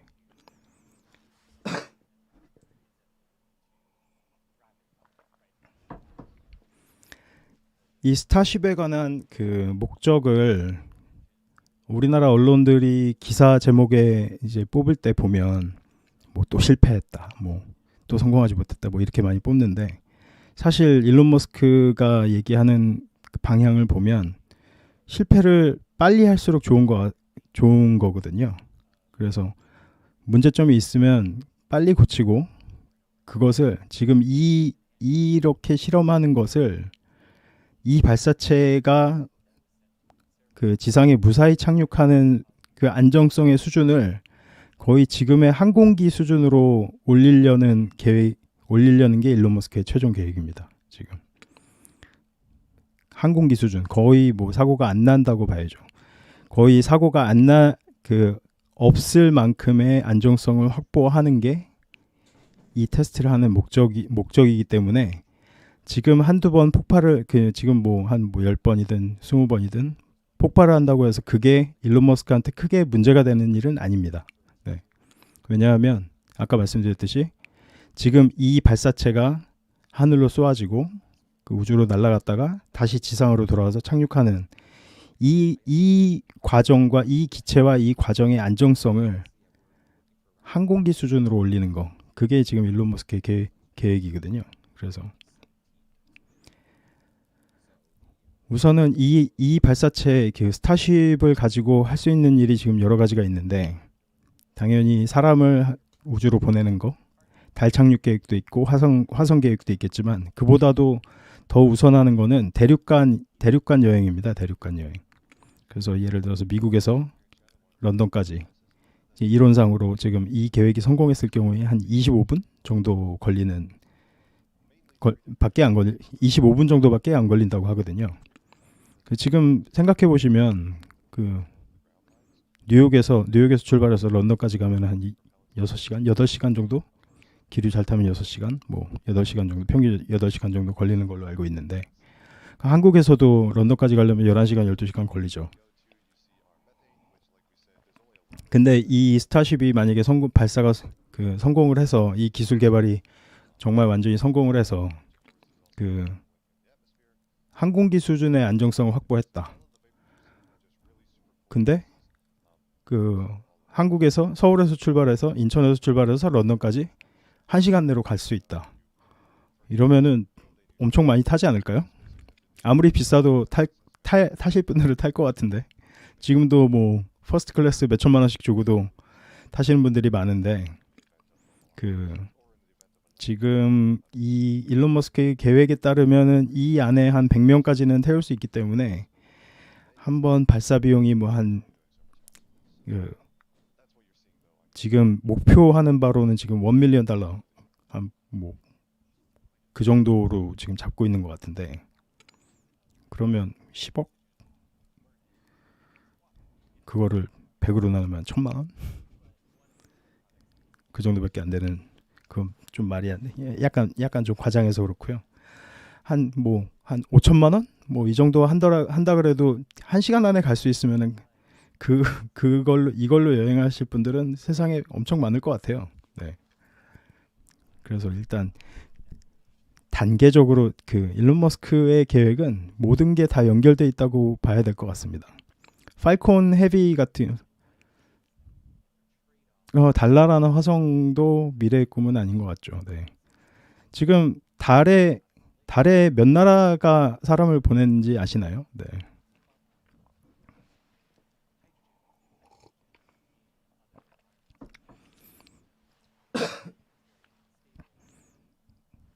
SEC가 뭐죠? 네.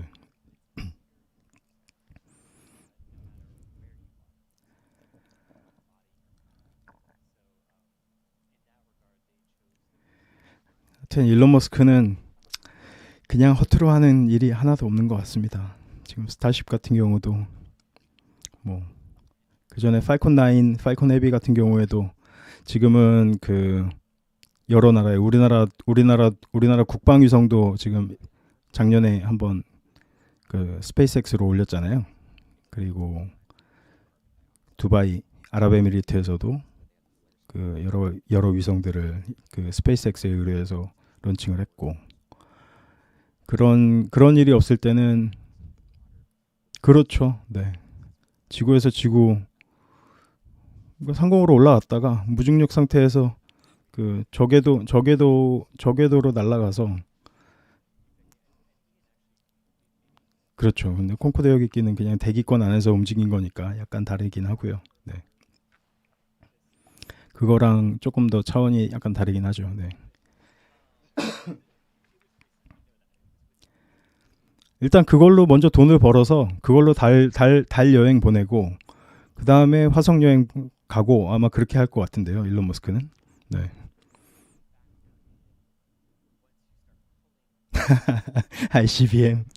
ICBM이나 로켓이나 똑같은 기술이니까요. 네. 그래도 생각해 보시면 그 지구에서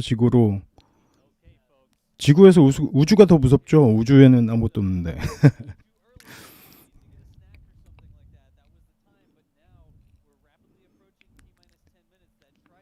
지금 발사체를 우주로 쏘아 올릴 수 있는 발사체를 만든 나라가 현재까지 네. 발사체를 만든 나라가 지금 뭐 한 10개밖에 안 되잖아요. 네. 북한이 맘만 먹으면 만들 수도 있긴 하겠네요. 네. ICBM도 만드니까. 근데 그런 데다가 투자할 돈이 있을지 그거는 문제죠. 네. 어찌됐건 지금 이 스타쉽은 제가 볼 때는 단계별로 봤을 때는 당연히 달나라나 화성 여행에 대한 목적도 있겠지만 그보다는 우선은 그 지구 내에서 대륙과 대륙을 연결하는 그 상용 서비스를 아마 이 테스트들이 순조롭게 진행이 된다면 아마 그거부터 운영을 하게 될 것 같습니다. 네. 그리고 컨셉 영상에서 보시면 그 지금 이 부분은 그 사람을 태우는 윗부분이고 그 아래 이제 더 큰 연료통이 있잖아요. 네. 이 규모가 지금 보고 계시는 이 스타쉽의 규모가 거의 747 여객기 한 대 수준과 맞먹는다고 하더라고요. 네.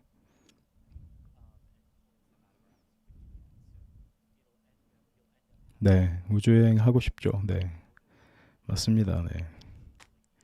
지금도 뭐 돈만 있으면 방법은 많다고는 하던데. 네. 제가 정말 근데 죽기 전에 아마 그 직접 가보는 행운을 누릴 수 있으면 더 좋겠지만 그러지 않더라도 이렇게 라이브로 지켜보는 거는 많이 있을 것 같아요. 그리고 지금도 사실 화면상으로는 우주여행은 뭐 항상 라이브로 볼 수 있잖아요.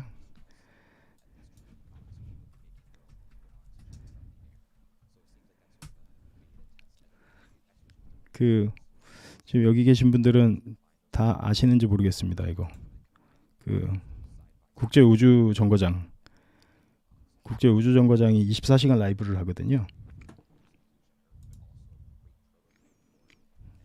지금 보시는 게 지금 라이브 영상이고요. 국제우주정거장이 요새 24시간 카메라를 켜놓고 있습니다. 그래서 이렇게 그 우주에서 하는 일들을 지금 이렇게 작업할 때는 지금 우주 비행 하고 있는 건데 그 우주 유영 하고 있는 건데 이거는 라이브로 보여주고 이러지 않을 때는 그냥 그 지상을 보여주고 있거든요. 그래서 90분마다 한 바퀴씩 지구를 도는 모습을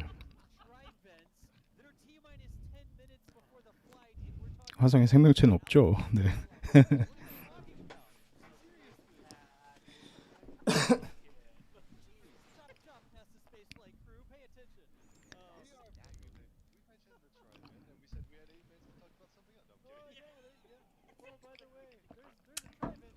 얼마 전에 또 다른 그 영상을 보면서 그 알게 된 건데 우주에 보내는 모든 그 비행체 아니면 물질 뭐 위성 이런 거를 발사할 때 굉장히 꼼꼼하게 그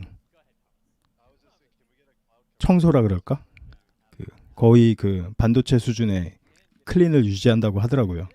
작은 박테리아 하나라도 그 지구에 있는 작은 박테리아나 미생물 하나라도 우주로 나가지 않게끔 하는 게 지금 국제적으로 합의가 된 상황이라서 그 모든 것들을 다 방지하기 위해서 엄청나게 이제 그 클린한 상태로 이제 갈 수 있게 그렇게 한다고 하더라고요. 그래서 그 예를 들어서 이제 화성에 그 지금 가 있는 그 뭐죠? 그 까먹었네.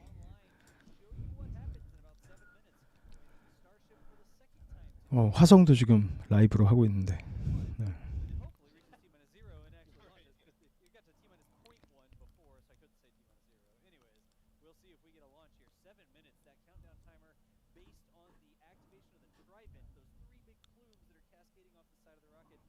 퍼시비어런스였나? 네.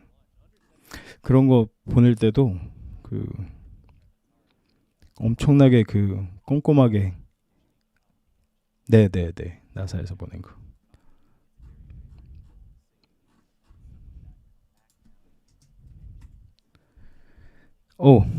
지금 잠시만요. 트라이벤트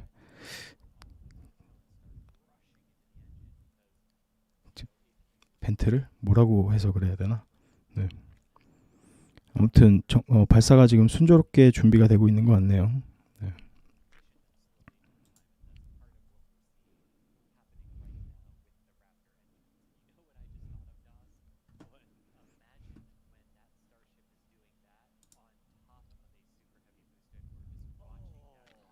나사 로버.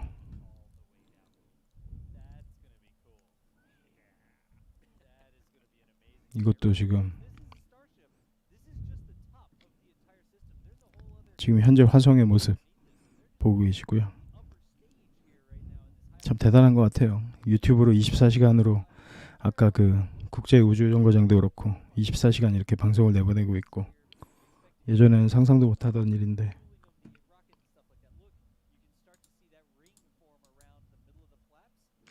다시 스페이스X입니다. 네. 이제 한 예상으로는 5분에서 10분 정도면은 결판이 나겠네요.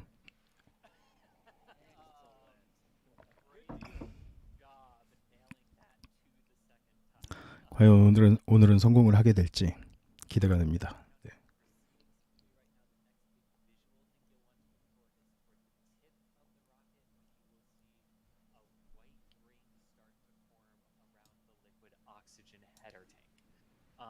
That is the next major thing that we would be looking for in terms of a visual change to the vehicle, indicating that everything's on track. In case I'm not a robot, I'm jumping off comms, and thanks everybody for watching. I'll see you guys on the other side of this. Jack, you were not a robot, and we got you. Good luck. Indeed, yeah. Thanks. Jack's jumping off to photograph and film this for us. Again, Jack is out there. Mary is out there as well. Tyler Gray for NASA Spaceflight is there. And myself, Ian, Tyler, John, and Michael are here in the studio doing commentary. And Thomas. Thomas, thank you. I think you called me Tyler again, but I think you said Tyler. 스페이스X에서도 다시 라이브 방송을 진행하는 것 Who 같습니다. hired two people with names 그쪽으로 T? 한번 넘어가 보겠습니다. Says one Also, of the two. we got Yes, I was going to say, who did hire those two people? All right, Chris. Yeah. Oh, that's, fair point, fair point. Hey, I said it first. I said one of the two Chris's. Anyway, we're at T-minus 3 minutes and Yes. approaching 30 seconds. Excellent. Yes, and And everything. I did check on that cloud cover, Das. Yes. It's still approximately about 12,000 feet, so Starship should have to punch a hole through the clouds maybe, but it didn't look too bad, so hopefully we'll see. All right. Well, again, folks, it's just about go time here. Just about 3 minutes. Hopefully, Starship gets a flight. You can see more and more ice. Look at that really clear ice ring around the bottom.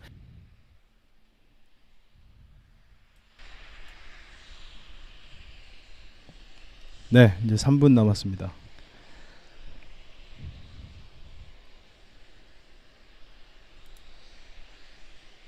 지금 보고 계시는 영상은 스페이스X에서 공식적으로 지금 내보내고 있는 영상이고요. 이제 발사까지 한 2분 정도밖에 안 남았습니다. 네. 오늘은 과연 성공할지 기대가 많이 됩니다. 네.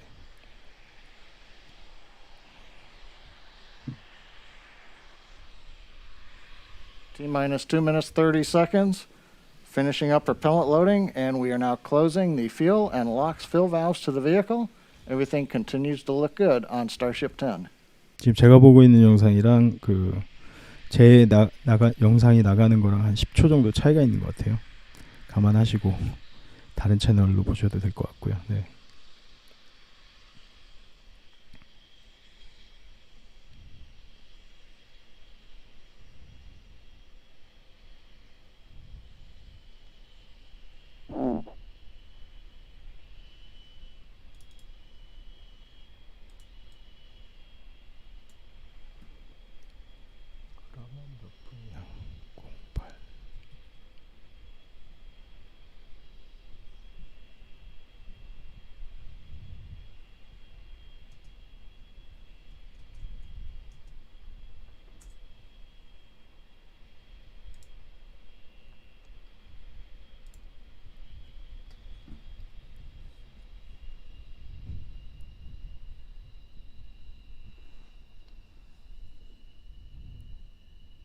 정확한지 모르겠습니다. 우리는 유튜브 딜레이 시간도 있고.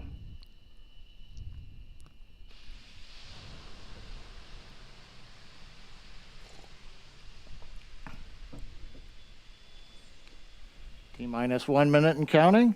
Starship 10 continues to look good, ready for its test flight.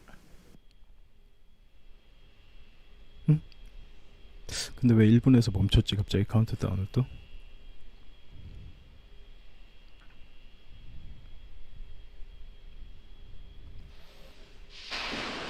카운트다운 시작됐습니다. 네.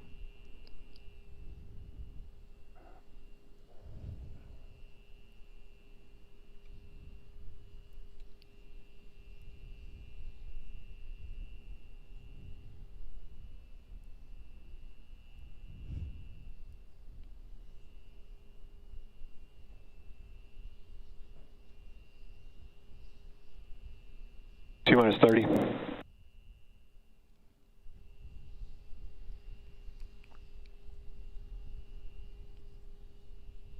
Copy.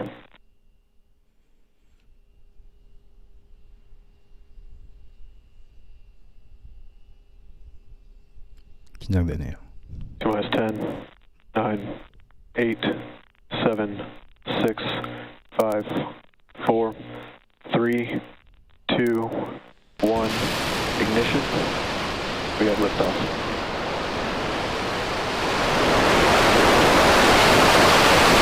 Triage alerts, please.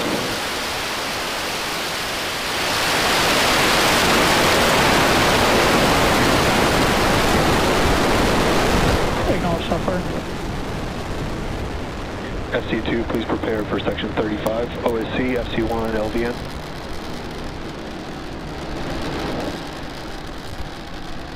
T plus 30 seconds. Starship 10 has liftoff. It's headed to 10 kilometers. 발사가 됐네요. On its test 엔진 flight 3개가 from Boca Chica in 엔진 Cameron County, 3개가 Texas. 완전 풀가동 중이네요.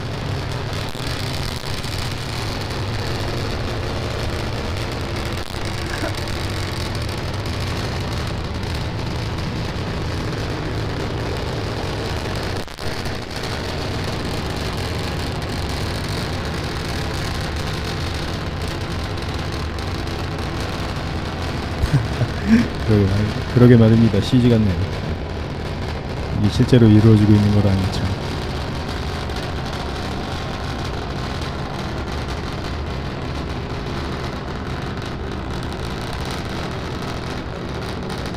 지금 이 스타쉽에는 지금 엔진 3개만 지금 달려 있고 지금 현재 3개가 풀가동 중입니다. 지금.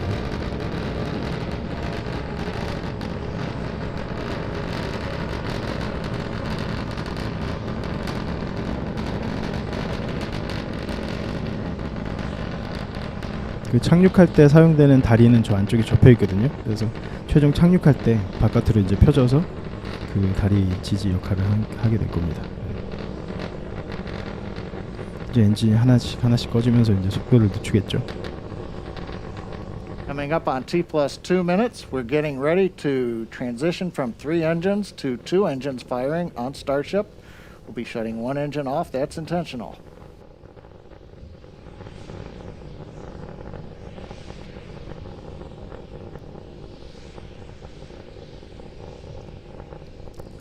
엔진 1개가 꺼진 것 같습니다. 이제 2개 엔진으로 이제 자세 잡고요.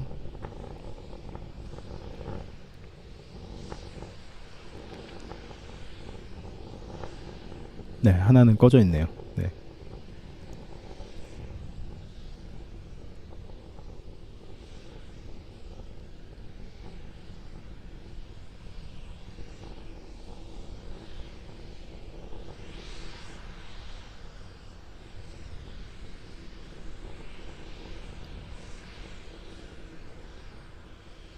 오늘 성공하면 정말 대박인데 10번 만에 이게 착륙에 만약에 성공하면 T plus 3 minutes and counting. Starship coming up on 8 kilometers altitude. We're getting ready to shut down the second engine. This is intentional. 두 번째 엔진도 곧 꺼질 예정입니다. I'm clear. 꺼졌네요. Oh, very nice, very nice. 지금까지 너무 좋은가 봅니다. 네. Okay, now to switch over to the header tank for the 1 engine.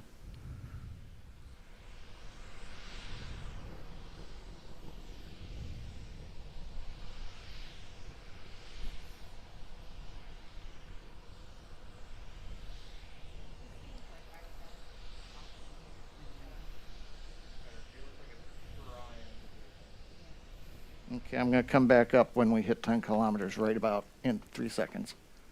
3초. Coming up on T plus 4 minutes, we're at 10 kilometers. We've gone into the hover. We're still being powered by the single Raptor engine. 4분에 정확하게 이제 엔진 하나 끄고 마저 끄고 이제 자유 낙하가 시작될 예정입니다.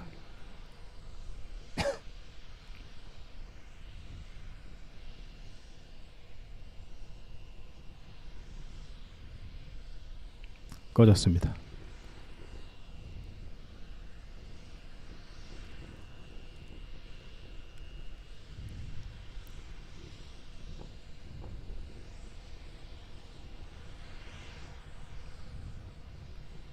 착륙 목표 지점은 아까 발사했던 4 minutes and 40 발사대. seconds. Starship has transitioned. It's flipped to the horizontal mode, beginning the descent back to the landing zone.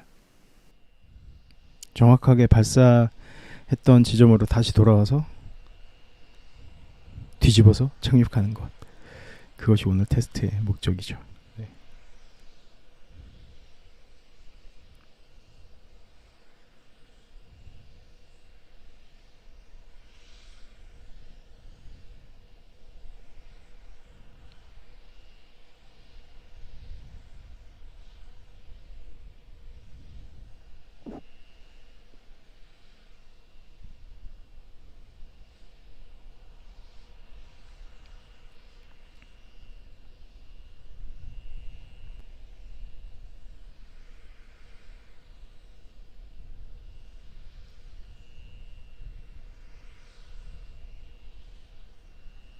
Coming up on 5 minutes, 45 seconds. We're down below 2 kilometers. We're preparing to light 3 Raptor engines to begin the flip sequence. It'll culminate with landing on the landing pad in Boca Chica. 이제 플립 뒤집기가 시작될 것 같습니다. 네.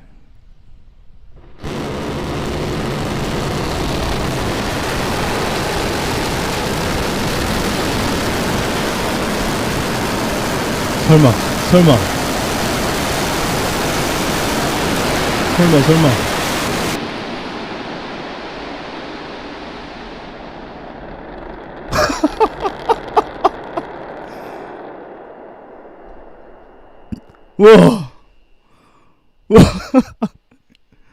와, 성공한 것 같아요. 네. 와, 와, 이거 성공하네. 와, 정말 감탄사밖에 안 나오는데요. 대박. 정말 대박입니다. 네. 아직 공식 발표는 안 났는데 모양새로 봐서는 성공한 것 같죠? 당연히. 밑에 아직 엔진에 좀 불이 안 꺼졌는데 이거면 진짜 대박 성공이죠. 대박. 야, 놀라서 말이 안 나오네요. 와. 지난번 2번 발사할 때는 뭐 그랬지만 어떻게 보면은 Third time's a charm, as the saying goes. We've had a successful soft touchdown on the landing pad. That's capping a beautiful test flight of Starship 10. As a reminder, the key point of today's test flight was to gather the data on controlling the vehicle while re-entering, and we were successful in doing so. 야, We had a nominal 성공했습니다. ascent. 성공. 네. We had the maneuver to place Starship horizontal when we reached 10 kilometers, right on time. And then during the subsonic entry, it appears we had good control of the vehicle using the front and aft flaps. And as we approached the landing pad, we successfully lit the 3 Raptor engines to perform that flip maneuver. And then we shut down 2 of them and landed on the single engine as planned. A beautiful soft landing of Starship 네, on the landing pad 가겠네요. at Boca 네. Chica.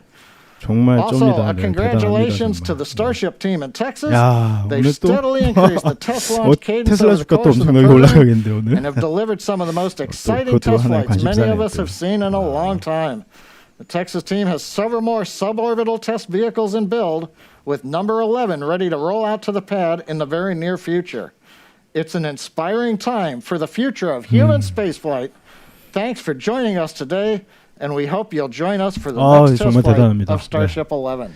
야, 지난번 그 12월 9일부터 SN8, 그다음에 2월 2일 날 SN9 두 번의 그 SN 그 스타쉽이 그 폭발하는 걸 봤는데 이 지금 완전체, 스타쉽의 완전체로 3번 만에 지금 성공을 한 겁니다. 지금 뭐 그 전에는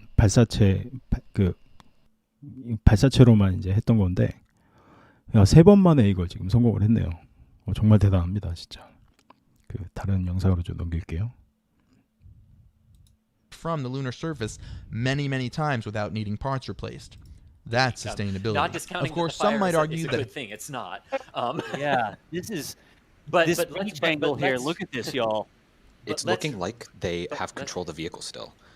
Yes, but that's what I was going to say. Let's 와, focus. Like 발사 yes, 성공했습니다. here. 오늘. It's vertical and it's on the ground and they Wow. got it back and that is incredible.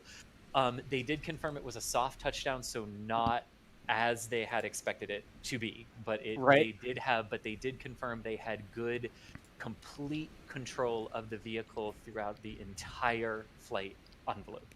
So soft touchdown meaning it's not on its landing legs, but it didn't blow up. Basically, is but that it what's landed. soft touchdown? Yeah, exactly. Yeah.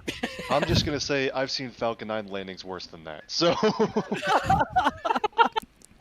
You mean the one where someone created an ugly Christmas sweater of Das and I both yelling, No.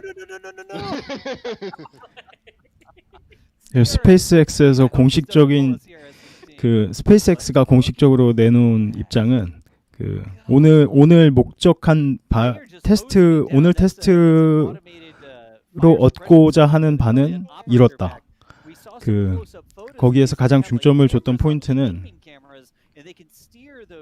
뭐 무사히 착륙하는 것도 중요하지만 내려올 때 완전한 컨트롤, 세 개의 엔진을 가지고 완전한 컨트롤하는 것이었고, 그리고 그 바닥에 이제 런치패드에 소프트 랜딩을 하는 거였는데 그 모든 부분이 아주 순조롭게 이루어졌다고 하는 거 하고요. 네. 그래서 아마 조만간 SN11도 SN11도 곧 조만간 또 다시 이제 테스트 플라이트이 아마 이루어질 것 같습니다. 지금 뭐 이거 오늘 성공했다고 해서 아마 뭐 곧 우주에 간다 뭐 이런 건 아닐 것 같고요. 아마 올해 내내 한 달에 한 번, 두 달에 한 번, 뭐 길어야 두 달에 한 번꼴로 계속 SN 시리즈로 시리얼 넘버 10, 오늘은 10이었고요. 다음에 시리얼 넘버 11, 12 계속 이제 테스트가 이루어질 것 같습니다. 아까 이 발사 지켜보기 전에 말씀드렸듯이 일론 머스크의 목적은 지금 이렇게 한번 성공하는 게 목적이 아니고요. 거의 항공기 수준의 안정성을 확보하는 겁니다. 이 발사체에 하이브리드? 어떤 하이브리드 말씀하시는지 모르겠는데 어찌됐건 지금 테스트를 하는 목적이 이 안에 있는 이게 지금 최종 형태라고 볼 수는 없고요. 모양도 많이 달라질 거고 안에 구성물도 달라질 거고 지금은 거의 빈 깡통으로 테스트하는 하는 단계고요. 그래서 지금 테스트를 하는데 가장 중점 포인트는 안정적인 상승, 런칭 그리고 안정적인 착륙 그거에 이제 중점을 두고 3개의 엔진만으로 정확하게 다시 착륙을 할 수 있는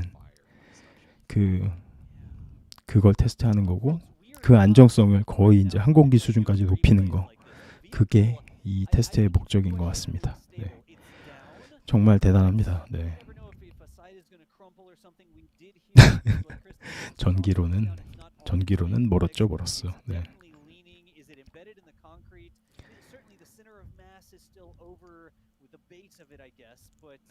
정말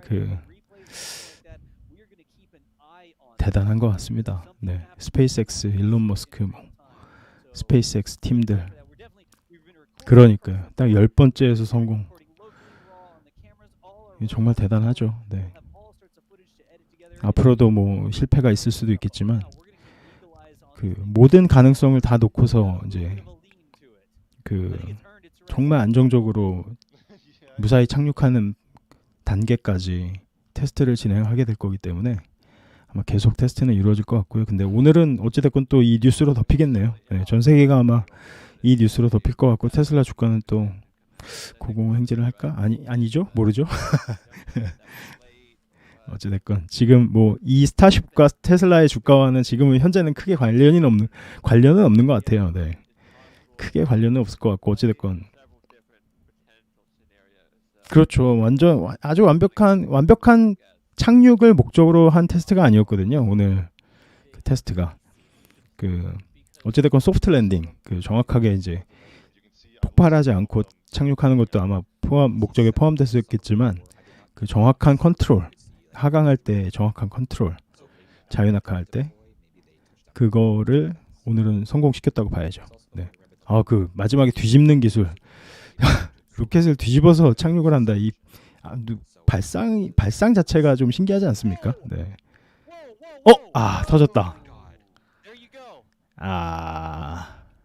결국은 뭔가 문제가 있었던 것 같아요. 네. 터졌네요. 네.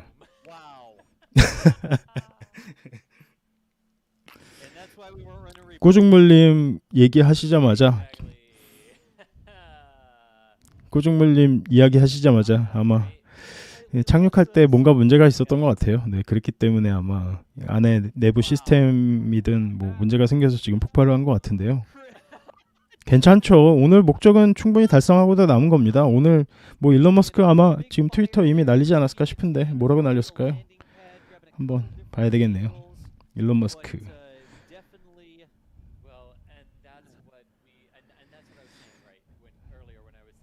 아직은 안 날렸는데. 네.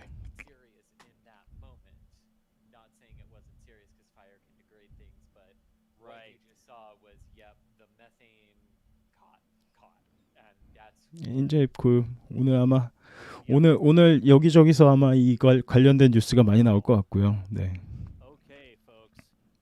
크게 현재 테슬라 주가에 크게 영향을 미칠 만한 사건이 아직은 아니지 않을까요? 지금.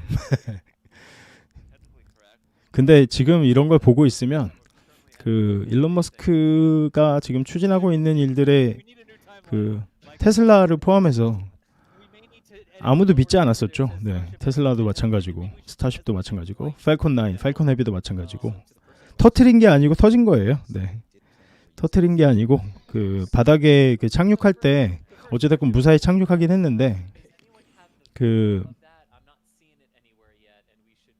일단은 그 착륙할 때 그 발도 정상적으로 나오지 않았거든요. 그래서 그냥 본체 상태로 그 착륙을 하게 된 것 같고 그러는 과정에서 아마 뭐 착륙할 때는 문제가 없었지만 그 안에서 문제가 발생해서 체인 리액션을 일으켜서 아마 폭발을 하게 된 것 같거든요. 정확한 이제 원인은 아마 공식적으로 발표를 하게 될 것 같습니다. 네. 근데 어찌됐건 오늘의 테스트 목적은 그 자유낙하 시에 10km 상공까지 올렸다가 그렇죠. 엄청난 데이터가 만들어졌겠죠. 네. 지금 더 무서운 건 속도예요. 속도. 제가 볼 때는 12월 9일 날 SN8 그 SN8 발사시켰고 그리고 2월 2일 날 SN9 발사를 해서 둘 다 이제 폭발을 했는데 그때 얻은 데이터로 다시 이제 모든 엔진도 다시 이제 새로 만들고 해서 그 오늘 발사를 했는데 지금 그 세 달 만에 이렇게 세 달인가요? 네 달인가요? 네. 네 달 만에 어찌됐건 그때 시도했던 그 목적했던 바를 오늘 이루었고요. 네. 그 착륙 자체에 대한 이제 그 안정성도 이제 확보를 하기 위해서 계속 테스트를 진행하겠죠. 곧 이제 그 SN11도 곧 이제 다시 발사를 이제 시도할 것 같은데 지난번 SN8 이후에 SN9과 SN10을 나란히 놓고 SN9을 2월 2일 날 발사를 했었는데 그 안에 부품들은 전부 다 갈았다고 하더라고요. 네, 엔진도 마찬가지고 그 안에 이제 모든 소프트웨어 시스템들 다. 그래서 오늘 어찌됐건 그래도 좀 아쉽습니다. 이렇게 완전 뭐 먼지밖에 안 남았네요. 그 돈이 아깝긴 하겠죠. 야.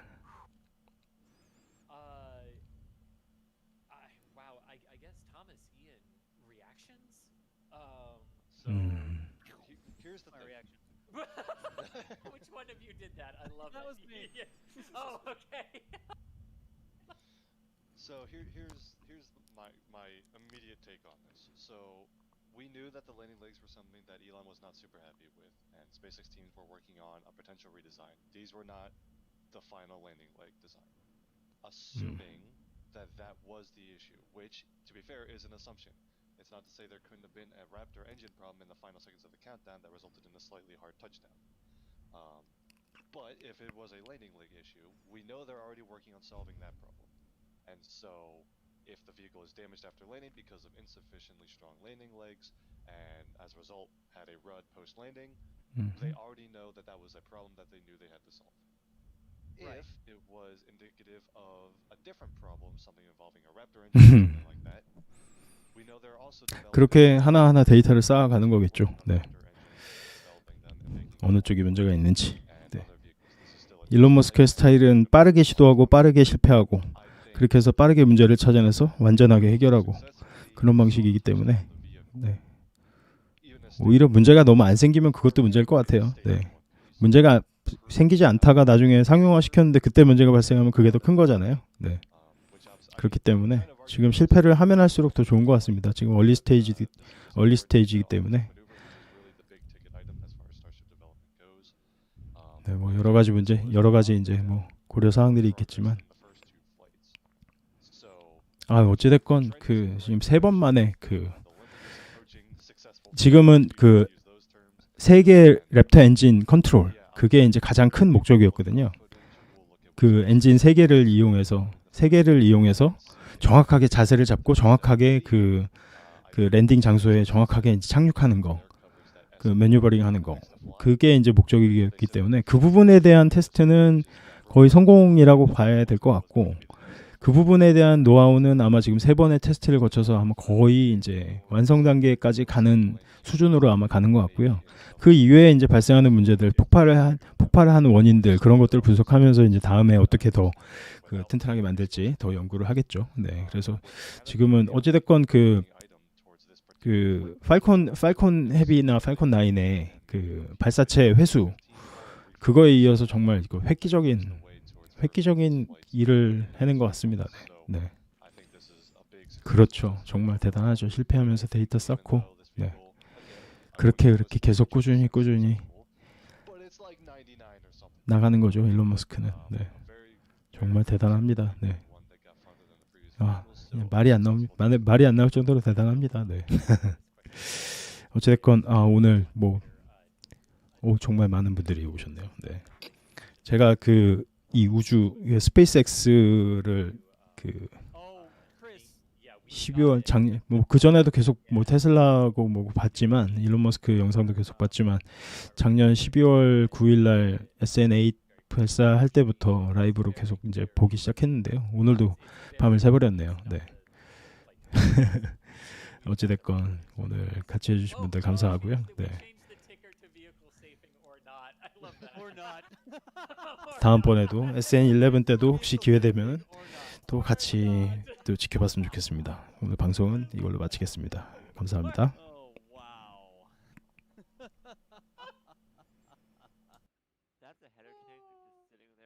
Yeah, it looks like it's just a header tank. I mean, if that's the methane header tank, which I think it is, it seems like whatever depressing issue they had on SN8 has been fixed. That's true, because the methane tank is still in one piece. Yeah. Now it's ready for shipping. Like, we always wondered how they were going to move starships around, and Elon's like, we'll fly them, or they could just flatten them and put them on a truck and, truck them somewhere. Look at that. There's still a little... I don't think that's a fire. I think that's the sunlight glinting off the nose. Yeah, I don't see a lot of flames anywhere. Yeah. Maybe some very small ones here and there. Just some more smoldering than anything else. I saw the bright spot there. Yeah. So... Wow. Okay. Well, before anyone goes, I can confirm that SpaceX is targeting a few hours from now for Starlink, by the way. Just want to get that out of the way really quick. Get it? Oh, we did. Yeah, we got it, Chris. Yes, So. I see it. Okay. Oh, my God.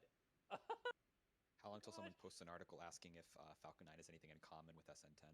Ah, jeez. Oh, No, okay. the answer is but no. Ian, This will Ian, not yes. affect the Falcon 9 flight. Yes. Good. I was like, good preemptive question, and yes, Tom, exactly that. Like, Just shoot me down and be like, good, thank you. But oh man, that was amazing to watch. I still don't even know how to process it. Yeah.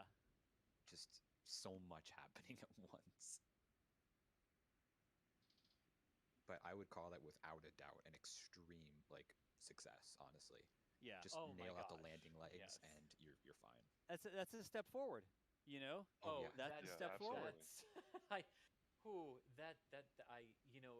Not trying to step back from just the sheer excitement, because I'm spaceflight agnostic. I want everyone to succeed, and it's really easy for me to get wrapped up in the hype of when something succeeds really well. But in a true grounded sense, I think that was legitimately more than a few steps forward. I want to see them repeat that with SN11 and work out the kinks with the landing legs.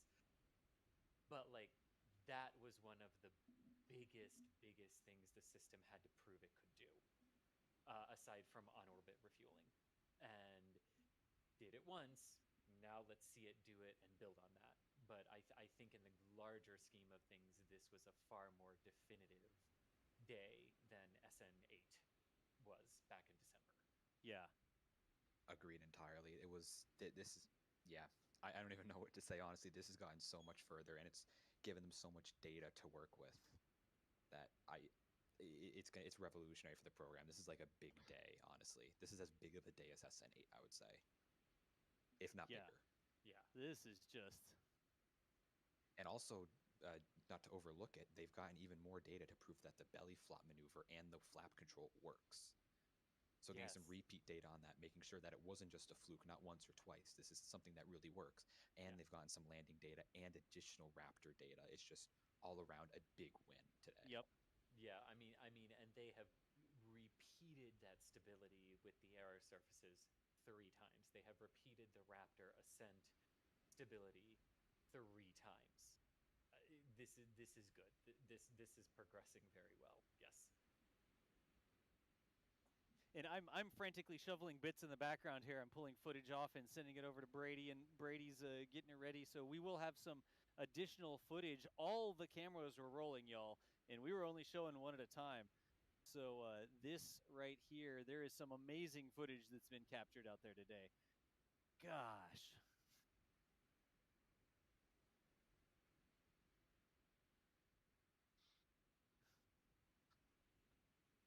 So it looks like they just got some small fires up there in the nose cone, a small one on the right there as well. Unless that's just glare from the sunset, actually. Yeah, it's hard to tell. I think it's just glare from the sunset up there. Yeah. I don't know what would be on fire. I can't believe that there's just the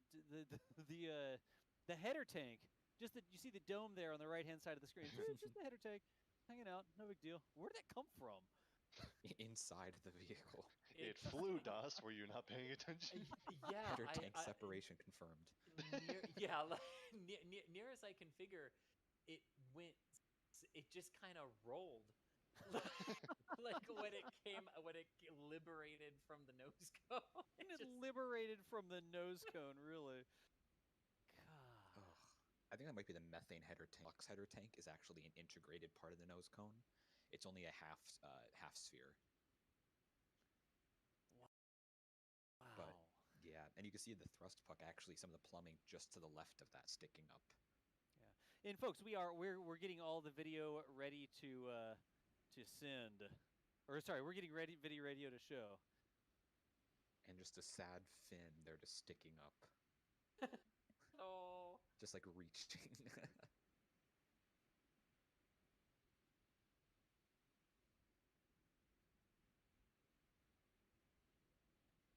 But My yeah, mom is calling me.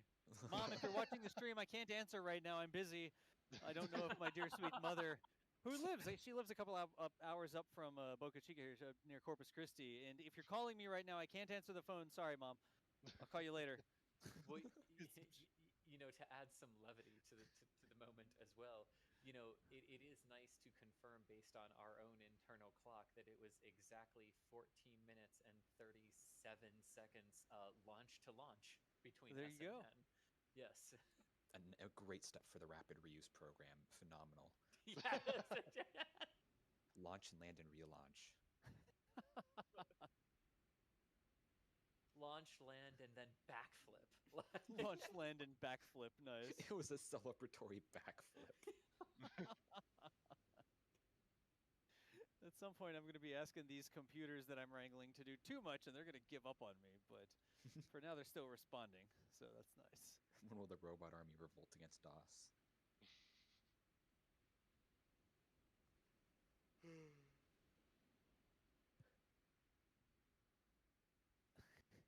I know we're all like frantically clicking on things. It's like, oh, get this, get this, get this. I know.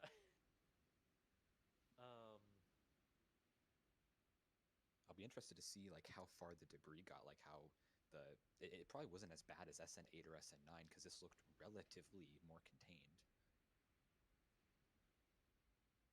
Yeah, it'll be interesting to see what camera angles played into that. Yeah. Yeah, during the landing and during the flip and burn, some of the angles definitely made it look like it was, like gonna be on its back again, like SN10. And then it was like, oh, it's not. It's just the camera angle. But yeah, no. That is less desirable than having those same tanks also doing nothing on the moon, but completely out of the way. If they were discarded like a few kilometers away. I do like the idea of Alpaca's side-mounted tank jettison design that keeps all the engines as part of the intact lander and presumably allows Alpaca to be refreshed to be reused quite simply by attaching new flanking tanks and refilling the more central tanks. I also like how the pressurized crew cabin is so close to the ground, but it is really small in comparison compared to the other options, only supporting 2 astronauts for a 1-week stay on the surface. That's not what I would call going to the moon to stay. I do think that the Dynetics option is absolutely killer for cargo drops. They've published artwork showing a cargo version, and aside from looking like something straight out of Star Wars, it seems like a really smart design.